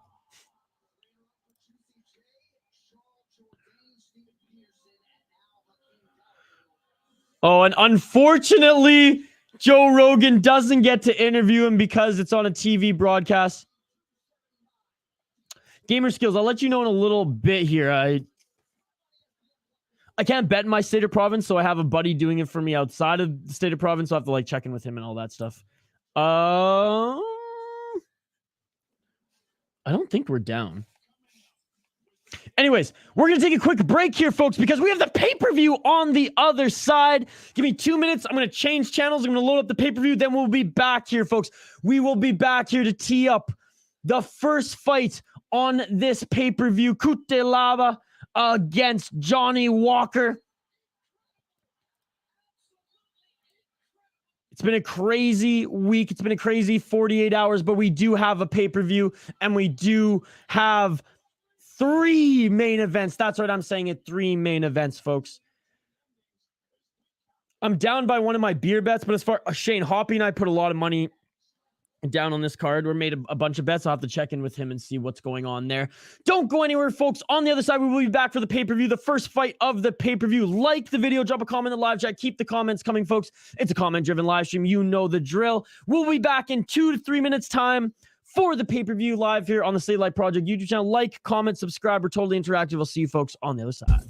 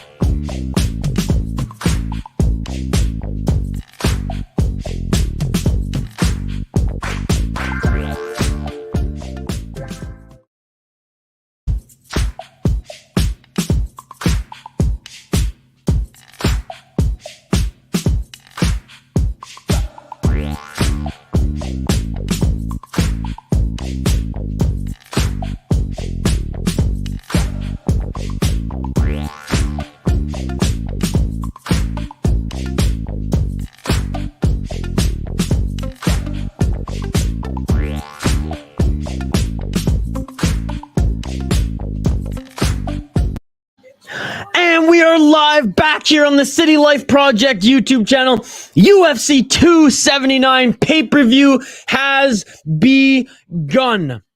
We are here, ladies and gentlemen. It has been a crazy 48 hours.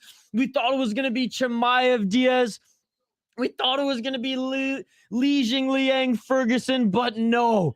The brawl backstage between Holland, Chimaev, and then Chimaev in the Diaz camp. Then Chimaev coming in, what was it?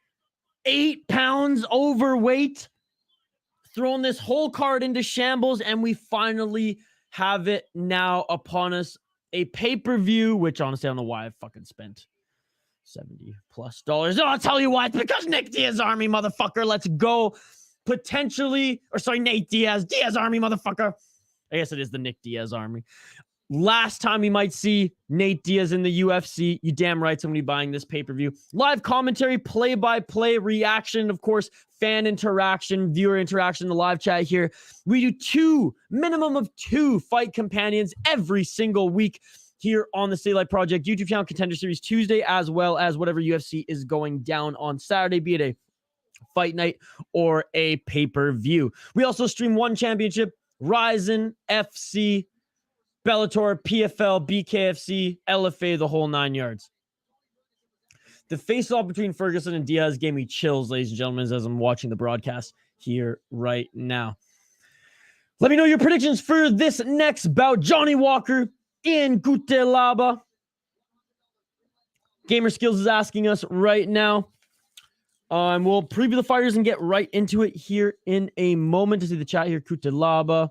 The 10 fights like Diaz all day, baby. You never know. Tony, though, fucking guy, may have been training with gorillas, knowing him.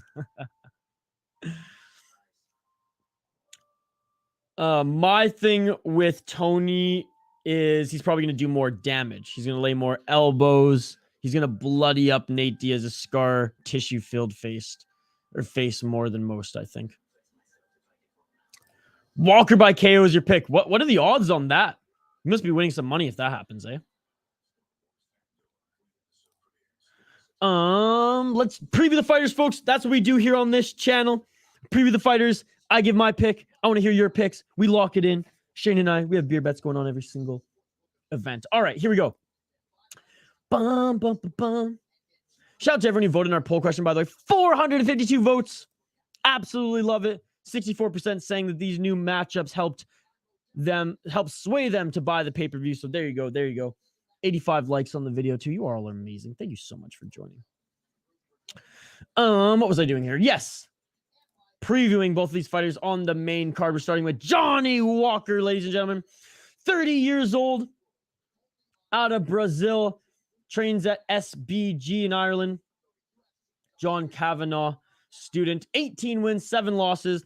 15 KO, TKO, 2 submissions, 1 decision. He's lost his last 2 fights. Jamal Hill, he got absolutely TKO'd. Just knocked the fuck out. Thiago Santos knocked him out. Oh, no, actually, Thiago Santos didn't knock him out. That was a decision. I remember that. So got knocked out by Jamal Hill. Decision with Santos. He beat Span. He lost to Krylov decision. Corey Anderson knocked him the fuck out. I just don't trust his chin. Santos knocked him down a few times. Coming off Contender Series, he did have had a 3-fight win streak in the UFC. Lost Corey Anderson, Krylov, beat Ryan Spann, then lost to Santos and Jamal Hill. The Jamal Hill fight, I mean, Jamal Hill sent Walker to the fucking shadow realm, folks. Ian Cutelaba, the Hulk, 28 years old, 16 wins, 7 losses, 12 TKOs, 2 submissions, 2 decisions, 1 draw, 1 no contest. Cutelaba kind of just trades wins and losses. Funny enough, he lost to Ryan Spann in his last fight in the UFC. Beat Devin Clark in his fight before then. Draw with Justin Jacoby before then. Lost to Ankalaev twice in a row. Ankalaev's an absolute beast. Beat Kalal Roundtree. Lost to Glover Teixeira. I mean, the guy's a beast, okay? The guy's an absolute beast. Fights killers in the UFC. I think Cutelaba wins first round knockout. If it goes 3 rounds, if Walker can survive, I think he wins the unanimous decision. Lock it in. Cutelaba. Shane, who you got? Damn, we'll hit that. Silver Fiend. How's it going, Silver Fiend? Thank you so much for joining. Big Easy says, Walker, a human being. What a username. I love that. A human being. Welcome to the stream. Shout out to you. Get the Jamaican horns. Cutelaba is wild, but Johnny is so hittable. This is how I see it playing out. Much like the MMA guru said on YouTube. I think Walker's going to throw some crazy shit, some knees, some crazy kicks. And Cutelaba's just, he's been preparing for that. And he's going to time like an overhand right and just throw that chin. I'll be pleasantly surprised if it doesn't happen because I hope that Walker doesn't continue to get knocked out in the brutal fashions that he does get knocked out in, because I want to see him continue to fight into his 30s. Look at the reach and height difference. It's insanity. But again, it's a little power bulldog against a lanky freak athlete who jumps around. Shane's got Walker. Walker to win by flying knee. Again, am I disrespecting Walker, folks? Am I really doing that? I don't feel like I am. I really like Johnny Walker.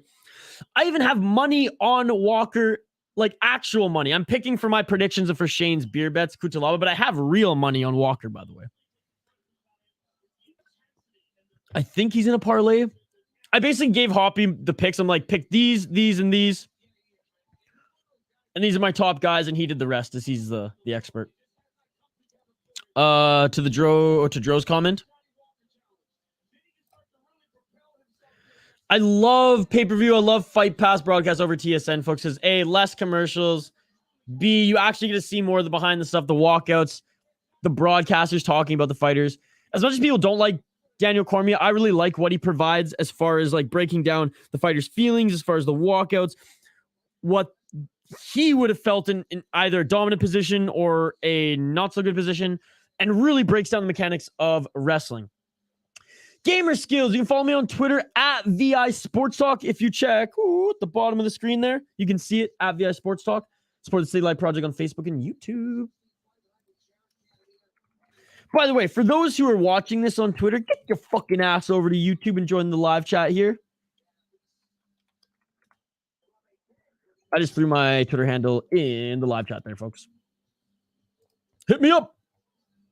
There's one viewer on YouTube. Yo, what's up? Or sorry, one viewer on Twitter. Get your ass over to YouTube. The link is in this video right here. Like the video, drop a comment in the live chat for a chance to win some prizes. And here we go. Johnny Walker with his crazy walkout, with his dancing. See, that's the thing about Johnny Walker. He's such a lovable guy. You can't hate Johnny Walker. Luke just gave me a follow on Twitter. Thank you so much, Luke. I appreciate it, buddy.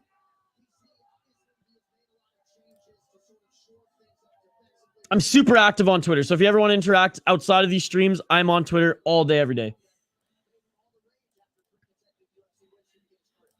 Oh my God, Clint McLean. Great walkout song for a Walker, by the way.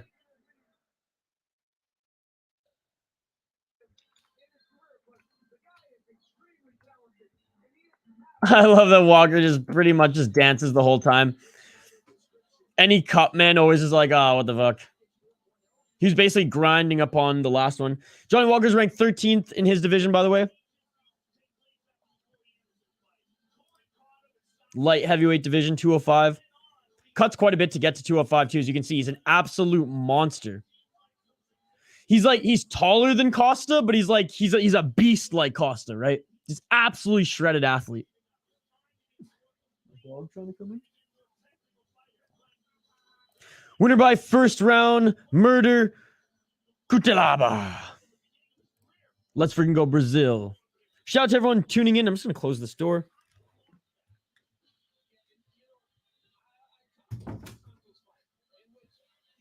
Walker getting into the groove of it right now. Less dancing in front of the cup, man.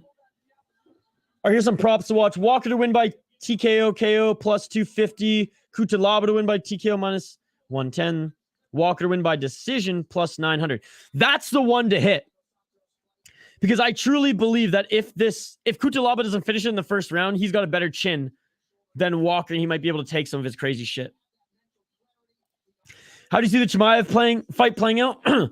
1, 2 fake, going for the double leg, take Holland down, get on his back, rear naked, done. That's how I see it. Done in 2 minutes. All right, the first fight on the pay-per-view main card here. 13th ranked Johnny Walker takes on Cutelaba. Huge gap in height as Johnny Walker is 5 inches taller than Cutelaba. And he also has a 7-inch reach advantage. But you know what that tells me? Johnny Walker should pick Cutelaba up or should pick him apart at range. And if Cutelaba allows Johnny Walker to get into the pocket, Cutelaba has the power to put him out. That's what that tells me. What do I have for my notes? Cutelaba wins by TKO, but if it goes the distance, Walker will win this. Can't trust his chin. Cutelaba hits hard.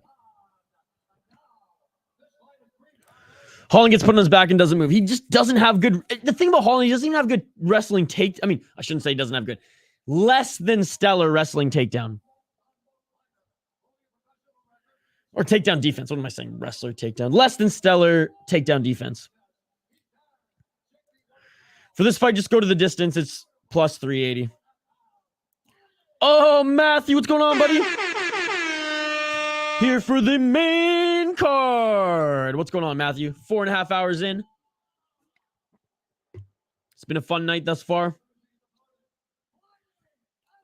Fighters getting announced right now. Johnny Walker, Cutelaba, both in the ring.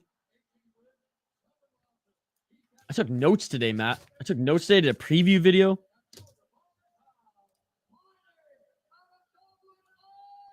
Fighting at Dublin, Ireland, as way of Brazil, Johnny Walker. He is a character and he is a personality. I mean, the UFC wants him to do well. They want to continue to market Johnny Walker. I mean, coming off 2 losses, he headlined a fight night, if I'm not mistaken. All right, here we go, folks. Shout out to everyone watching. You all are amazing. Like the video, drop a comment in the live chat for a chance to win some prizes. Johnny Walker, Cutelaba, round 1. Omni, what's going on, Omni? Thank you so much for joining. He will cash tonight. A lot of underdogs winning. Round 1, let's get it on.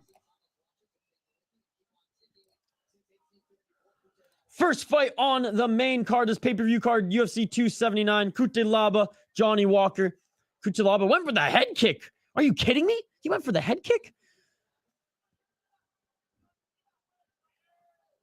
Johnny Walker with the head kick. Cutelaba grabs the leg and takes Johnny Walker to the ground.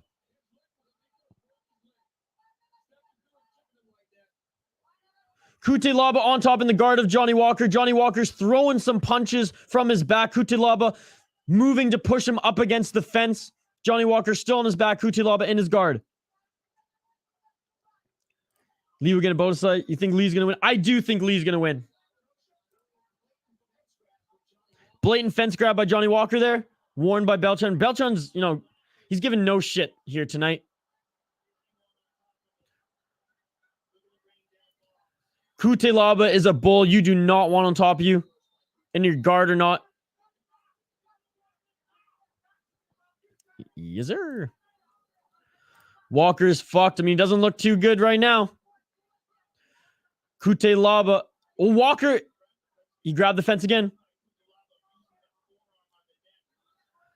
Cutelaba doing a good job of just laying down the bombs, posturing up, laying down something, working Walker against the cage here, not allowing him to find any room to change position or stand up. 3 minutes and 20 seconds left in this first round. No, Holland it's a terrible matchup. Holland took this to save the card and make money. I imagine Holland got like a mil and a half, maybe a mil boost for this. Maybe that's too much since UFC. He at least got 700K for this. At least. If Pettis is getting 700K for a PFL fight, fucking to take a fight against Chimaev, short notice, last minute, he better have gone to mil. Another warning by Beltran not to grab the fence. Johnny Walker cheating here a little bit. Yeah, Walker got this because he's grabbing the fence, bro. Cutelaba still on top, but doing a good job of reversing his Johnny Walker. And Johnny Walker actually reverses to get into top position, but Cutelaba's grabbing the arm of Johnny Walker. Cutelaba now in the bottom position. Gives up his back to Johnny Walker. Cutelaba back to his feet. Johnny Walker with the hooks on his back.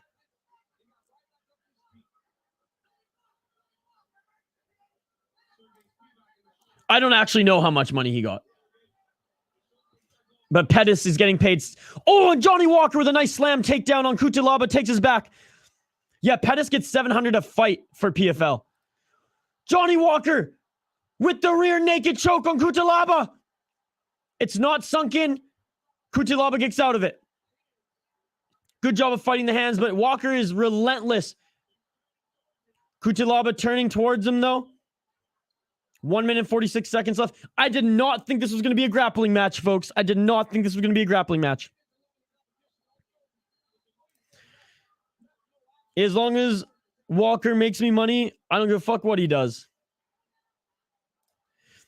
Omni, I officially predicted that Cutelaba would knock him out in the first round, and I said if Johnny Walker gets past the first round, he will win by decision. Gamer skills, you can't just drop that in the chat because you're telling people not to sub to the channel. That's what they're going to think. Finish the word. Don't listen to gamer skill. Please sub. Please sub. The multitasking by Isha, though. Am I actually multitasking? I feel like I'm missing the fight here. 1 minute left in this first round. Johnny Walker with the back of Cutelaba still cannot sink in the choke. He's trying, though, again here. 51 seconds. Good job fighting the hands. Moving the head by Cutelaba. Oh, and he trapped him. He got him. I think Johnny Walker has it. I think Johnny Walker has the choke. 30 seconds left. Cutelaba is trying to turn into it. Is Cutelaba going to go to sleep? Is Cutelaba going to go to sleep? He tapped. Look at the finish.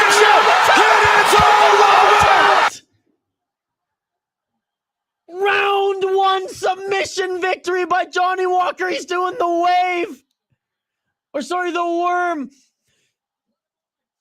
Little break dancing is, oh shit, actually I'm too tired to break dance. That is a massive win by Johnny Walker. Holy shit.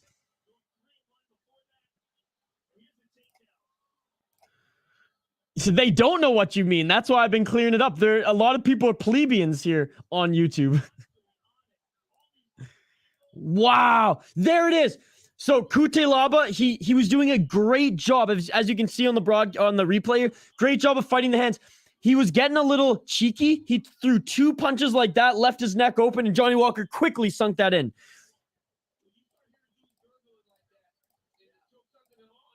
Wow. Another fucking upset for me after doing research. Are you shitting me? Wow, Johnny Walker. Way to start off the main card, and a good job by him. He probably realized, like, yeah, Cutelaba wants to swing and bang. If I can get a dominant position, let's grapple with this guy.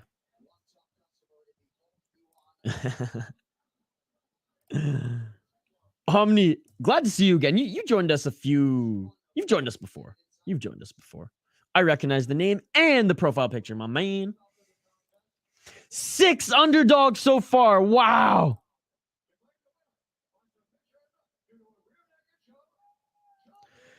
Oh, look at Johnny Walker, man. What a character. He needed this win. He really did need this win coming off 2 losses. And here he is with Joe Rogan.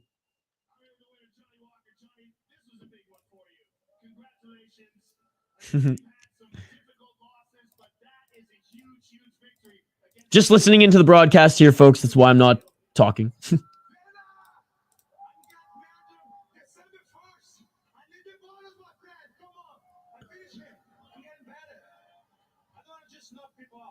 Johnny Walker says he doesn't just want to knock people out. He's getting better. He wants to show off his skills. And he worked his ass off for this one.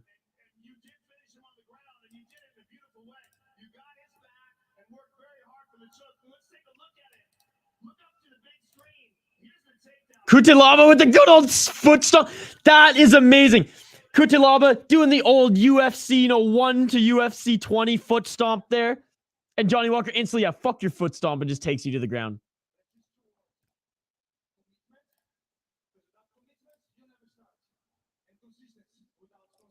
Yeah, says John. What's up, John? Glad you're still here, buddy.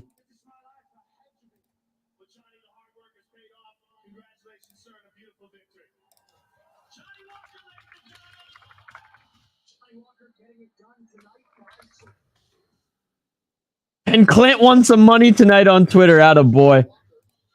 Attaboy. All right, I'm just sharing this on Twitter, and then we'll tee up the next fight, ladies and gentlemen. Wow, what a start to the pay-per-view.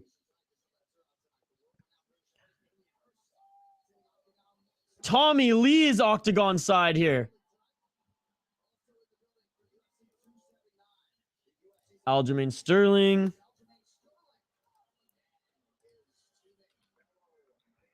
Brother celebs here. BJ Penn, the prodigy. Stoic as fuck. Look at this guy.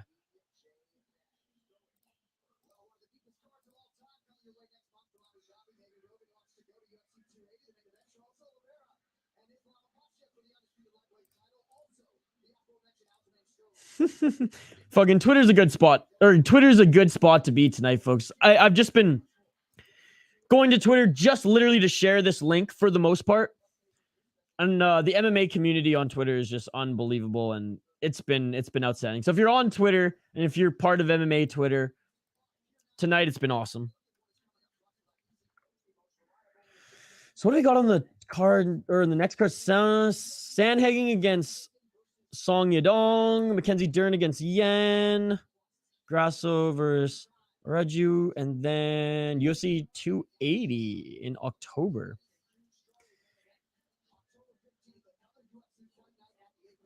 All right, and we have shared this on Twitter.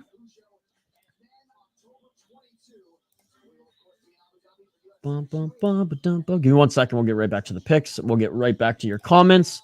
You all are amazing, by the way. How many hours are we into this? Shit, we're like 5 hours into the stream. You guys are amazing. Those who've been here the whole time, you're fucking amazing. 4 hours and a half. Unbelievable. Bum, bum, bum, bum, bum. My hunch this week was that there would be a lot of upsets for the simple fact that last week there was a ton of favorites winning, but I didn't bet because I was scared.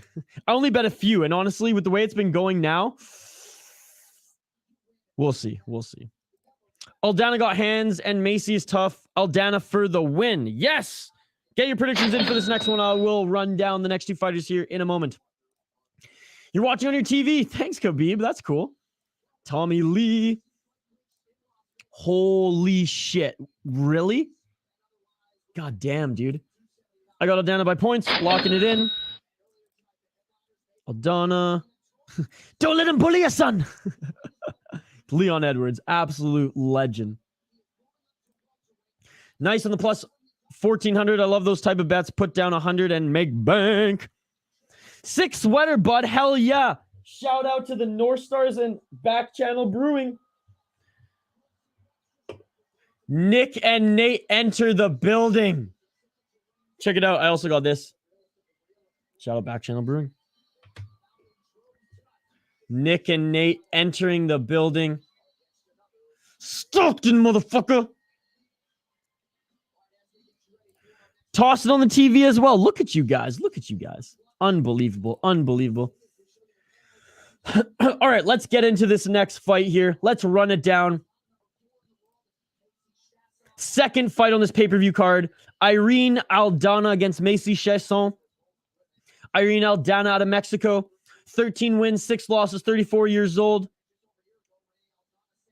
Catch weight of 140 pounds, as Chiasson had problems making weight. Aldana. Her last win was UFC 264 a year ago. She lost to Holly Holm before then. She had a 2-fight win streak. Very good at, and she's a UFC vet coming out of Invicta. 3-fight win streak in the UFC has been her best. She lost to Raquel Pennington, then went on 2-fight win streak, lost to Holly Holm. Beat Yana Kunistakasa. Totally messed up their last name there. In 2021 and has been off a year due to injury. Been on the UFC roster for over 6 years, though. Macy Chiasson, 8 wins, 2 losses, 31 years old, 140 pounds. Came overweight for the 135-pound limit. KO, TKO, 2 wins, 2 submissions, 4 losses for Macy. 4 decisions for Macy Chiasson. Her last win was to, funny enough, Norma Dumont. I actually watched that fight, Oliveira Gaethje. It was a good one. Decision, even though it was split. Lost to Raquel Pennington before that. 2-win streak. Marion Renault. Shannon Young before that. And then prior, coming out of Invicta, actually had a 3-fight win streak in the UFC before suffering her first loss in the promotion to Lena Landsberg. The one thing I'll say about Chiasson and why I'm picking Aldana is Macy Chiasson in her press conference, in her media day, was saying it shouldn't be frowned upon for women to make 135 or to go down to 135 and 145. The UFC should allow it more. They should be more willing to allow, you know, us to do that. Then she freaking has to, then she misses weight and has to propose a catch weight. So on that alone, Macy Chiasson, I know you're a solid fighter, but come on, you come in with all that confidence, all that swag, talking, oh, I can make 135 easy. Then you have to do a catch weight. No. Not in my books. I don't like that at all. Let's look at the odds here. Pardon my voice, folks. We've been going almost 5 hours here. And I streamed 3 hours yesterday as well. Slight favorite is Aldana minus 180, plus 150. Slight underdog is Macy Chiasson as they make their walkouts right now. Catchweight favors Chiasson. This might be another upset. It would be a slight upset, but yeah, it might be. I think Aldana can get it done. Aldana's the veteran. Aldana's hungry. Been off for a while. And if Aldana wins, I mean, there's title contention for her. Low key, I don't know anymore. Come on, Irene. We know who John's rooting for. It's funny and annoying to see so many people miss weight. I know, dude. It fucking sucks. Honestly. I mean, okay. It worked out for this card with how it was rearranged. Okay, I get it. Fine. But yeah, it's tough. And again, it's hard to put ourselves in their shoes. A lot of the fighters say that making weight is actually the biggest battle. Showing up to the fighting is easy. So with that being said, I understand how hard it is, but fuck, man.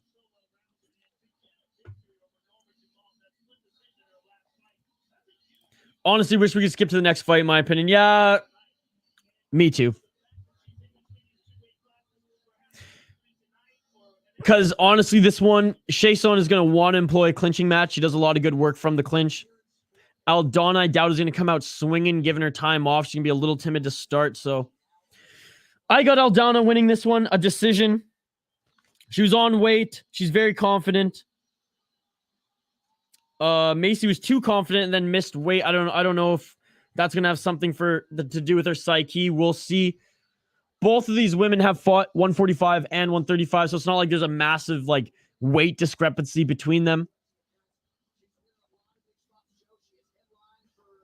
What are you talking about, mate? You're saying, come on, Irene. I'm guessing you're going for Aldana? Irene Aldana? Going for Chiasson to win by KO or decision. Fuck, I hope it's a KO. I don't care who it is, as long as there's a KO. I don't care if my pick is wrong as long as there's a KO. I don't want to see this going the distance. Don't bet that Aldana going to light her up. You said that last fight and Walker slept your boy. What did I say? What did I say? I can say the same thing. I can say the same thing twice, can't I? Hey, by the way, all of this stuff that I've said was ahead of time. I took notes. All of it has been said in my prediction video, which I posted on this channel earlier today. Fact check me, motherfucker. Shane going Chiasson, locking it in. I hope she loses, but I also think Chiasson wins. I just didn't like how Chiasson talked a lot, not shit, but just talked a lot of smack in that, like, I can do this. The UFC should allow this, and that. And then you fuck it up. Good fighter, don't get me wrong, but lost respect in my books. And I mean, if we're going to have a card, if we're going to have a fight after Johnny Walker, Cutelaba, a women's card on the pay-per-view, it should be an exciting, electric one. And I don't think this is going to be that. Prove me wrong, Aldana, please, because we know Chiasson's not going to come out swinging. Aldana's a better boxer. Macy more of a banger. Macy likes to clinch, though, and throw elbows.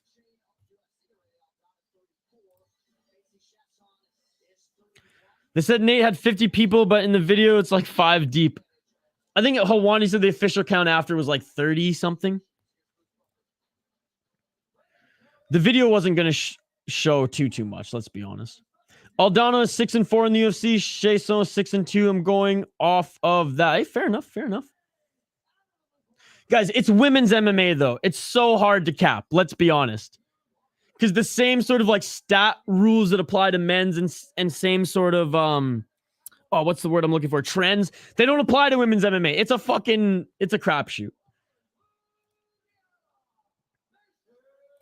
Something seems off. In regards to this one, I'm shocked more fighters aren't aware of the weights they can and can't make. I think they are, but the older you get, like, you know your body as an athlete, but the older you get, or maybe one little thing is off in your weight, kind of throws the whole thing down, the whole thing off. Because, like, Matt, they hit them, like, on the dot, right? And a lot of them come into the morning still shedding off before 9 a.m. You know, they wake up at, like, 6 or even 4 or 5 a.m. and just continue to cut water, right? So it's very much a science down to the, down to the hour, down to the minute sometimes. That one little thing can throw it off. So I do have some empathy for that. But yes, at the end of the day, if you know you're 145er truly, and you have trouble making 135 or something's off, speak up ahead of time. All right, here we go. Second bout of this main card pay-per-view, UFC 279, round 1. Let's get it on. Let's get it on. Jason Herzog in there as the referee.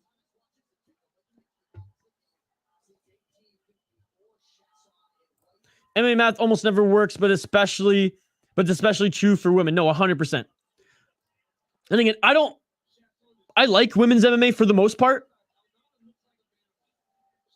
It's still growing in the UFC as far as the division is becoming deeper and deeper, but it has come leaps and bounds since the day of Rousey, where she was just literally crushing cans left, right, and center. They all just beat each up. Exactly.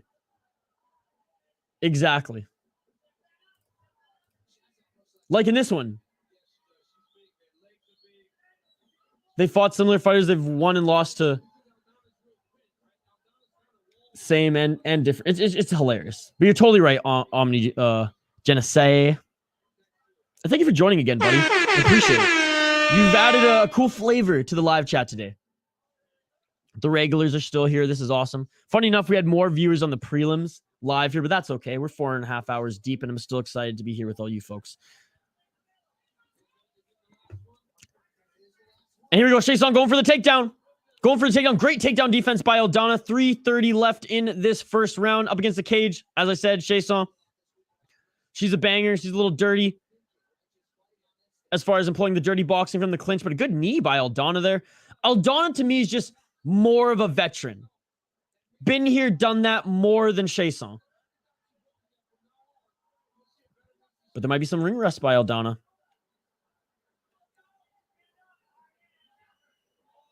Both these women, huge.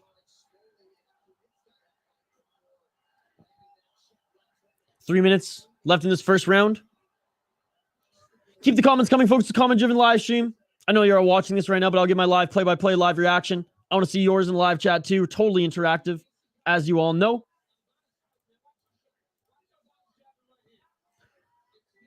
Trying to get to 150 likes on the video. Don't worry, I haven't forgotten. I've written them down. We have 2 winners to announce at the end of the stream.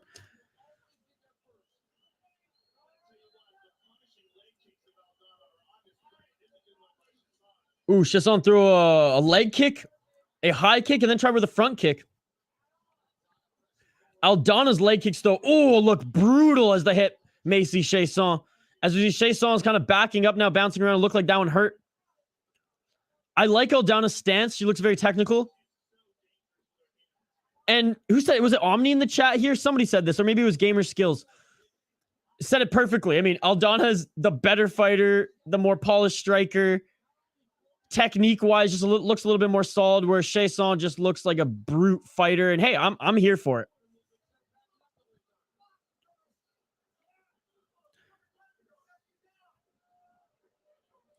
How much did you get you know who to bet? Huh? Ingles, please. Edinburgh, baby. Let's go, yeah. Straight punch by Aldana. Looked good and still attacking the leg. John Mackey, how's your weekend going, buddy? 1 minute and 24 seconds left in this round 1. Shout out to everyone who's joined us thus far. I'll give an individual shout out to everybody here. 87 likes and 579 subscribers. That is amazing. Thank you so much, folks. Wow, we have... Oh, and Aldana with some good shots on Chiasson. Chiasson recognizes. She doesn't want to stand with Aldana anymore. Goes for the takedown. Gets a sloppy takedown there. And Aldana grabs the arm. Aldana has the armbar. Aldana has an armbar. It's not in a great position, though, here. Softens up Chiasson. Didn't quite get the Chiasson, or didn't quite get the armbar. But Chiasson now on the bottom. Aldana was on top. Laid down some elbows. Good scramble here. Aldana has the armbar again. Aldana with the armbar again. Good job by Chiasson scrambling.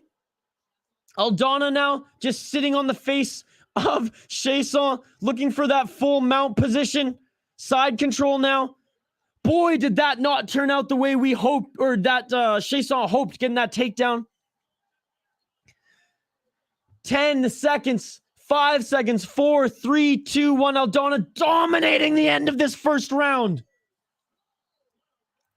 I've been drinking for 8 hours and I will not miss this. I love it, John. The guy you got to bet on MMA today. Oh, how much is he betting? It's Hoppy, by the way. And I don't know if I should disclose how much money he put down. I don't think it was too much. He put together one parlay and I think 2 money lines, and then put a roster together on DraftKings Daily Fantasy as well. I'll have to check in with him tomorrow morning as we're meeting for podcast at like 9 a.m. to record our podcast. Ask him. You got €6 to spare. I'm going to put it on Holland sub. 25-1, John. I mean, you're a believer. Aldana was my second guess. Sick. Aldana's look good. You know what? They're making this a fight. They're making this a fucking fight, which is all I can ask for. Aldana, 33 strikes landed, 31 significant, 20 to the head, 4 to the body, 7 to the legs, 55 seconds of control time, 2 sub attempts. Second round, here we go. Let's get it all. Chiasson only landed 13 significant strikes.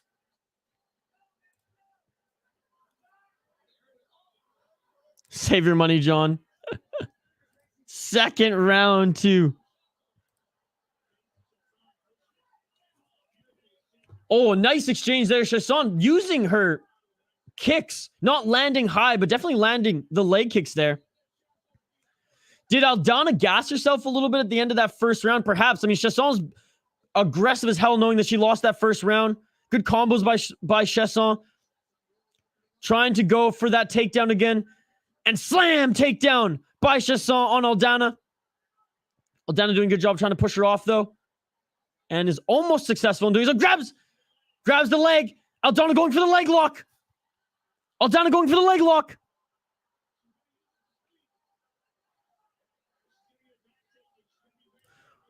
It's either we record super early or super late, and I'd rather get it done in the morning, to be perfectly honest. 9 a.m. Pacific time. Yeah, Sunday mornings, God's day. You should drink a beers 9 a.m. It's only €6.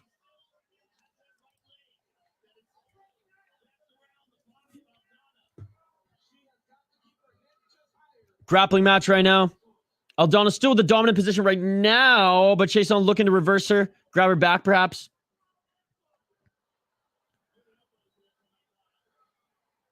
John, one of the regulars here, as well as Dro. Omni's back. Matt is here. He's a regular. We got Brian and Brittany, Gamer Skills. Shane, you all are amazing. Thank you so much. I'll give everybody a shout out as we go on in this stream, especially if we have a little bit of buffer time between this fight. Aldana's still looking for a submission here. Trying to look for an arm.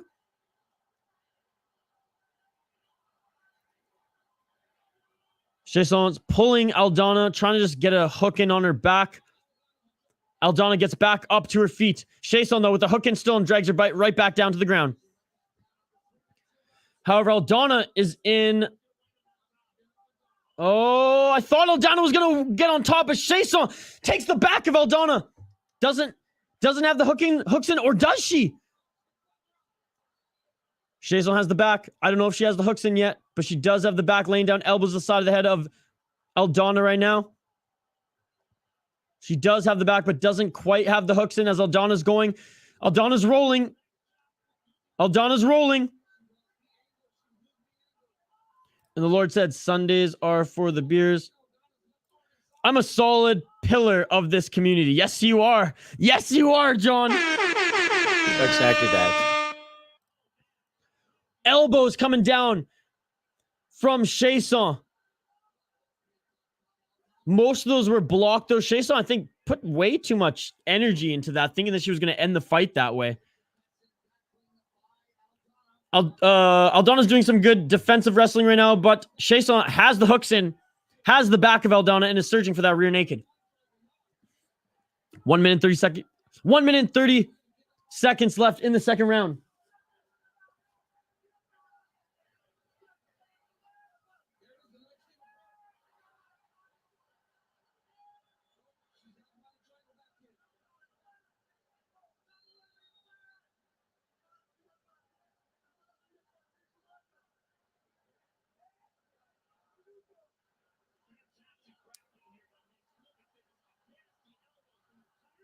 Sorry, folks. Sister was texting me. Nasty elbows from the top as Chiasson has top position here.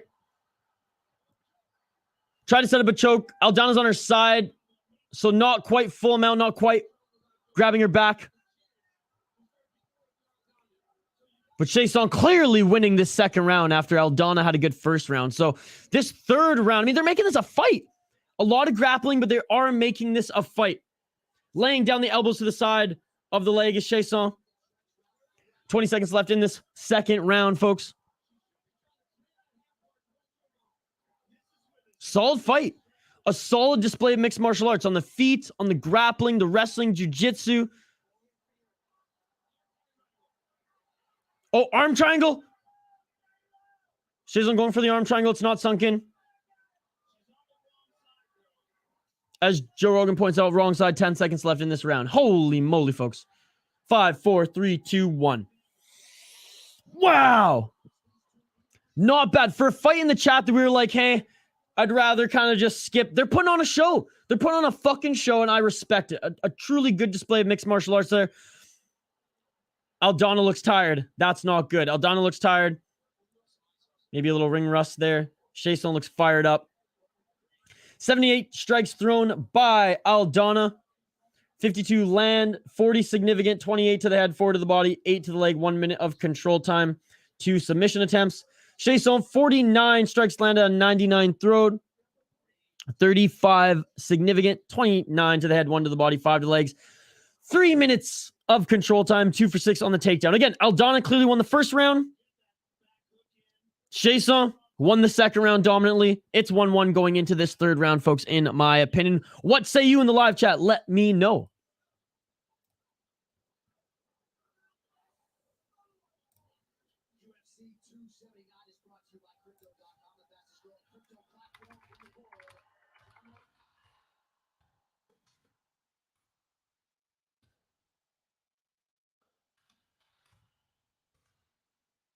Round 3, let's get it on. Let's get it on.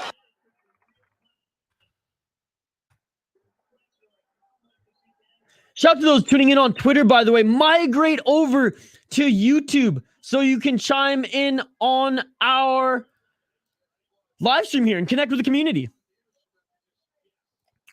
Cardio is going to be key in the third, Pinche Walter, but for who? But for who? For both? I think for both. Shout out to you, Pinche Walter. Glad you're still here, buddy. Both on the feet, both these women, and Chiasson trying to go for the takedown, the single leg again. Aldana will not let her. Both of these women look tired now. Both of these women look tired. Chiasson dominated the grappling in that second round, DC. I wouldn't say in that first round, though.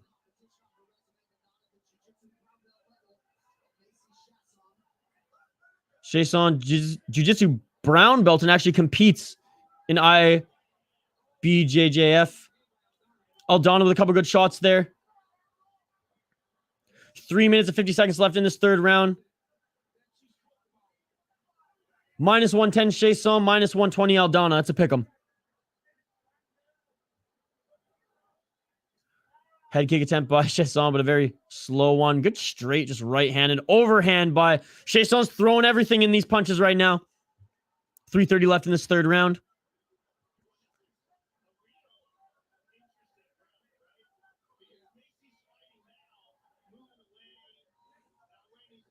Not doing much here. I mean, I think they're both a little tired. I think they both recognize that they don't want to take risks because they're both so razor thin right now. Chiasson with a good overhand. I believe that was an overhand right. Another overhand right that landed. Nice single leg and switch up by Chiasson. Aldana going for the submission again, though. Elbows from the bottom by Aldana, but a good takedown by Chiasson. Aldana throws that right hand like a baseball. Aldana, I mean, yeah, she's got some power in that right hand, too. Oh, and a nice up kick. Groin shot. Or is that the end of the fight? What's going on right now? I thought that was an up kick to the face. It might have been a groin shot. Oh, a body shot to the liver. Is this fight over? Someone tell me, is this fight fucking over?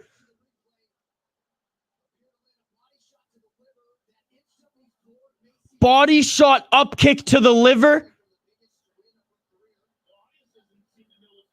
This is it. This is over. This is over. Aldana wins with an up kick liver shot. Boom! And that sends Chiasson to the ground. Heel up kick liver shot, ladies and gentlemen. Oh! Holy fuck, man. Wheel kick to the liver from the ground.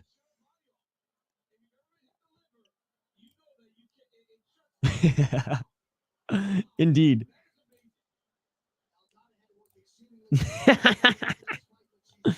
Yeah, but Johnny's been he's on a 4-fight losing streak right now. I don't think he's gonna test the fans' patience anymore.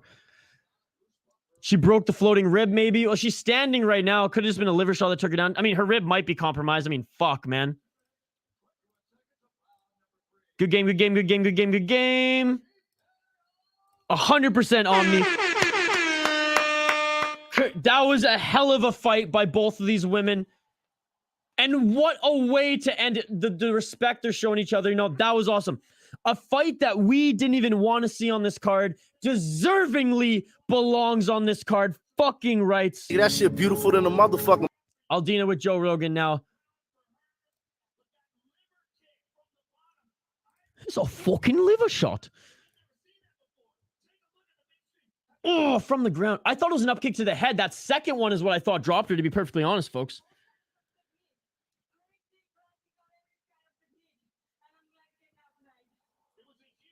That's some Tony Ferguson type shit, eh, John? Oh, that's hilarious, Joe. I didn't even read that yet. Tony Ferguson type of guy to throw the sand during the fight. Tony Ferguson is the type of guy to throw that fucking kick from the back, too, to be honest. My boy got slapped, my chick didn't.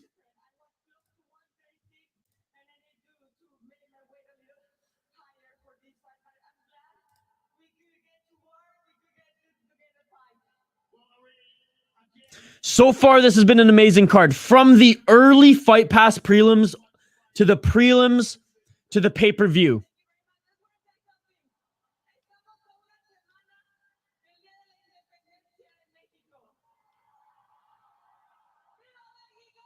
Aldana giving the Spanish community, Mexico, some love. Liam, what's going on, Liam? Glad to have you back, brother. What a kick. In a fight where Aldana at that point was down a little bit, I believe. She won the first round, lost the second. I think Chiasson was a little bit up in that third. Wow. Marky Mark in the audience. Looking a little thin there, Marky Mark. Oh, there we go. Josh Emmett. Mackenzie Dern. Oh, Marlon Chito Vera, ladies and gentlemen. What a beauty. Li Jingliang warming up, ladies and gentlemen. This is the people's main event coming up. This is the people's main event coming up. Li Jingliang against Daniel Rodriguez. Watch one of the other fights be an unexpected disappointment. Matthew Barnett was an upset today, buddy. Holy shit. Oh, Rodriguez looking fly as fuck, man. Look at this hairdo. Now shit gets fruity. I'm proud of myself for staying up this long without Coke. Yeah, Mackenzie Dern. She is a fox despite her accent coming in and out. She's American yet has a Portuguese accent. Doesn't make sense. 4 a.m. in Scotland. Shout out to you, brother. Glad you're still here. Fight of the night right here. I hope that this is fight of the night. Hey, we're seeing the first cold open for the Charles Oliveira and Makhachev bout right now on the broadcast. We'll get into previewing this next one here, folks. I'm just going to share this on Twitter as we all enjoy the cold open for UFC 280. Or 280.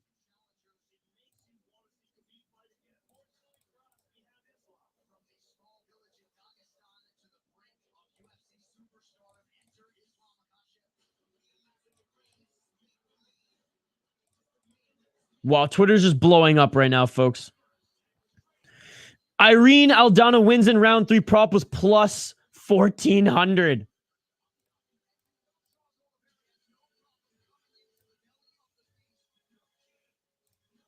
All right, now for the reshuffled fights. It's time to go nuts.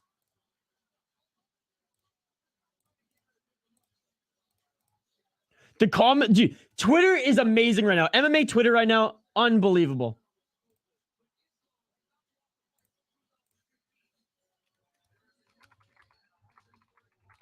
So I'm just replying to some people on Twitter. I'll get right back to your comments in a sec, folks.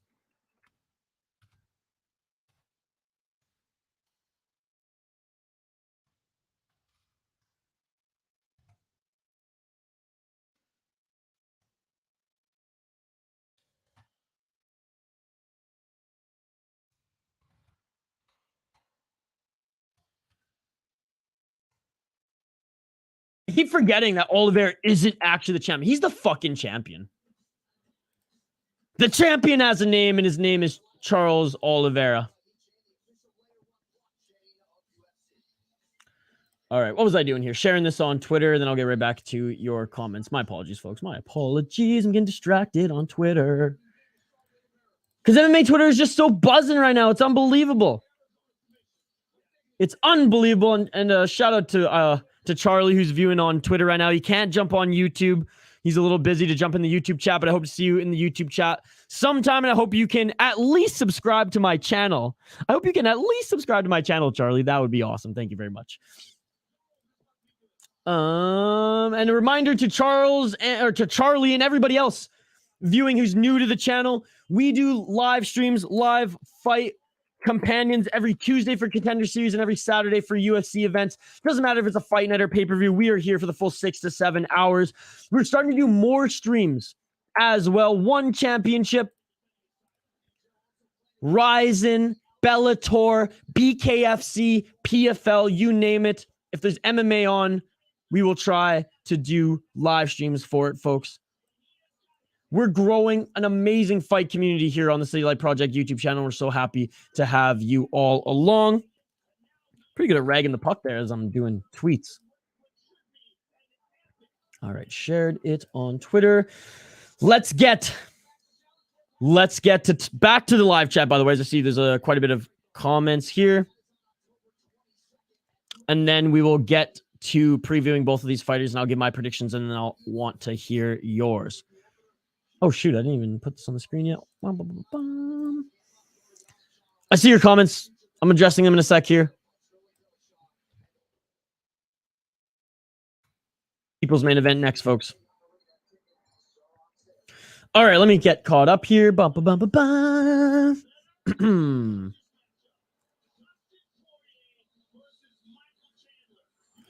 Lee has been sound as pound all week. I like him. I love him too. Sound as pound. I dig that, John. Oli Oliveira. John's got to do some ketamine. The guy he's fighting is nearly 9 heavier. Yes. However, Li Jingliang is a way more muscular and more of an athlete than Rodriguez. And I imagine he's ballooned back up to past 180 today as well. I hope Holland gets at least 1 or 2 good shots in before getting dominated. I hope he lands an uppercut at least. What I think is actually going to happen is Chimaev's going to stand and bang with him for a little bit like he did with Burns. As soon as he feels Holland's power, he's going to go for the takedown and end it. What he should do is do what he did to Li Jingliang, but I don't think he's going to do that. I hope Holland kicks Khamzat in the nuts. That's the only fight that will disappoint, unfortunately. John, I'm guessing just to keep you awake. I believe Holland can survive round 1. He's got a chance. It's a very limited chance. It's like Bobby Green and Makhachev chance. I don't think he makes it past the second. Jan versus O'Malley is going to be nuts, I reckon. It's going to be a hell of a striking match for sure. 100%. If Holland makes it the second round, it's a win for him. Brian, Charles doesn't even have the belt, bro. He can't lose what he doesn't have, right? I don't think, dude. Brian, put some fucking respect on his name, man. You think a one-dimensional wrestler is going to defeat Charles Oliveira, who defeated Gaethje, who defeated Ferguson, who defeated Chandler, who defeated Poirier? I'm sorry, man. Makhachev is nothing compared to those fighters. He's a damn good fighter. He's an unbelievable wrestler. He is nothing close to Charles Oliveira. He skipped the line. He was a bitch ass, and he decided to not fight Benny Dariush. He fights Bobby Green and gets a title shot. Fuck Makhachev. Let's go, Charles Oliveira. I'm getting sweaty and fired up. Brian, you got me fired up, buddy. You can see I'm turning red. Let's go, Oliveira. Unless Khamzat wants to play with his food for a while. I agree. However, I think O'Malley has one-shot knockout power that Jan doesn't have, but I think Jan wins that fight. Super aggressive and powerful, but O'Malley's got such precise accuracy, so it's going to be an interesting one for sure. IT Computer Learning Channel, what up? I am back. Much like Anderson Silva, I back.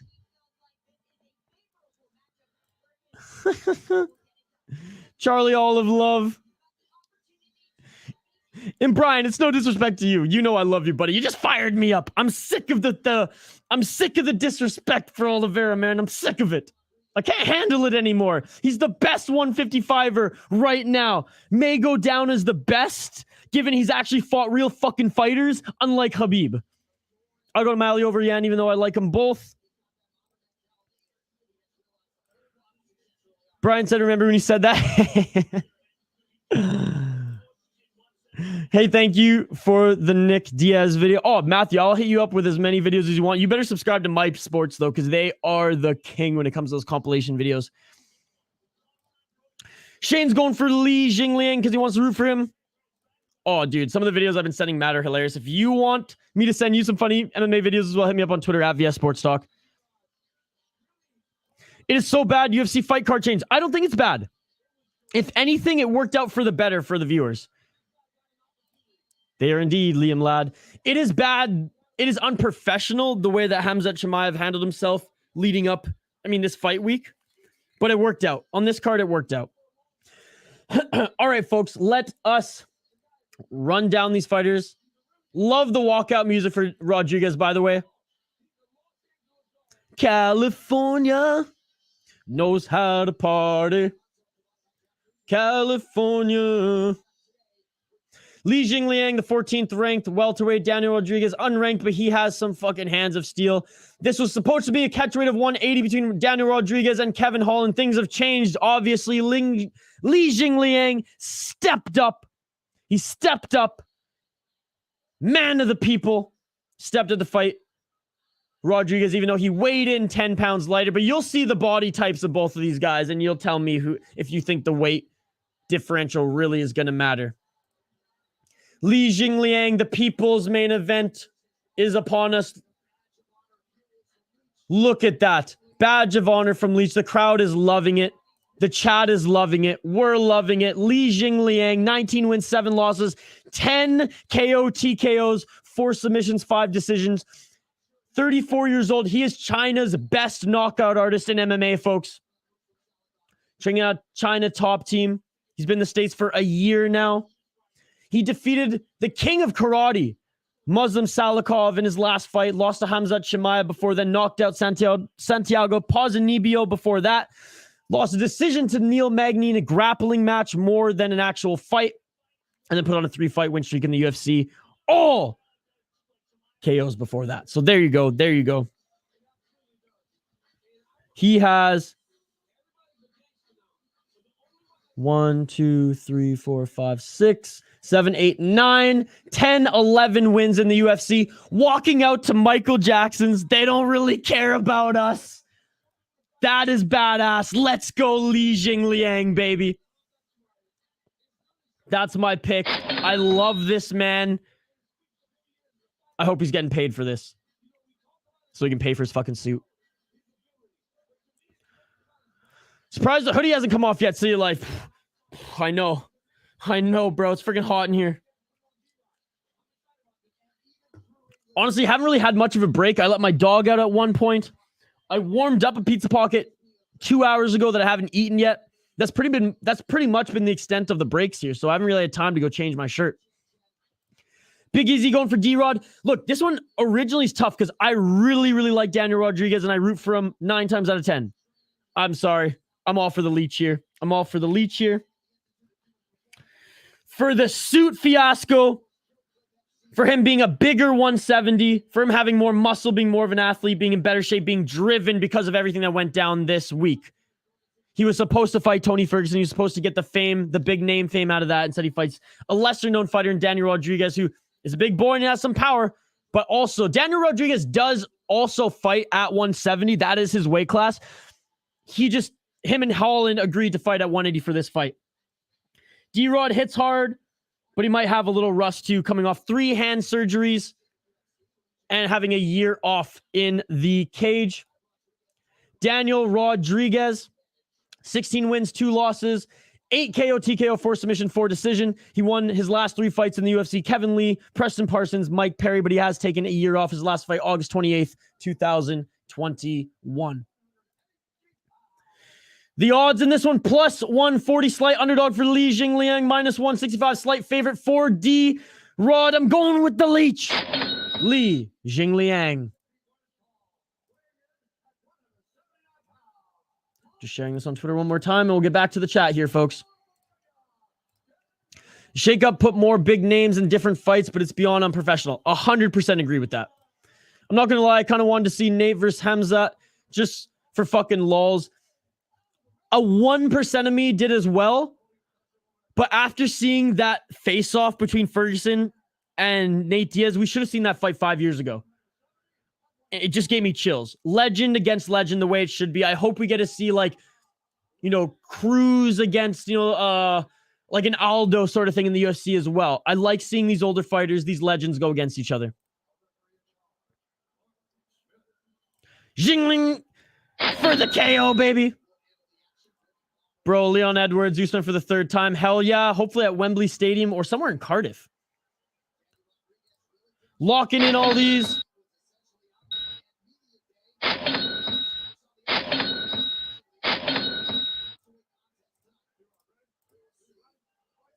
All right, here we go. Round 1, people's main event. Let's get it on. Let's get it on. Yeah, it's Back Channel Brewing. They gave it to me for free, bro. D-Rod, a great fighter, a lot of fun, but not a top 15 caliber. Not yet. All right, both these guys light on their feet right now. Both of them have heavy hands. Both of them are knockout artists. Leech is top 15, but not 5. 100% agree. And the Leech threw a leg kick there. Kind of went off balance. I feel like that's going to be the Leech's game, is pick apart those tiny legs of Rodriguez. Because look at those chicken legs of Rodriguez. That would be hilarious, John. 4 minutes in this round 1, 1 minute in.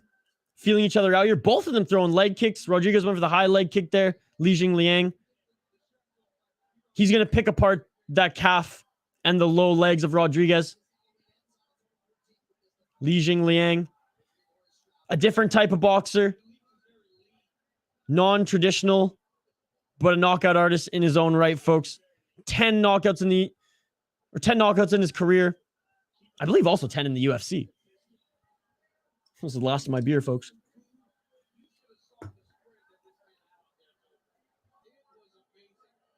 3 minutes, 30 seconds. Not a lot of action yet. Just picking apart the legs. Both of them are going for the knockout here, I can imagine. And both of these fighters, again, they didn't prepare for this fight. Jingliang prepared for Tony Ferguson. Tanner Rodriguez prepared for Kevin Holland. Now, they're both standing up here, and it was going to be a stand-up fight, probably, either their opponents, but different types of fighters. Pardon me.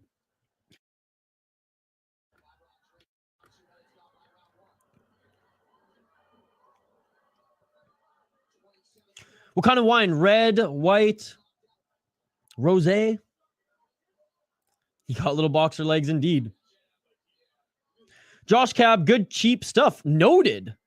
Noted. Hey, that shit beautiful than a motherfucker. If you want a really good, incredible, either white or rosé, and I say rosé not in like the cheap white girl wasted stuff, like actual real good rosé wine. Oyster Bay out of New Zealand. Best rosé in white I've had in a long time. 2020, I believe, for both of them. Oyster Bay out of New Zealand. Oh, catches the leg was Jingliang. Rodriguez with a good job of reading that with a spinning back fist, and that just misses. Jingliang went for like a overhand body shot there. That was interesting.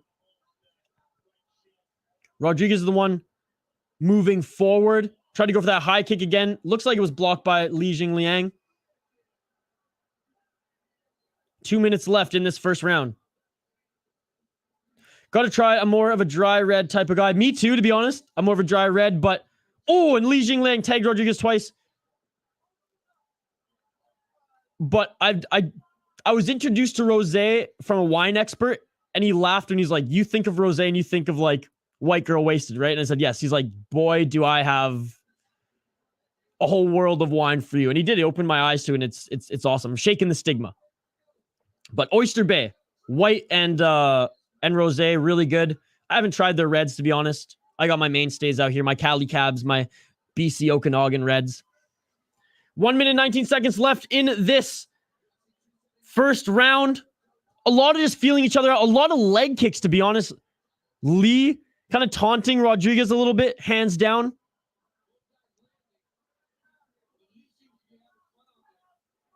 Leach looks a lot more loose. He's got to be careful throwing just those lackadaisical. Holy fuck, my voice is going. Leg kicks. As he almost got caught. As Rodriguez is a little bit more dialed, Leach looks a little bit more loose. You should maybe be wearing a white hoodie, no vino. Yeah, I don't have any vino in the house right now anyways. I would not drink red in this, by the way. 30 seconds left in this first round. Oh, Jingliang caught the leg of Rodriguez and then clocked him a little bit. Rodriguez is really trying to go for that spinning back fist after Jingliang catches his leg. He missed on that one again.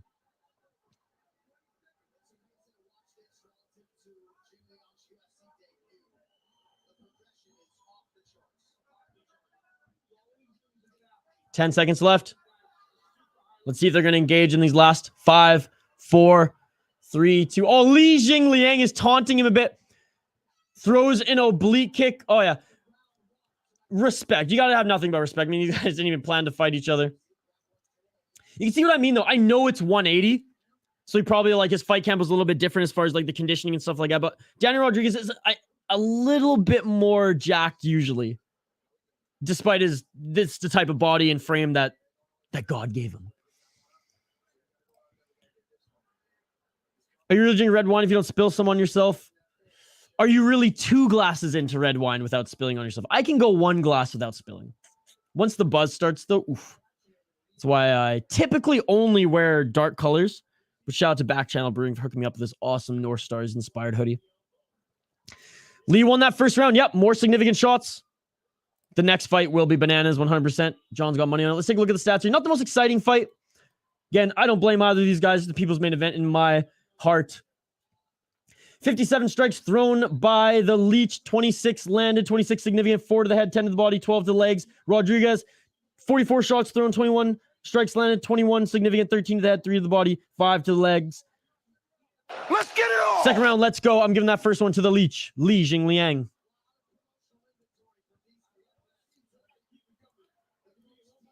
Feeling each other out again. Good head movement by both of these guys.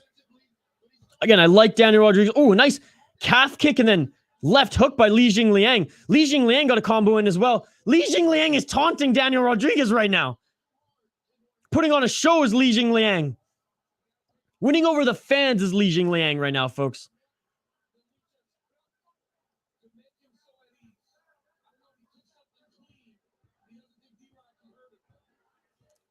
Because the Leech is not respecting Daniel Rodriguez's power right now. Because his hands are low. He's taunting a little bit. He's allowing Rodriguez to be the one who pushes forward. But Leech's counters are looking damn good. Rodriguez catches only for a moment, the kick of Leech. Rodriguez with a straight right jab. That landed nice. 3:58 left in the second round. Exchanging of leg kicks are both these guys. Leech is not going to gas. This guy's a pure athlete, so he's not going to gas as far as cardio-wise. Let's see Rodriguez as these rounds go on. Lee going for the bonus. Nice right by Lee. Lee and team Alpha Male got this. Is he part of Alpha Male? Lee's the man. Just poured vodka and it's 3:30 p.m. in New Zealand. Do I need help? Not at all. I cracked my first beer at 3 p.m. when this started. Shout out to you, Liam. You're an absolute beauty. I got to visit New Zealand sometime. I want to go there so bad. I have some friends there who I went to university with. Beautiful spot. It's basically another Canada, right? That's what I hear. I hear we're very similar, New Zealanders and Canadians. Lee deserves to get punished? By who? Why does Lee deserve to get punished? What has Lee done?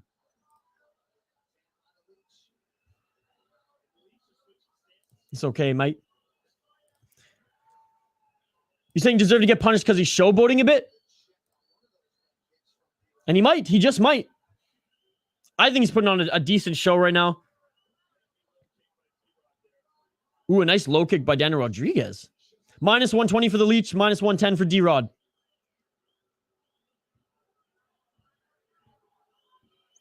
No, it's another Victoria Island. Ooh, nice overhand left by the Leech. Daniel Rodriguez answers with a straight jab. I'm on Samoko. It's 11:22 where I am, so I think it's okay, mate. Yeah, it's only 8:23 p.m. Pacific time. Vancouver, fuck. It's 5 o'clock somewhere. Cheers. Center of the octagon, 1 minute, 54 seconds left in the second round. Lee with the hands down, kind of a karate stance right now.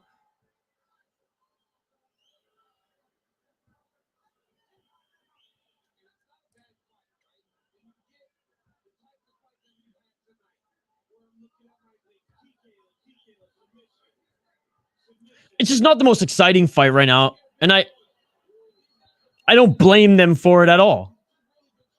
Two really good strikers with power. They each want to knock each other out. They're searching for that, dropping a little bit of combos, not gassing each other out. They're not going for takedowns. They're not going for clinches. They don't want any of that shit. They want 1-2 pop, knock each other out. 1 minute left in the second round. Now the punches are starting to... The output's starting to come out a little bit more. Ooh, and a nice overhand right by Lee. Didn't land super clean, though. Conor made a career of this shit. Let Lee do his thing. He's earned that after shit went through this week. 100%. Lee landed and looked like he sent Rodriguez back a little bit. Rodriguez now pressing forward again. Rodriguez does have a hell of a chin, though, folks. Yeah, I think it's pretty similar, especially because we both have dictators. Oh, man. It's crazy. It's absolutely crazy. Lee probably rehearsed those moves in the mirror thinking he was going to fight Ferguson. Yes! Yes! That shit beautiful than a motherfucker. Exactly that. Let's go in the distance. Yeah, and I figured that after this first round. Unless Lee just lands one of those overhand rights, Rodriguez got a hell of a chin. I don't know if he's going to knock him the fuck out, but man, we'll see. 10 seconds left. You almost caught him. Indeed, Brian. Lee grabs the leg and takes Rodriguez down, pushes him down, rather. Is he going to score for a takedown? Yes, he is. That was huge for the Leech. In the final 5 seconds of the fight, he earns a solid uptick in points there. 125 shots thrown by the Leech. 53 landed, 53 significant. 11 to the head, 19 to the body, 23 to the legs. 1 for 1 on that takedown. It was a sloppy takedown, but he threw Rodriguez to the ground. Rodriguez, 170 strikes thrown, 50 landed, 50 significant, 28 to the head, 7 to the body, 15 to the leg. It's close. The output is close. When they get into the pocket of exchanges, they're both throwing Lee kind of with that kind of more hook karate stance. Rodriguez very much a boxer. That takedown sealed it for that second round, though. Whether Lee won that first round narrowly or not, Lee won that second one because of that, in my opinion.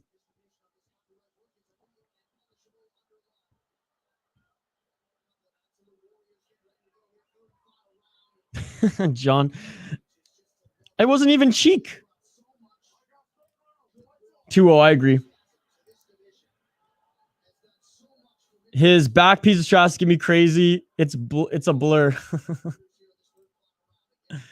You two are the tattoo experts. Oh yeah, let me know, like, whenever you want to talk about the fighters' tattoos, if you like them or not, I'm always down to talk about that in the live chat too, Brittany and Brian. Let's get it on! 30 seconds into this third round here. Minus 340 for Lee, plus 240 for Rodriguez. Live odds as we see here on the screen. Lee with the body shot.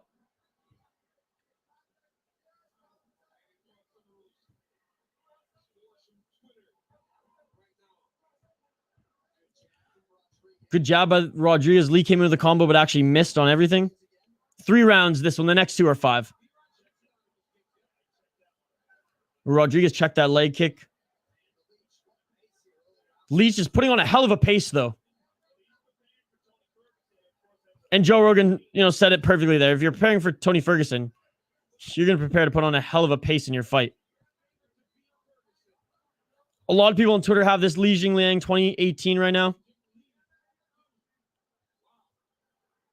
Oh, and a nice, I don't even know if that was an uppercut or a right hook by Li Jingliang. I missed it there, but he landed on Rodriguez. Catches the leg. Everyone on Twitter is saying that Lee's winning this fight thus far, and I tend to agree. No problem, Matt. Center of the octagon. Lee with the leg kick. Another leg kick by Lee. Lee kind of taunted with that uppercut there. Rodriguez pressing forward, but, Lee is the one setting the pace. Always moving side to side to side to side. He's just making Rodriguez move. Even though Rodriguez is moving forward, he's making him move.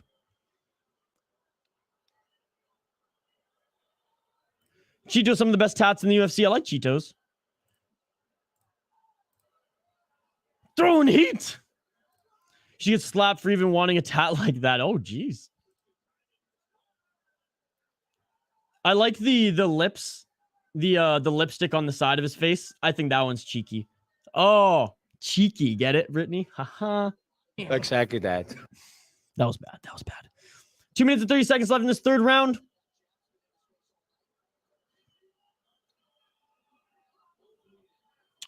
How on earth the view's gone down on this stream? I'm having a blast. Got to subscribe for me. Well, thank you, Liam. Look, the regulars have been here all day. I think everyone's just kind of watching the pay-per-view with their friends right now. They paid for it. They're probably keeping a more in-tuned eye on it than joining us right now. But hey, it's cool. We got over 20 people here, and we got people talking. We got the regulars here. You are all amazing. Thank you so much, Liam. Like and subscribe if you haven't already, folks. 1 minute, 50 seconds left in this third round. We have fight companions every Tuesday and Friday, folks, and we're doing more than we did LFA yesterday. We've been doing some bare knuckle FC. We'll do one championship again. Bellator, PFL. If you like fight content, join us. Fight predictions, fight reactions, all that and more live here on the City Light Project YouTube channel. Hey, John, Stop being mean to Brian, all right? Brian's dope. I don't know why the fuck you guys are beaking over here. It's just early and John's drunk. I don't want no hate in the live chat. Especially coming from two of my favorites.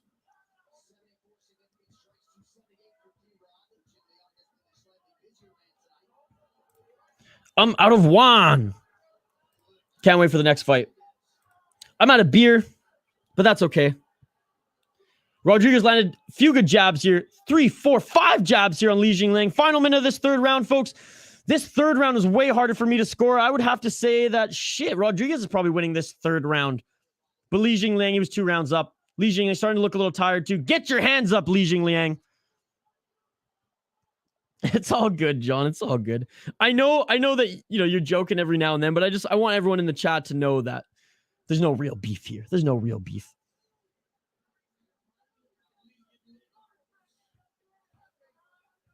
The chat does get fiery when John's here, though, and we love it. Out of Scotland. Look at that. Making up. Ooh, and Rodriguez is cut up. Rodriguez is cut up in the lip. Li Jingliang landed a good right hook, but Rodriguez, I think, has had a better third round. It sucks that the crowd is booing them. It's a technical striking fight. I feel like they left it all on the line here and they crushed it. People's main event for me. Fuck the boos. Fuck everybody booing. It was a good striking bout in my mind. Was it anything crazy? Nah. But over 100, almost 200 strikes thrown, not necessarily landed by each of these guys. Li Jingliang, look at that.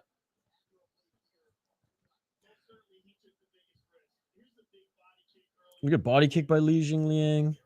Some awesome, sharp jabs by Rodriguez. Very technical fight. I'm excited to. I'm going to rewatch this fight later. Maybe take a few notes on it too. Maybe I'll even do a video on it to justify that it was actually a pretty damn good fight, and the crowd shouldn't be booing just because it's not a war.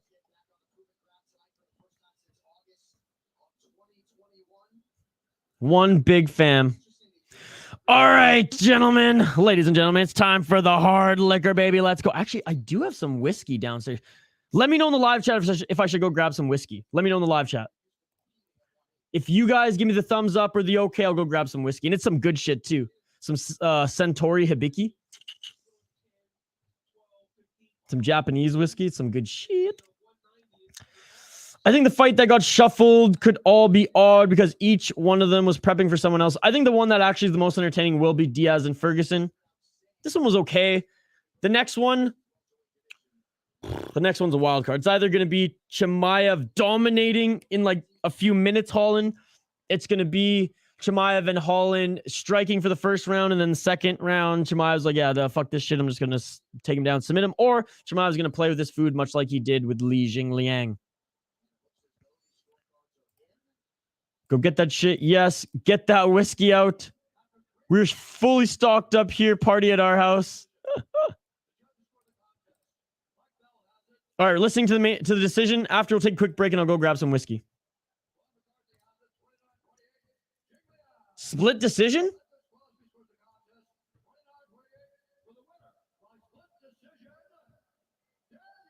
Daniel Rodriguez wins the split decision. Damn. Damn, that was close.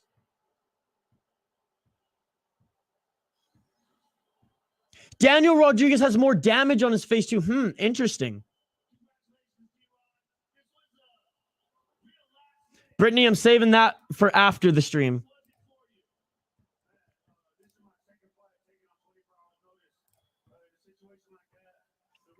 Little disappointed, to be perfectly honest. I thought Li Jingliang was going to take that one. And to be honest, this is where... Oh, man, Hoppy's going to fucking kill me.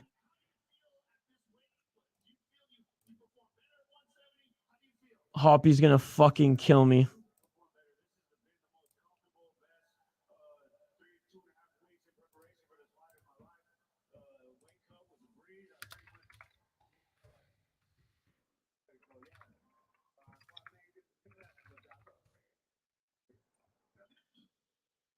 Fuck, man. I lost money on this one. God damn it. Oh. Fuck. That one was the moneymaker pick for me. Oh, god damn it. Rodriguez, why are you doing? God damn it. These judges, man. What the fuck? I know that one was close. I shouldn't actually rip on the judges there, but fuck. I feel like that one was a robbery.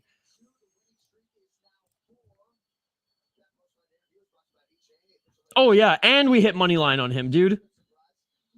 And we hit knockout, but that one didn't happen. Fuck. Well, that one stings. That one stings my wallet, folks. And it stings as far as pulling on the heartstrings. Kyle Lowry and Jamal Murray. Paulo Costa, Borrachina here as well. God damn, folks. God damn. Jack Eichel and the Vegas Golden Knights here as well. Crazy. Co-main event is upon us, folks. Wow. So Li Jingliang loses a close split decision. That one's a little sad for me. But hey, we move on. Chimaev, Kevin Holland, next here, co-main event, UFC 279. Give me a second. We're just going to share this on Twitter, and we will be right back.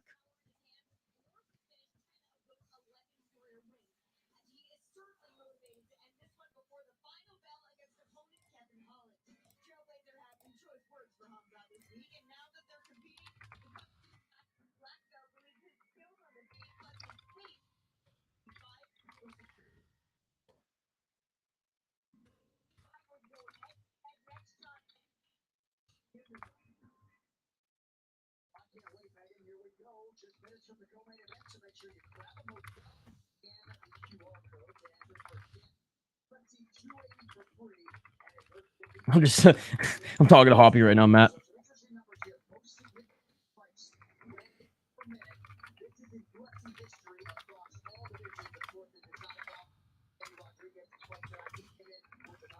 Oh, I'm pissed. Okay, moving on. I'm sharing this on Twitter, and I'm not going to message Hoppy anymore. Hey, for those viewing on Twitter, what's up? I see that there's 6 of you viewing on Twitter. What are you doing? Get the fuck off of Twitter and get your ass on YouTube. That's where all the action is happening. That is where the live chat is buzzing. Get off Twitter. Get over to YouTube, the City Life Project. The link is in the freaking video. The link is commented on this video. Get your ass over to YouTube, like the video, drop a comment in the live chat, and get in on all the action. God damn it. There we go. I think I've either scared some viewers on Twitter, or I've told you to migrate over, or you are indeed migrating over to YouTube. Just sharing this on Twitter, and then I will go and grab some whiskey, ladies and gentlemen. As the chat said, you should go grab it, so I will go grab it. Just gotta finish sharing this.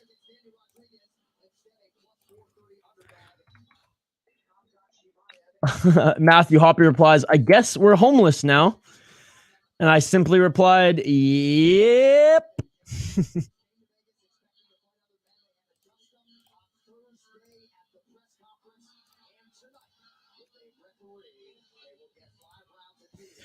All right, shared that one. Again, shout out to everyone on Twitter. Migrate over to YouTube, please. This is where the action's happening on YouTube.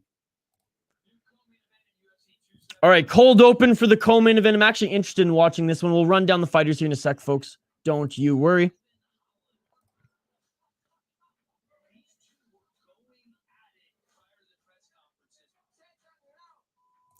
Second time we bullied a host into getting alcohol. Last time it was Dev with the fireball. Robbery, interesting. One of his parlays hinged on Lee, didn't it? Yep. Robbery, even though I had him by decision. Paulo Costa is the most interesting man in the UFC. Paulo Costa is my favorite guy in the UFC right now. Can you pull up the total stats for that last one? Yes, sir, I will. There you go, brother. Can you see it okay? I'll move this chat here, don't worry. Holland, let's fucking go. We're supposed to take a win today against Ferg, and Gerard was supposed to take an L to Holland. Ain't that some shit? Yeah, man, I'm going to come back to that comment later, to be honest. Khamzat Chimaev for the win. Never mind. All good. Let's go, Holland. All right, let me go back to the catch weight.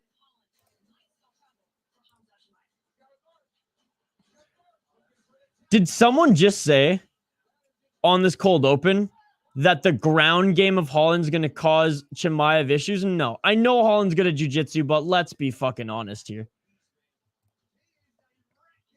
Oh, dude. Well, it has to be Modelo because of the UFC, but yes.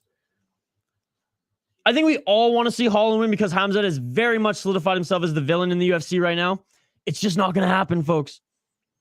Shane's going Chimaev. Unfortunately, Shane, I'm going Chimaev too, locking it in. So much people lost money today, dude. It's fucking insane. If Holland can drag him in the deep waters, I'd be absolutely pumped.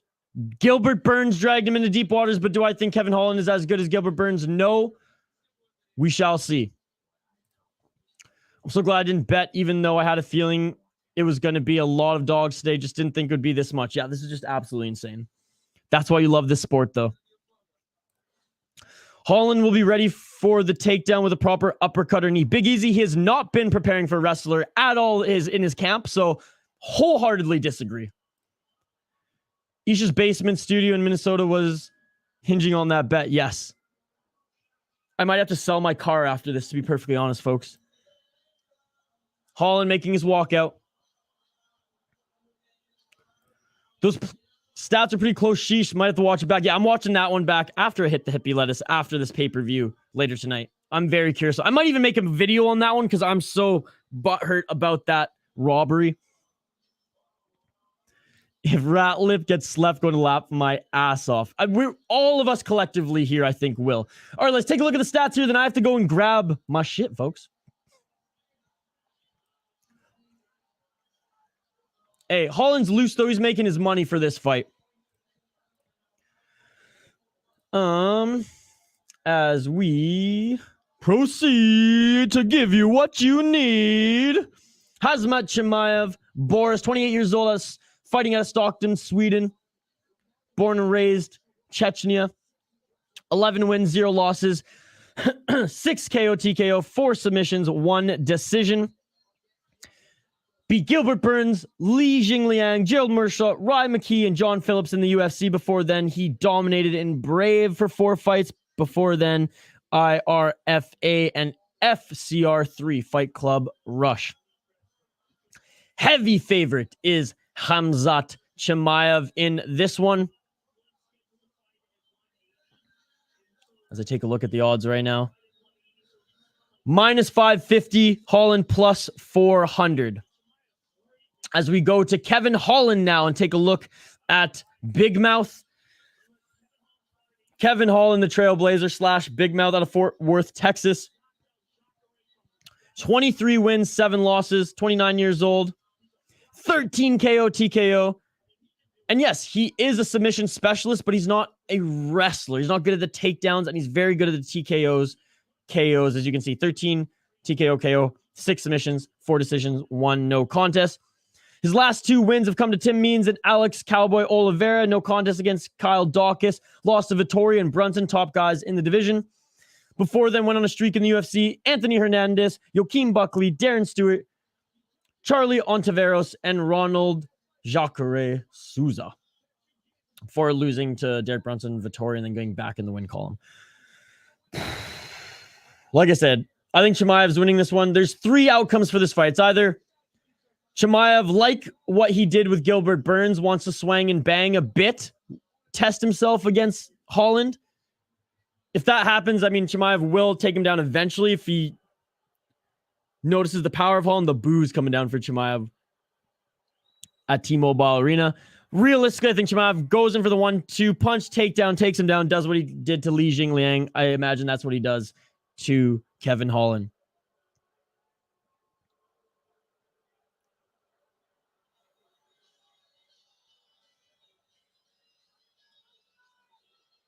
Glad to be sharing a moment with y'all. Here we fucking go.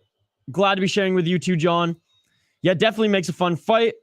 Stunning shot. Holland forces Chimaev to stand up and strike. Forces, keyword, no. Because that would mean he'd be good at the takedown defense. What I think, because we saw this in the Gilbert Burns fight. Chimaev had no business standing with Gilbert Burns. Gilbert Burns is a better stand-up fighter than Chimaev. Let's be honest, he is more experienced.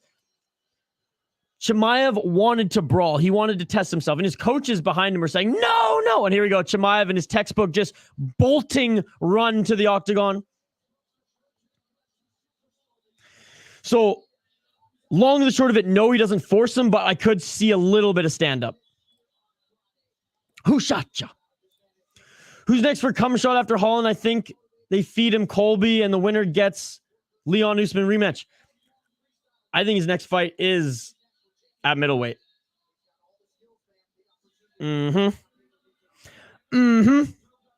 Chimaev, Robert Whittaker. If Whittaker doesn't move up. Shit.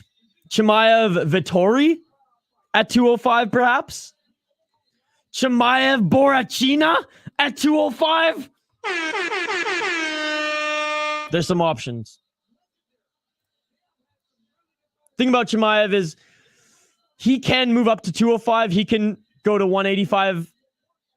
I don't think he's going to be at 170 for too much longer. He is going to have to stuff a couple times. I hope Khamzat tries to stand and bang. If he stays in this division, he's 100% fighting Colby next. If he goes to 185 or 205, there's a lot of good fights. Colby gets a bad rap. He's an unbelievable fighter in the UFC. Unbelievable. Let's just watch these fights, guys. Colby won't stand a chance. Highly disagree. I think Colby's a better wrestler than Chimaev. 100%. Hear the boos. It's time. He ran, then stopped. Yeah, he didn't want to trip over something, probably. He is ready. Is the train getting derailed? We shall see. This would be one of the biggest upsets. I mean, the biggest upset since Leon Edwards beat Usman, which I know is only a few weeks removed, but as far as just because there's so many UFC events. Shoot, I didn't have enough time to go grab my whiskey. I'll have to do it on the next, before the main event. I promise I'll go grab some. It's all the way downstairs, packed in a box. I know which box, but it will literally take me like 3 to 4 minutes, and I don't have 3 to 4 minutes till this fight starts. Fucking Herb Dean. Okay, Holland is going to die. Herb Dean is going to let Chimaev literally take the head off Holland, because that is what Herb Dean does. He wants fighters to die in the octagon. Herb Dean, you're done. You're done. Get the fuck out of the UFC. Stop hurting people. I'm sick of Herb Dean, man. I'm so sick of Herb Dean. Can't stand him. Abraham Lincoln in the house. Have you guys seen the picture of Chimaev without the beard? Matthew, go check that out, buddy. I think Chimaev strikes just to prove a point and makes it a little closer than needed. Gets choked really hard by Holland once and shoots for a takedown, and it's domination time. Gets clocked, sorry. Yes, that's exactly what I think happens, Omni. Exactly that. Holland got the reach big time. Holland is an incredible striker. Don't get me wrong. He's got power. Enough power to knock out Chimaev? No, but to put him down his ass? Yeah. Burns did it. Just put my masked money on Kev submission. That's €6, eh, buddy?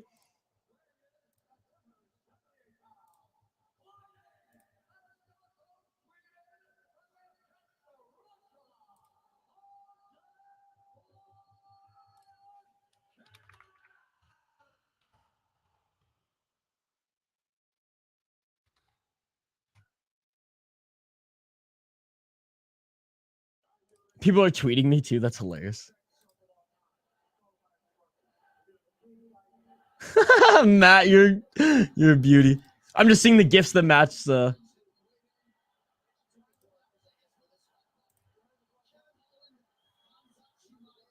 All right, folks, keep the comments coming, but you know our eyes are going to be locked and loaded on this one. 3 or 5 rounds, co-main event, Kevin Holland, Chimaev. Let's get it on. Let's get it on. And Khamzat Chimaev takes Kevin Holland to the ground right away. Right away. And Kevin Holland's back up to his feet. This is going to be a grappling match. Chimaev does not want to bang with Holland. Holland doing a good job of trying to evade the takedown. Chimaev takes him right back. Now Holland scrambling. Chimaev, top position right now. They're talking to each other. Holland's talking to him. Holland scramble in the full guard of Chimaev. Chimaev's in the full guard of Holland, rather. They're talking to each other. Both of them are talking to each other. Oh my God. Pounds, laddie. Sorry about that. Rooting for Big Mouth. What's up, Arthur? Thanks so much for joining. Oh! I mean, Chimaev's going to throw a crazy pace on Big Mouth. He's going to grapple him like no other. He's going to toss him around here. This is what we figured. Another takedown. But a great job by Kevin Holland. Oh, Darce choke attempt. Darce choke attempt by Chimaev. Doesn't have it, though. Kevin Holland, he is a good scrambler. And he is good at jiu-jitsu.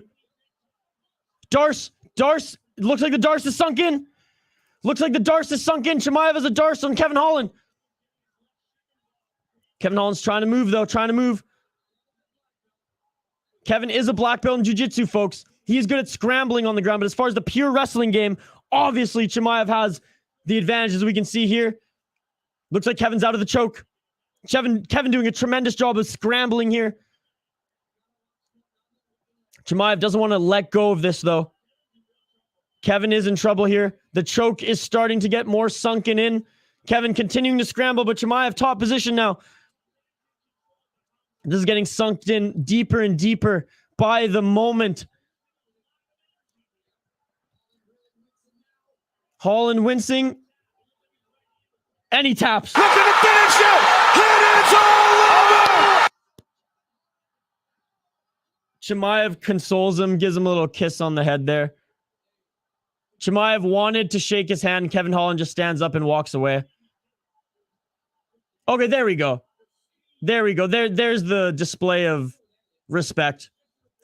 Chimaev gives him a little wink. Folks, there's fucking levels to this game.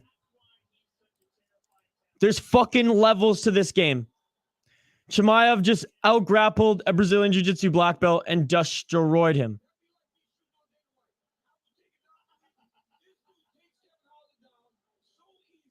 Wow. You know what, though? Credit to Kevin Holland. He scrambled. There's levels to this, folks. Chimaev was relentless. He said he was going to take his head, and he took his head. Wow. He's good. He's fucking good, folks. What can we say? I feel for Holland a little bit. Chimaev going over to console him and talk to him a little bit more. They're both talking to Hunter Campbell and Dana White. At least they showed some respect. After everything that went down the last 2 days, at least they're showing each other some respect in the octagon. Can't wait to listen to the press conference after this. Oh, yeah. We all knew.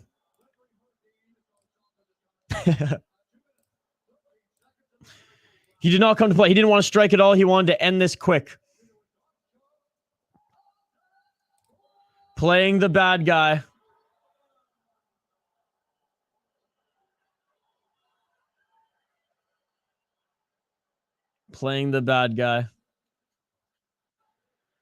He's something else, folks. Khamzat Chimaev. You can tell Brown is going to be first.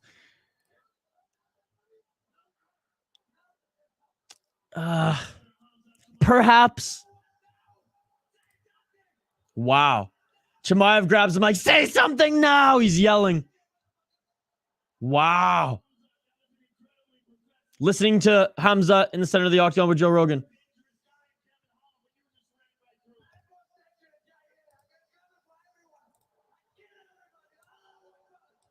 Oh, I'm the most dangerous guy here. I kill everybody in all the weight classes.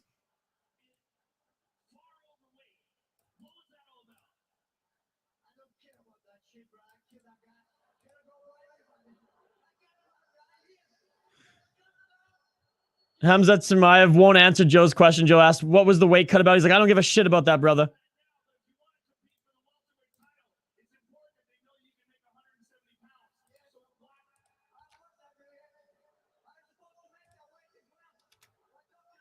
Oh, he's blaming it on the doctors. I was supposed to make the weight, but the doctors stopped it. He said, I don't want to die in the bed. I want to die in the cage. And I'm coming for all you guys. Oh, and Joe keeps pressing him with the questions, bro.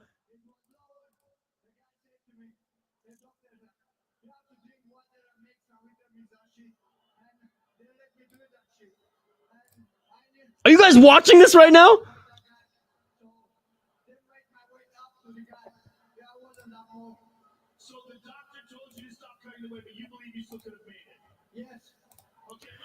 So Chimaev says he believes he still could have made weight. By the way, the two people viewing on Twitter, get your ass over to YouTube. Chime in the live chat here. What are you doing on Twitter? Get over to YouTube.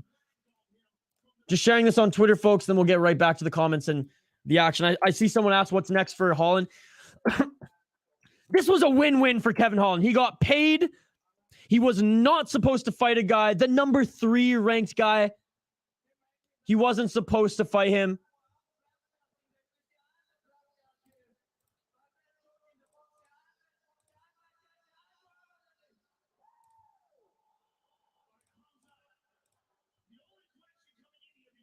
Joe's asking a lot of questions for Chimaev.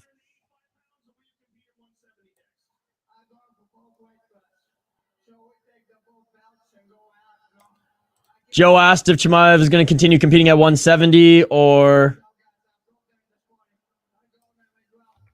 180, and he's like, both.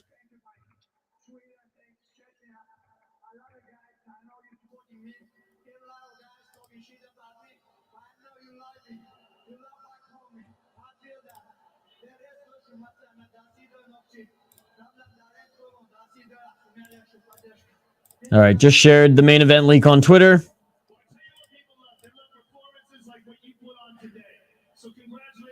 So what's next for Holland now? I mean, again, I don't think this deteriorated anything as far as Kevin Holland. He fought a terrible matchup, a guy that he probably wouldn't have signed to fight at this stage in his career, in this stage of where he's at in the rankings. He signed up to fight him to save the card. Kevin Holland will continue to rise, will continue to be a star for the UFC. They'll continue to push him closer and closer to title contention. I don't think, I mean, what's next for him? I don't know. I don't know what's next in the division for him. He just dropped to 172, Kevin Holland, right? So someone just outside the top 15. Give me some names, Omni. Who do you think Kevin should fight next? Fucking make weight next time. Exactly, Pinche Walter. Exactly. It's Tony time, bitches. I can't wait till Colby fucks this dude off. That's going to be a hard one, man. That's going to be a tough one. I'm excited to see Colby Covington, Khamzat Chimaev. Does Chimaev become the first ever trip champ? I kill everybody. If he moves up to 185, and Costa would be the fight to make. Dude. And he will eventually probably fight at 185, I imagine. But Chimaev Costa, could you imagine leading up to that fight? You thought Costa and Izzy was good. You thought Costa Vittori was good. You thought Rockhold Costa was good. We have not seen anything yet until Costa goes up against the Gourmet Chechen with the secret juice. Never with his cardio, was already gassing out. Well, again, Brian, come on now. Hindsight, come on now. Brian, I know you're smarter than this, buddy. Of course he was gassing out already. Look at the pace he threw. He's not going to come out like that against Colby Covington. He's going to box Colby Covington to start. Like he did with Gilbert Burns. Like, to be perfectly honest, Brian, let's look at this. Let's try to shed the liquor from our brains for just 1 second. I have to go grab some more liquor, but okay, shed it for a sec as we're in logical mindset here for a second. Chimaev's not going to do what he did to Holland or Lee against Colby. He's going to do what he did against Burns. That's facts, bro. That's facts. All right. Alcohol and weed back. We can talk crazy now.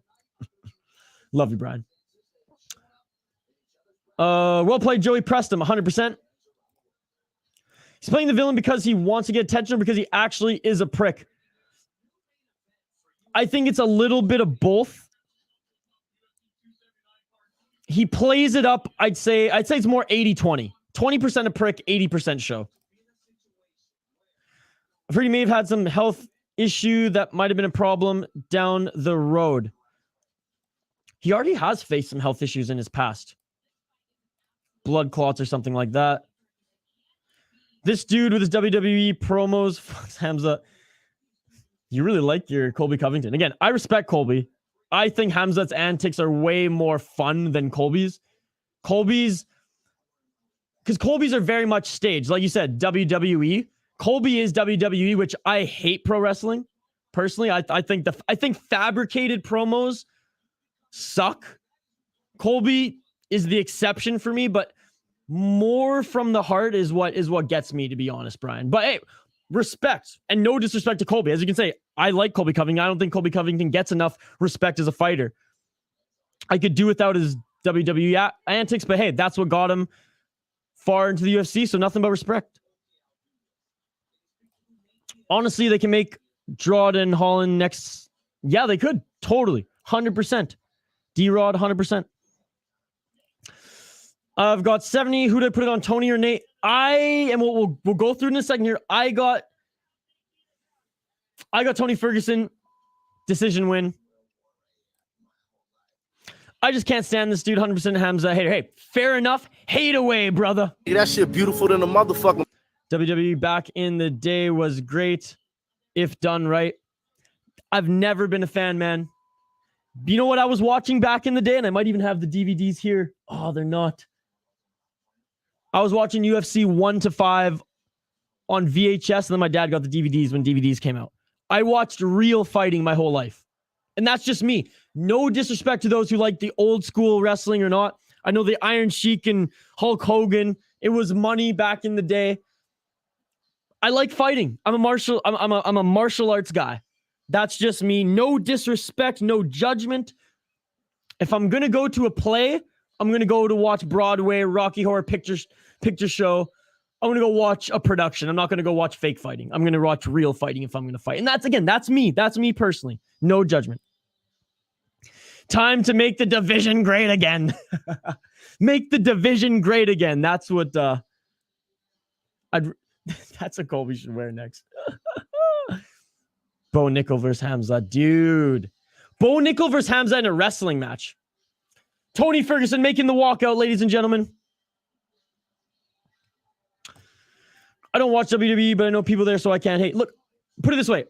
I do not hate the athletes. And I do think that if you are in the WWE, it's not fighting, but it is 100% a sport. And you have to be in tremendous shape and you have to be a hell of an athlete to compete.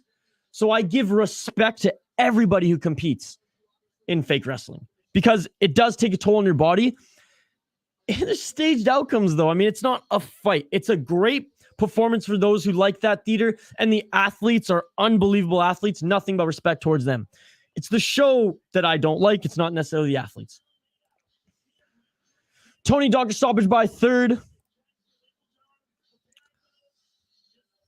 I can't watch it now, but as a kid, it was fun. Hey, fair enough, man. Fair enough.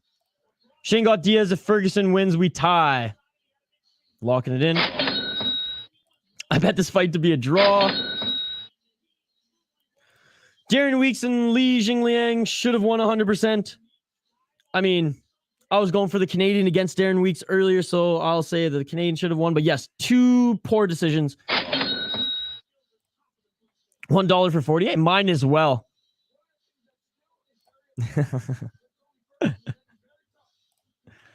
Going with Nate. All right, let's run them down, folks. Let's run them down. We are there. It is time. Main event 279. Tony Ferguson, 25 wins, 7 losses. El Cucuy, 38 years old, 12 wins, TKO, 8 submissions, 5 decisions. He lost his last 4 fights in the UFC to absolute killers, folks. Michael Chandler, Benil Dariush, Charles Oliveira, and Justin Gaethje. By the way, Makhachev should have fought Benil Dariush. He took the bitch way out. No disrespect to Bobby Green, but come on, folks. Come on. He should not be getting a title shot. I cannot stand Makhachev. But anyways, Tony Ferguson, El Kukui, legend in the game, moved up to 170 to fight Li Jingliang originally, but now Nate Diaz. Nate Diaz, 20 wins, 13 losses, 37 years old, 6 wins, 11 submissions, 4 decisions. He lost his last 2 fights to Leon Edwards, the welterweight champion, Jorge Masvidal, the baddest motherfucker. He beat Anthony Pettis when Anthony Pettis was on his way out of the UFC. He beat Conor McGregor. He lost to Conor McGregor, but he had that huge upset to Conor McGregor. He beat Michael Johnson. He had war against Rafael Dos Anjos, Gray Maynard, Josh Thompson, Bendis Henderson. Wins over Jim Miller, Donald Sterling, Takanori Gomi, Gray Maynard as well. I mean, what is there else to say? Stockton, motherfucker. Nate Diaz. Let's look at the odds here.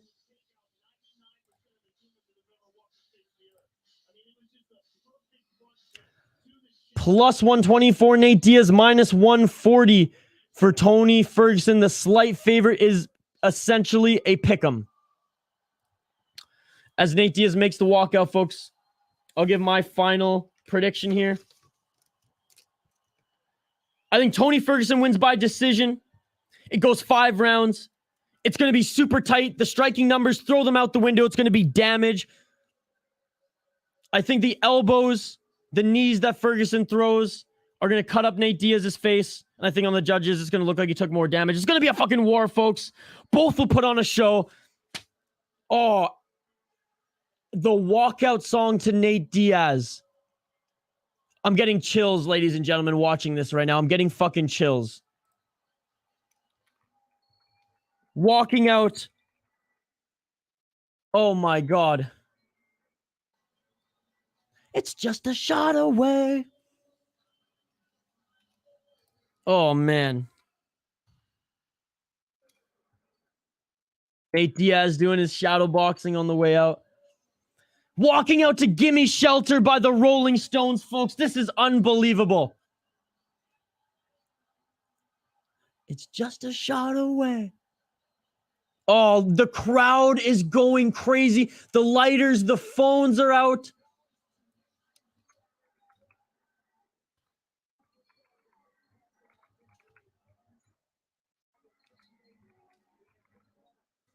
I'm just writing on Twitter, Stockton, motherfucker.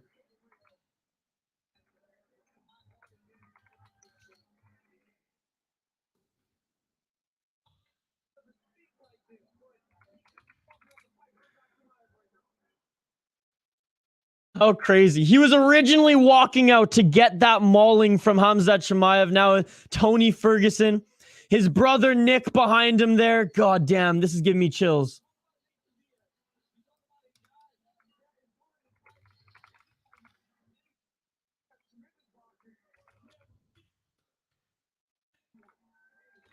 Oh, and still Dre comes on. Great job by the UFC putting that song on as Nate is getting checked out by the cut man.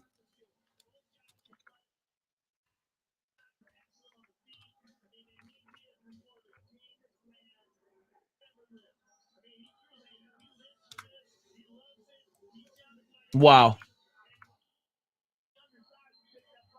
Wow. Okay, I'll get right back to the comments here, folks. I know I've been neglecting the live chat here. I'm just watching this broadcast with chills right now, folks.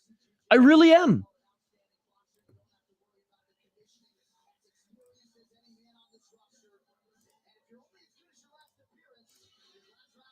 I'm just typing in Twitter right now. Chills. Okay, back to the comments here. Tony schools Nate. Love Tony and Nate so hard for me, but since I have to pick, I will go with Nate. El Kukui looking thick. Really wish Nick would have fought more the last 6 years. Hey, man. Put it this way. He was a warrior for the UFC for so long. Oh, bows in the octagon. He was a warrior in his early career. In the first half of Nate Diaz's career, he fought up to 3-4 times a year. He was allowed to take time off in the later parts of his career, in my opinion. Very happy that Josh Goddard Or Josh Goddard.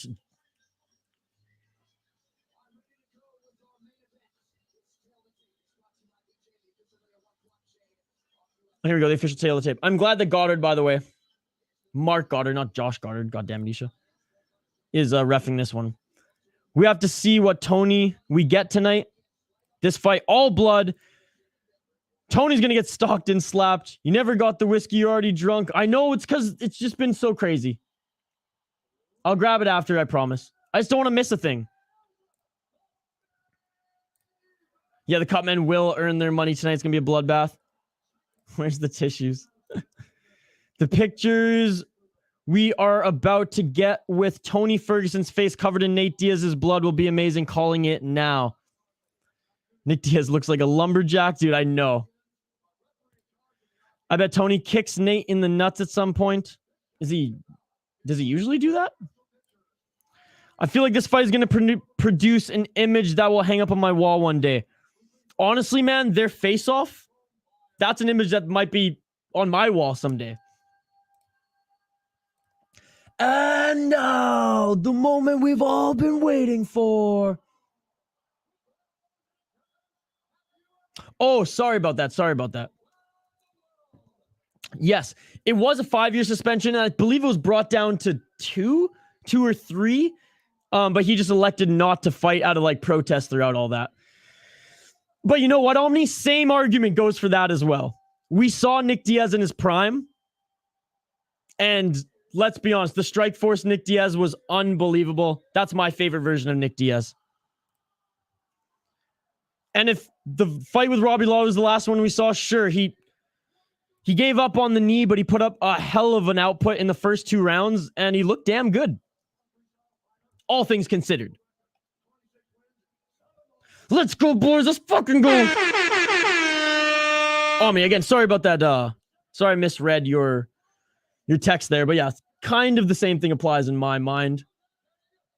But it did suck because he probably had 2-3 more high-level fights coming off, you know, the GSP, the Silva. El Kukui with the blonde hair at 170. 2 legends. Again, Tony Ferguson's 38 years old, folks.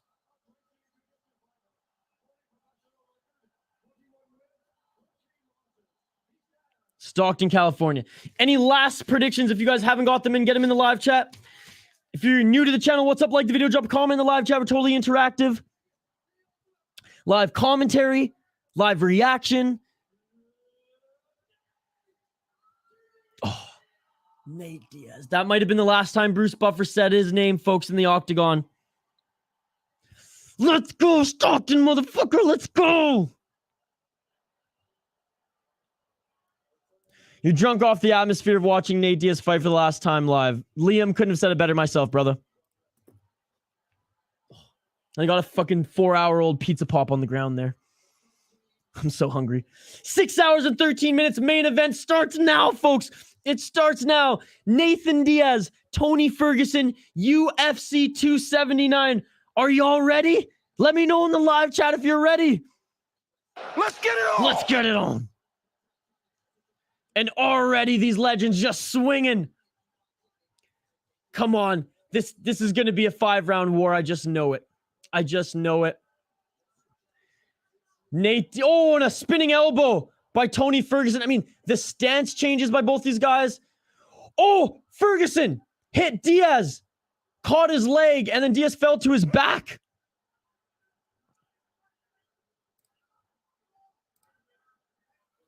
Some excitement right off the bat here, folks. This is what you want to see. I love these Legends fights, folks. I want to see Dominic Cruz take on like a Frankie Edgar or Aldo next too. These are the fights that we need to see. High skill, but with a pace that these guys can respect and control themselves, being that they're almost 40 years old each. Both of them with their stances, very unorthodox, both of them, because Nate will do that. Nate will walk away and throw a punch or a kick, where El Kukui, he'll do something crazy with a spinning move. The upward elbow attempt by Tony Ferguson as he dodged that punch by Nate Diaz. Tony by sub, last minute prediction by Omni. I'll give everybody in this live chat a shout out by the end of the stream. We have to choose 2 winners as well. Tony tagged Diaz again. Don't worry, folks. We have 2 prizes to give out in the live chat.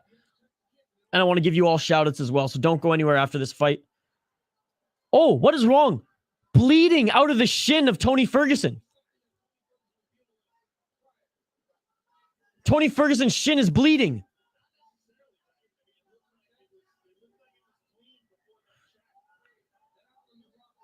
Nate Diaz checked the leg kick of Tony Ferguson. Tony Ferguson's shin is bleeding. Tony Ferguson, what is he doing? Oh, they're playing around here. Tony Ferguson smiling. Nate Diaz not smiling at all. I mean, he is calm, cool, collected. Already felt the power of El Kukui. Chills. Hard to describe how I'm feeling watching this, loving them both. John, I'm feeling the exact same way, brother. This is tremendous.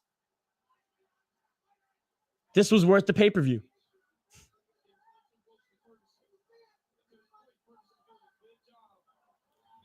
Ferguson's shin is bloodied up. Took that checked leg kick.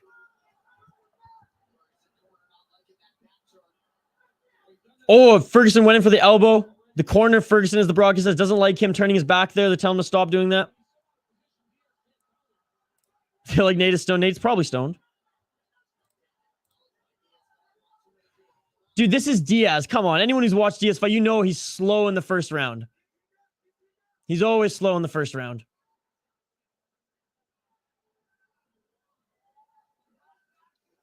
Nice few shots there by Diaz. Oh, and he's pointed at Ferguson. Oh, Ferguson went to fist bump and Stockton slapped that fist. And Ferguson now, you saw he was smiling. He went right to, you know what? Well, fuck you then. Let's go. Definitely Stone liked me. Can't wait to hit the hippie lettuce myself after this stream, folks.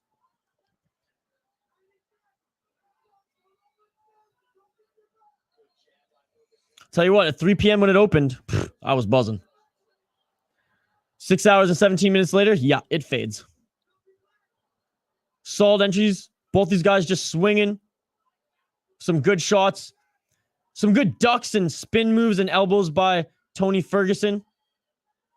God, I love the way both of these guys fight. And again, even at 37, 38 years old, the technique we're seeing by both these guys is amazing. Imagine if we saw this 5 years ago in their prime. Oh, a leg kick by Tony Ferguson seemed to hurt Diaz, but Diaz clipped Ferguson a few times against the cage. Good jab by Diaz. Ferguson's picking apart his legs, though. Big slapped. Got to pretend to tie the shoes and sneak a bong rip. I love it.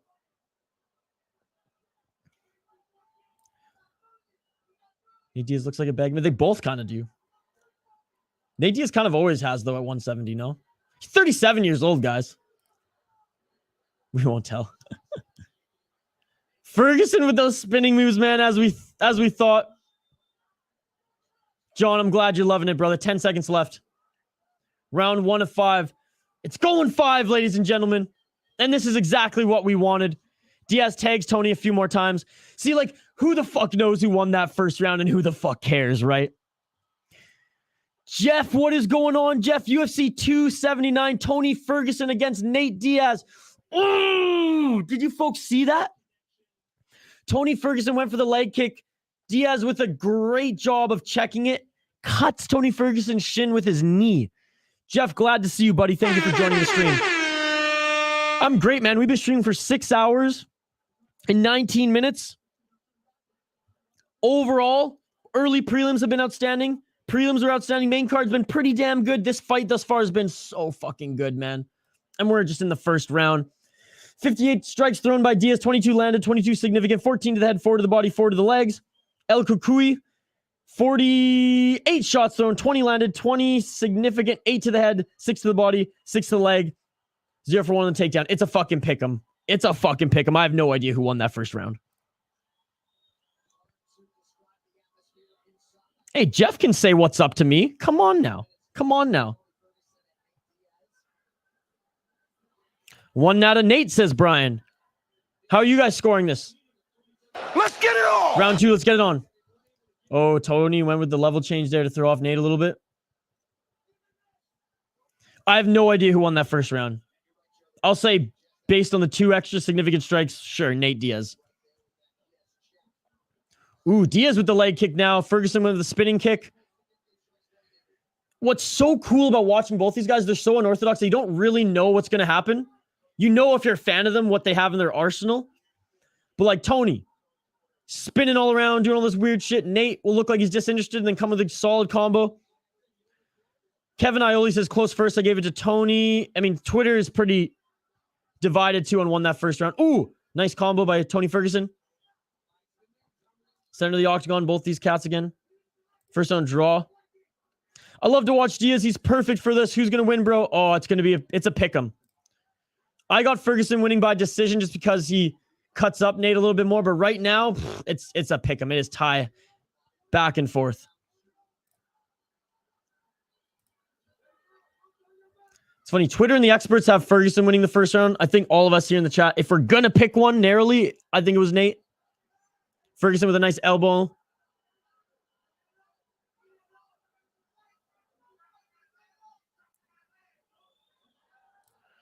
Joey might get $40 after all. If it's a draw. Sorry, just chimed in and watched some big upsets in college football. I'm spent. Dude, there's been some big upsets on this card too. How many upsets have we had? 8 on this card? Hope you had a great day, Jeff. Hope you're having a great weekend. Glad to see you here, buddy. Ooh, Tony Ferguson tags Nate. Little 1-2 combo. But Nate's stalking him down going, yeah, let's go, let's go. The uppercut in that combination by Tony Ferguson was excellent. No need to apologize, Jeff. No need to apologize. Absolutely love that you're here, brother. 3 minutes left in this second round.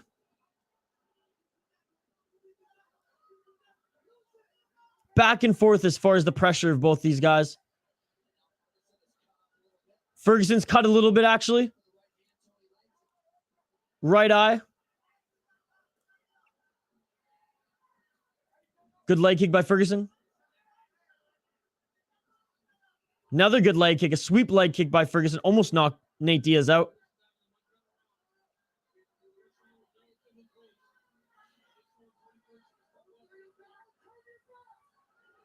Oh, Nate Diaz with a great combo. Tagged Tony Ferguson about 3 times in the face, then hit him with a leg kick. Don't let him bully you, son. You can't let Nate hanging around kill you in later rounds. 100%. We all see Nate start slow. His entire career, he started slow in the first round. If it does end up as a draw, I think it was set up. If it ends up as a draw, it just means there's shitty judging. Tony Ferguson falls down as he was swinging. He wasn't knocked down there.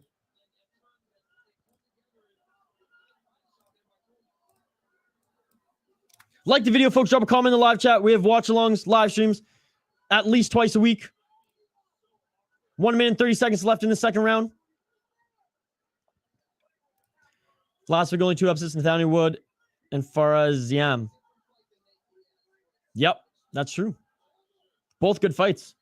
Charles Jourdain lost to Nathaniel Wood. Nathaniel Wood using that Muay Thai sweep excellently. Oh, Nate Diaz lands a few shots on El Kukui. Nate Diaz, I feel like, is winning this round. Landing the more significant shots. Cut up El Kukui. Nate Diaz stalking him now. Tony Ferguson doing a good job of continuing to move, though. He's light on his feet. Nate Diaz is a fucking dog, man.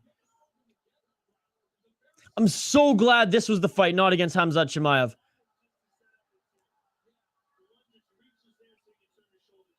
The right eye of Tony Ferguson is bleeding, folks. Right under the eye. I thought that Nate Diaz would be more banged up as far as the damage shown. That's why I honestly predicted that El Kukui would win this in 5 rounds. But look at what's going on now. Nate Diaz, 30 seconds left in this second round. He's already cut up Tony Ferguson. There will be blood. We all predicted it, folks.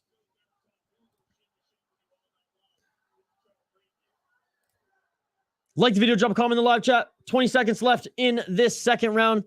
The significant strikes are basically even. 47 for Diaz, 41 for Ferguson. I'll give a shout out to everyone on the stream, and we will announce our contest winners at the end of this fight as well, folks, so don't go anywhere. Great round for Nate Diaz. That first round was close. Oh, Diaz pointed and almost kicked him in the stomach. Oh, now they're talking. It's funny because Tony almost like wants to show him some respect, and Nate's just like, get the fuck out of here, bitch. Khamzat would have finished Nate 30 seconds faster than you did Holland. Oh, I would say a minute faster than you finished Holland. Nate wouldn't have been able to scramble that athletically as Holland did. All right, let's take a look at the stats here. 130. We're going to have such crazy output, folks. Oh, it looks like Tony Ferguson's cut above the eye. Shit, that's not good. That's not good. Blood was seeping into his eye. The cut man has a lot of work on that one, folks. 130 shots thrown by Nate Diaz. 48 landed, 48 significant. 35 to the head, 7 to the body, 6 to the leg. Tony Ferguson, 42 shots landed on 103 thrown. 42 significant, 16 to the head, 11 to the body, 15 to the leg. Both looking fresh. Both Tony just dancing in the middle of the octagon.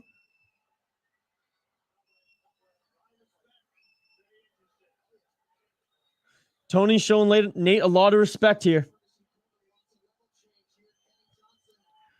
Ferguson's corner wants him to take Nate down.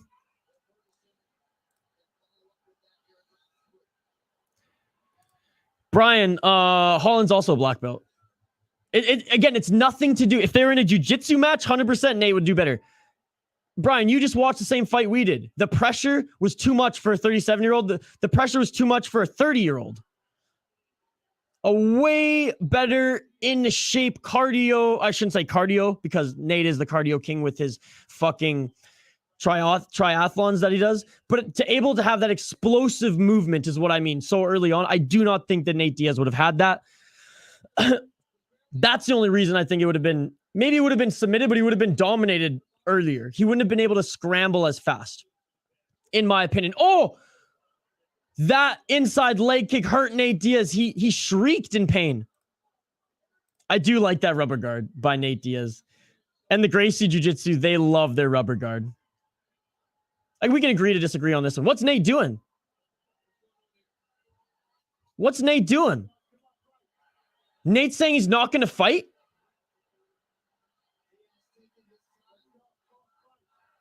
What's going on here?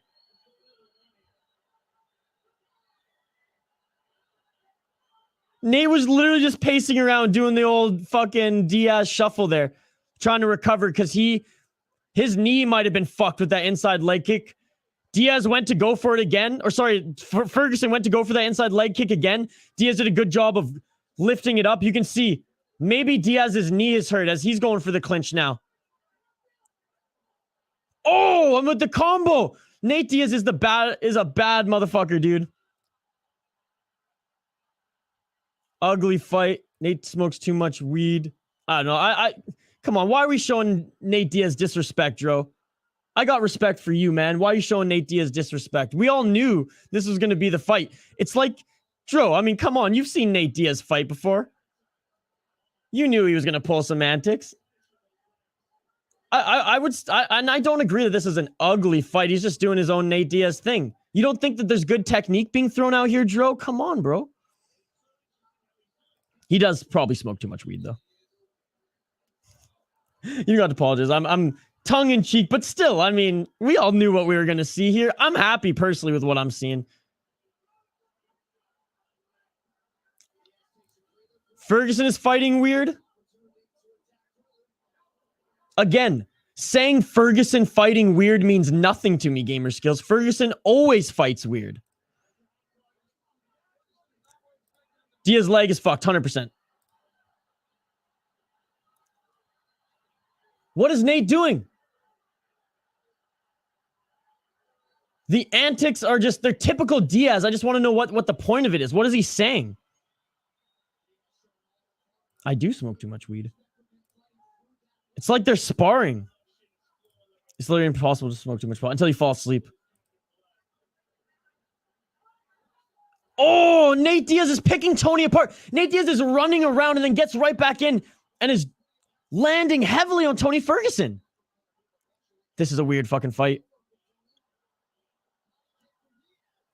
Body kick from Diaz hurt Tony there. Tony's bloodied up his shin, his face.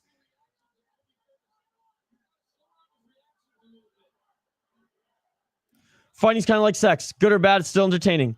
Omni comments tonight. Oh, Nate hit Tony hard there.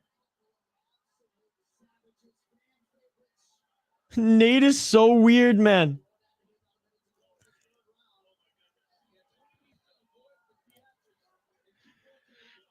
And there we go. That is a great point by DC. Nate's almost baiting him into these theatrics, right? And it's working. Nate is getting the better of Ferguson despite Nate lollygagging around, talking to who, I don't know who the fuck he's talking to. So, I mean, if anyone wants to dog on Nate, that's fine, but it's working. Whatever he's doing with his crazy mind games right now, it's working because he's getting the better of Tony Ferguson in this third round, 30 seconds left. Dro, again, you don't have to apologize.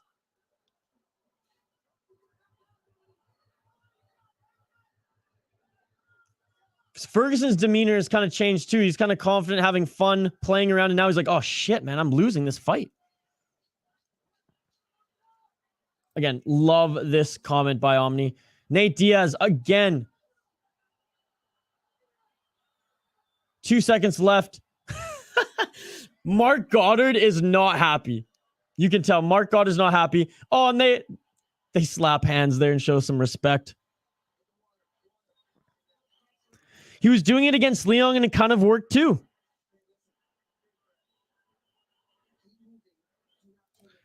Not this much though. That's true. You know what? I think he's doing it to really get in the head of Tony Ferguson because he's confident enough to do it. That inside leg kick, though, that Tony landed, that really hurt Nate. And I think that's what led to some of the antics right off the bat to try to recover a little bit. I wonder what Nate was saying to his corner, though.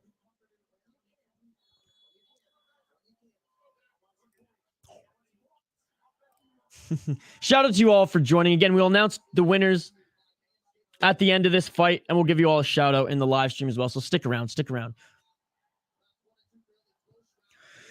All right, we go into championship rounds now. I know there's not a championship on the line. Round 4 of 5. UFC 279 main event. Diaz, Ferguson. Let's get it on. Let's get it on. And right away, Diaz with those lengthy boxing shots. Ferguson, his corner wants him to go for the takedown. This commentary is amazing. Oh, thank you, buddy. I appreciate it. This commentary, I'm glad I still got some pep in my step. I'm glad I'm still buzzing as we're 6 hours and 33 minutes in. Front kick by Diaz. Diaz leaning forward with his head.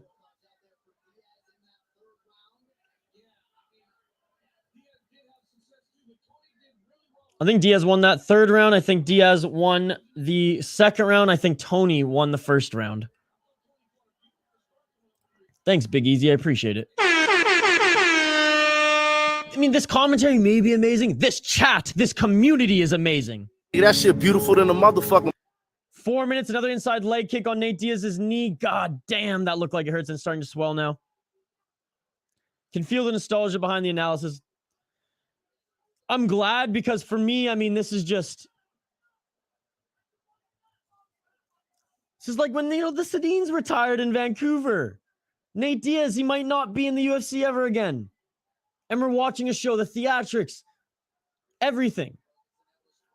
Nate Diaz with the foot stomp? Are you shitting me?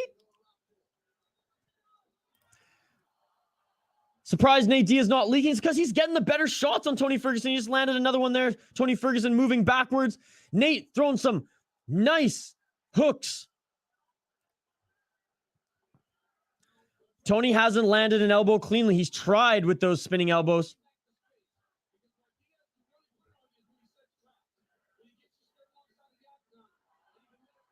Oh, Nate Diaz picking apart Tony Ferguson. A little onslaught there, but Tony's still in this. Tony's tough as nails, folks. And Tony lands some good shots on the face and some body shots. Taunting Tony Ferguson now. Good body shot. Little liver shot, actually. I think he was trying to go for Tony Ferguson. Tony Ferguson still not going for the takedown. Guys, Tony Ferguson is an incredibly underrated wrestler. I mean, he's an NCAA wrestling background, and that's what got him to mixed martial arts. Surprised he's not showing any of that off now to at least try to win this 4th round. Nate Diaz is picking him. There we go, and there's the takedown by Tony Ferguson into Nate Diaz's guard, which he is very, very comfortable being in. Tony Ferguson tapped! Look at the finish! It's all over! Tony Ferguson tapped! Nate Diaz won with the submission! Nate Diaz won with the submission! First submission for Nate Diaz since Conor McGregor. Tony Ferguson lifting up his arm, showing him some love. Stockton, motherfucker! God, you feel a little bit for Tony because he's gone on such a losing streak. Now, they bow there, they shake hands. Oh my God, I'm going to fucking cry.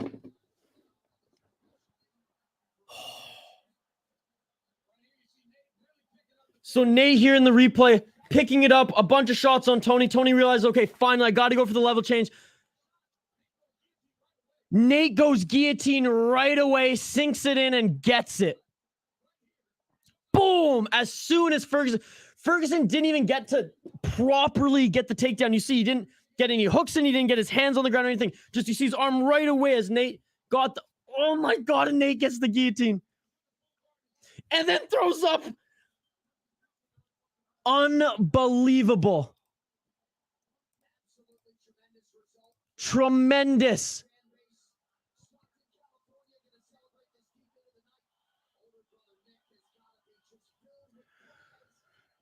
Good for fucking Nate. The best part of the shuffle, it's the fight that should have been made in this first place. 10th career win by submission in the UFC. Tony Ferguson picks up Nate Diaz. I hope it's not the end for Tony Ferguson.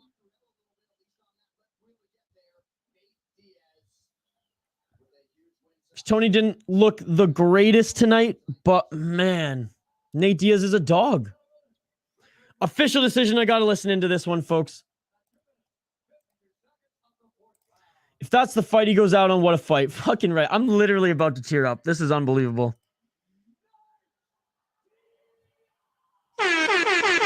Stockton, motherfucker! That's the image I was thinking of. Tony might be done.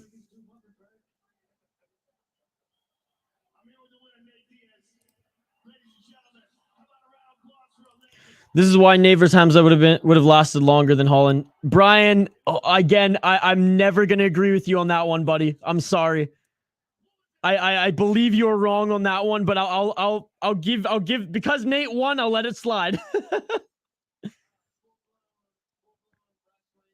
I'm not surprised, motherfucker. So Nate Diaz right behind Royce Gracie, tied with Royce Gracie actually. For the most submissions in UFC history, this could not play out any better.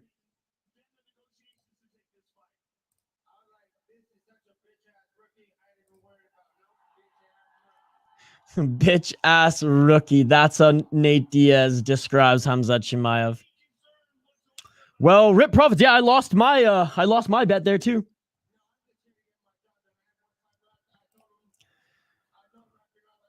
Hope they both don't retire. Nate's going to keep fighting, just not in the UFC, I imagine. Diaz. Brian, what do you think about Diaz? Do you think he keeps fighting?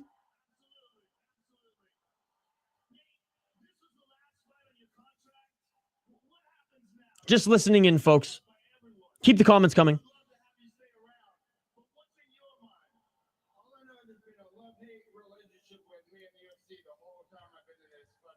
Love-hate relationship with the UFC, says Nate.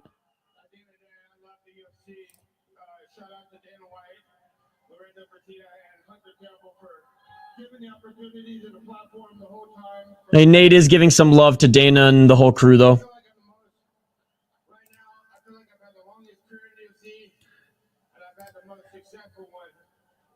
Matt, I honestly hope he just goes and makes more money in the PFL.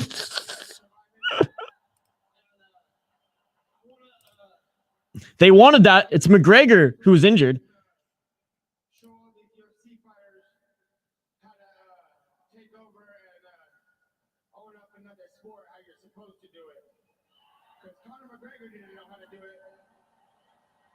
Oh, this speech is unbelievable. So I'm gonna go out there.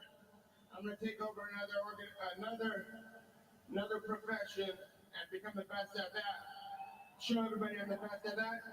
And then I'm gonna be right the fuck back here to get a motherfucking UFC title.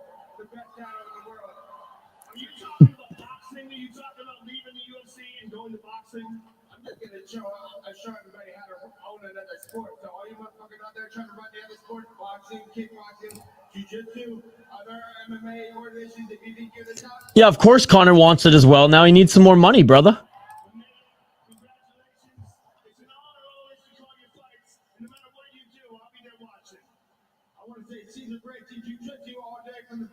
Caesar Gracie Jiu-Jitsu.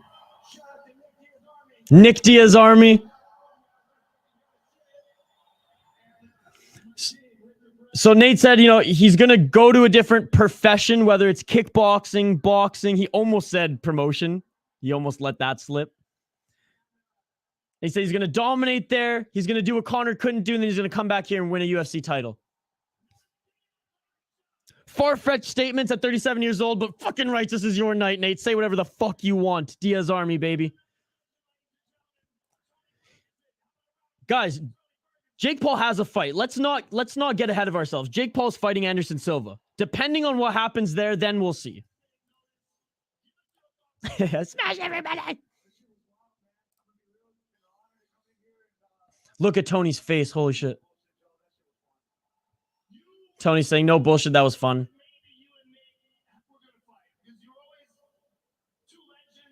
He's coming back at 170 too. Not even 155. Super fight. Indeed, Tony.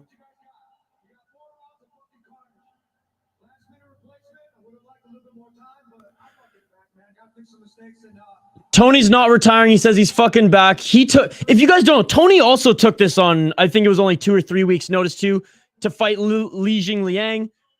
Didn't go through like a proper camp anyways. Tony lifting up Joe Rogan.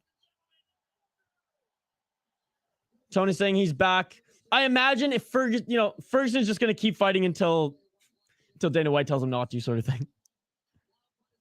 I give Tony Ferguson 2 more fights. If he loses both of them, or if he loses one in brutal fashion, like the first one, then he's done. I think Tony will fight 2 more times in the UFC.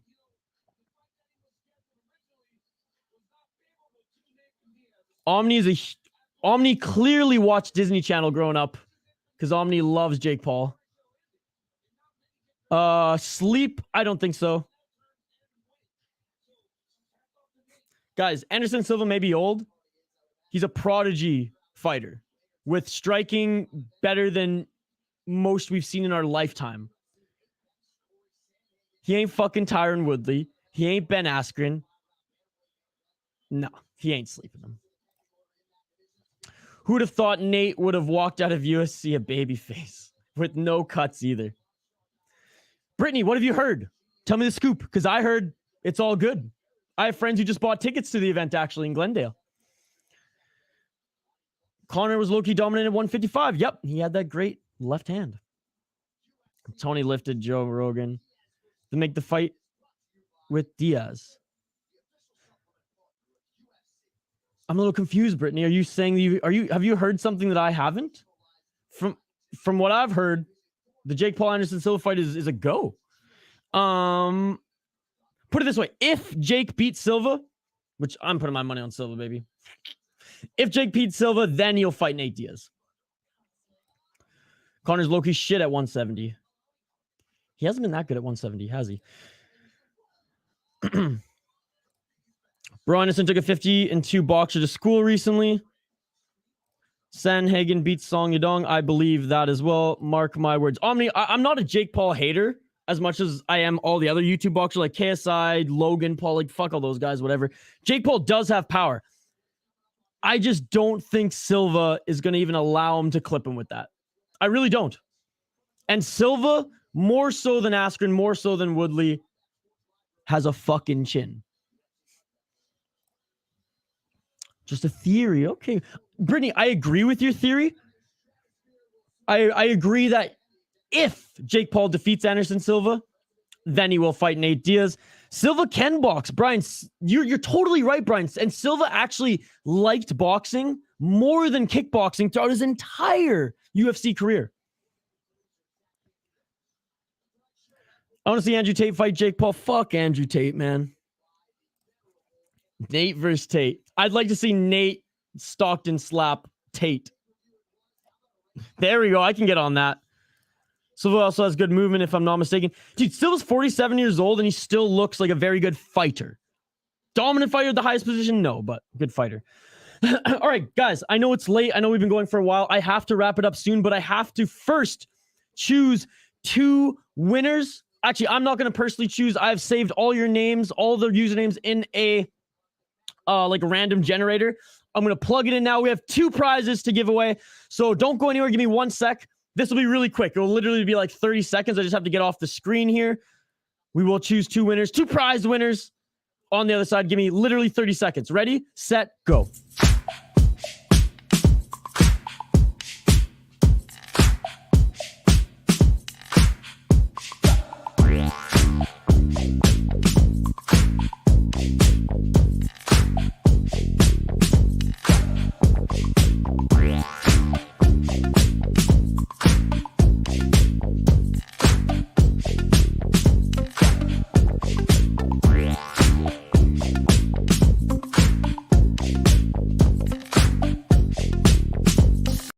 All right, folks, we have our 2 winners. We have our 2 winners. I'll get to the last comments here in a sec, folks. Don't worry. All right. We're sending out some City Life Project merchandise. So our logo, the little mountain circle there on some black hoodies and t-shirts.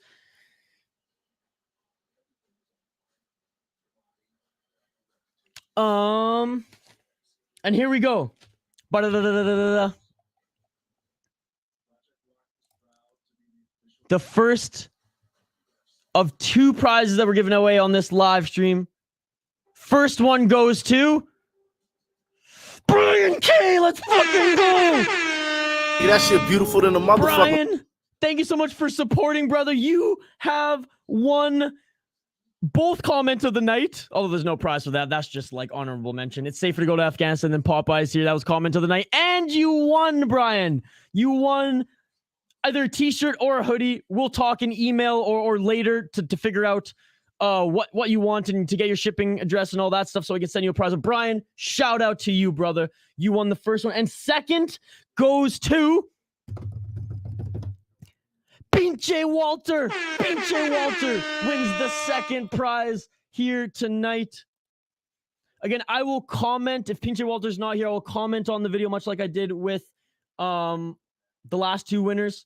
So I can get your information and I can send you your prize.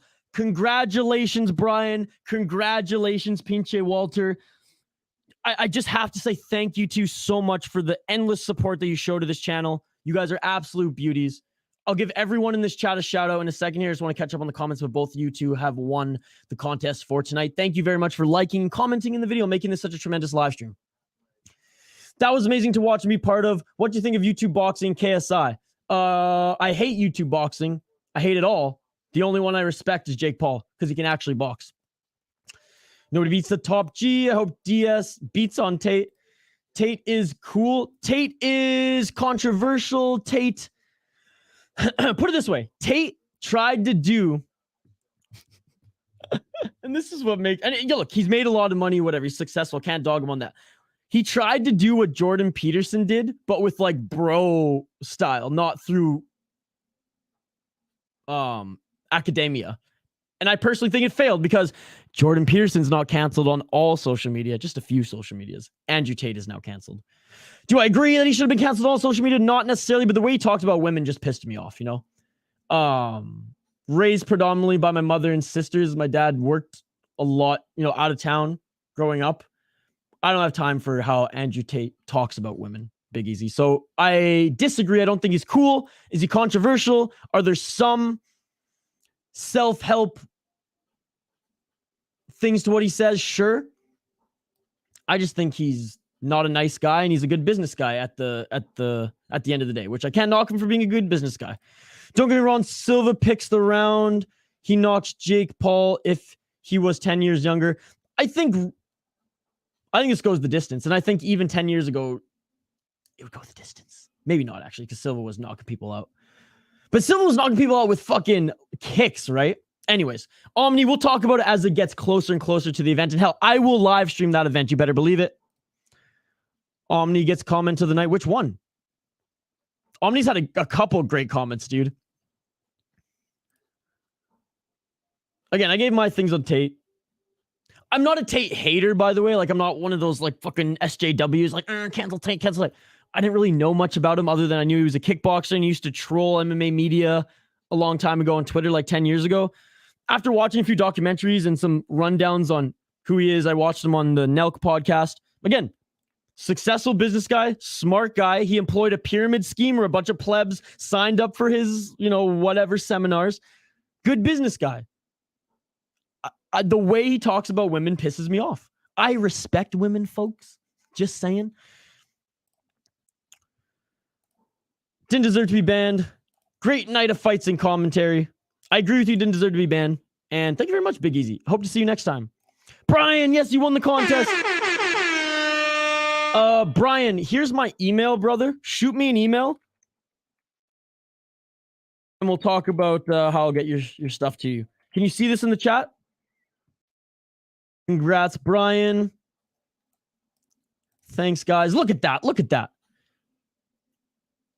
Maybe I add a little something extra in that package for Brittany too, eh, Brian? Since you two are both at the party house, so might as well. Since you both in tandem support. We'll see, we'll see. Again, thank you so much. Jordan Peterson. He's gone off the deep end a little bit as of late, but when he came onto the scene, I like Jordan Peterson too. Jake Collier busted a lot of big parlays, mine included. Kumar, I'm upset Lee got robbed and Diaz and Tony didn't go the distance. Both of those I had picked as well. Tate is a con artist. Well, there you go. Good cast tonight. Thank you very much. Brian, all right. Email me, Brian. And Pinche Walter, I know you're not here anymore, but Pinche Walter, I will type in the comments on this video where you can get in touch with me. Or in the next stream, if Brian's here, Brian, remind him, be like, yo, I just emailed Isha. We all good. We all good. These streams are always more interesting than the actual fights. I don't know about that, but thank you. Oh, thank you so much, Brittany. And yes, we'll see if we'll throw something in there for you as well. All right. Peace, bro. Thanks for the awesome commentary and hangouts. Thank you, Liam. We will see you all next Saturday for UFC Fight Night, Sanhagen, Song Yadong, and then Tuesday for Contender Series, okay? Do me one last favor, folks. If you can like the video, if you haven't already, and comment on it. Not in the live chat because you already have, but comment on the video after it's posted. It just helps YouTube push it to a bigger audience, and I would really, really appreciate it. Thank you all so much. I'm going to do my last round of shout-outs, and then we'll hang up the gloves and call it a night. 6 hours and 53 minutes we've been streaming here, folks. All right. Shout-out Brittany. Shout-out Omni. Shout-out Dro. Thank you so much, Dro. Shout-out Liam. I'm giving you all shout-outs. Shout-out Brian. Shout out Kumar, Big Easy, Matt. Fuck, there's a lot of comments today. 6 hours worth of streams. John Mackey, Gamer Skills. If I missed some of you, I'm sorry. Jeff, Archduke, Shane, Boya. This might be longer than I thought. I'm just scrolling up. Arthur, Pinche Walter, of course. Luke, our boy in Ireland. I think Charles joined us today as well. It's been a long day. Computer Learning. Fuck, I'm gonna miss some of you because there's a lot of comments here. I'm scrolling up the best I can. But you were the regular. Xanified, Soto, Tom, Mick31, Mick. Who am I missing? I think I hit everyone so far. Uncle Sam, one of our newest subscribers. Sean, of course. Hoppy. I think that's it. Hanan, Ethan, Habib, Noel, Hold the Mail. Yeah, shout out to Devin who joined us earlier. Random, Raja, Joe, Razim Deaning, and of course, our boy from Colorado, Stanley Cup champs. That was everyone, folks. I literally just shouted out everybody on the stream. Good night, guys. Good night, everyone. That's it for me, Nick Diaz Army. Good night, ladies and gentlemen. See you Tuesday for Contender Series. Peace.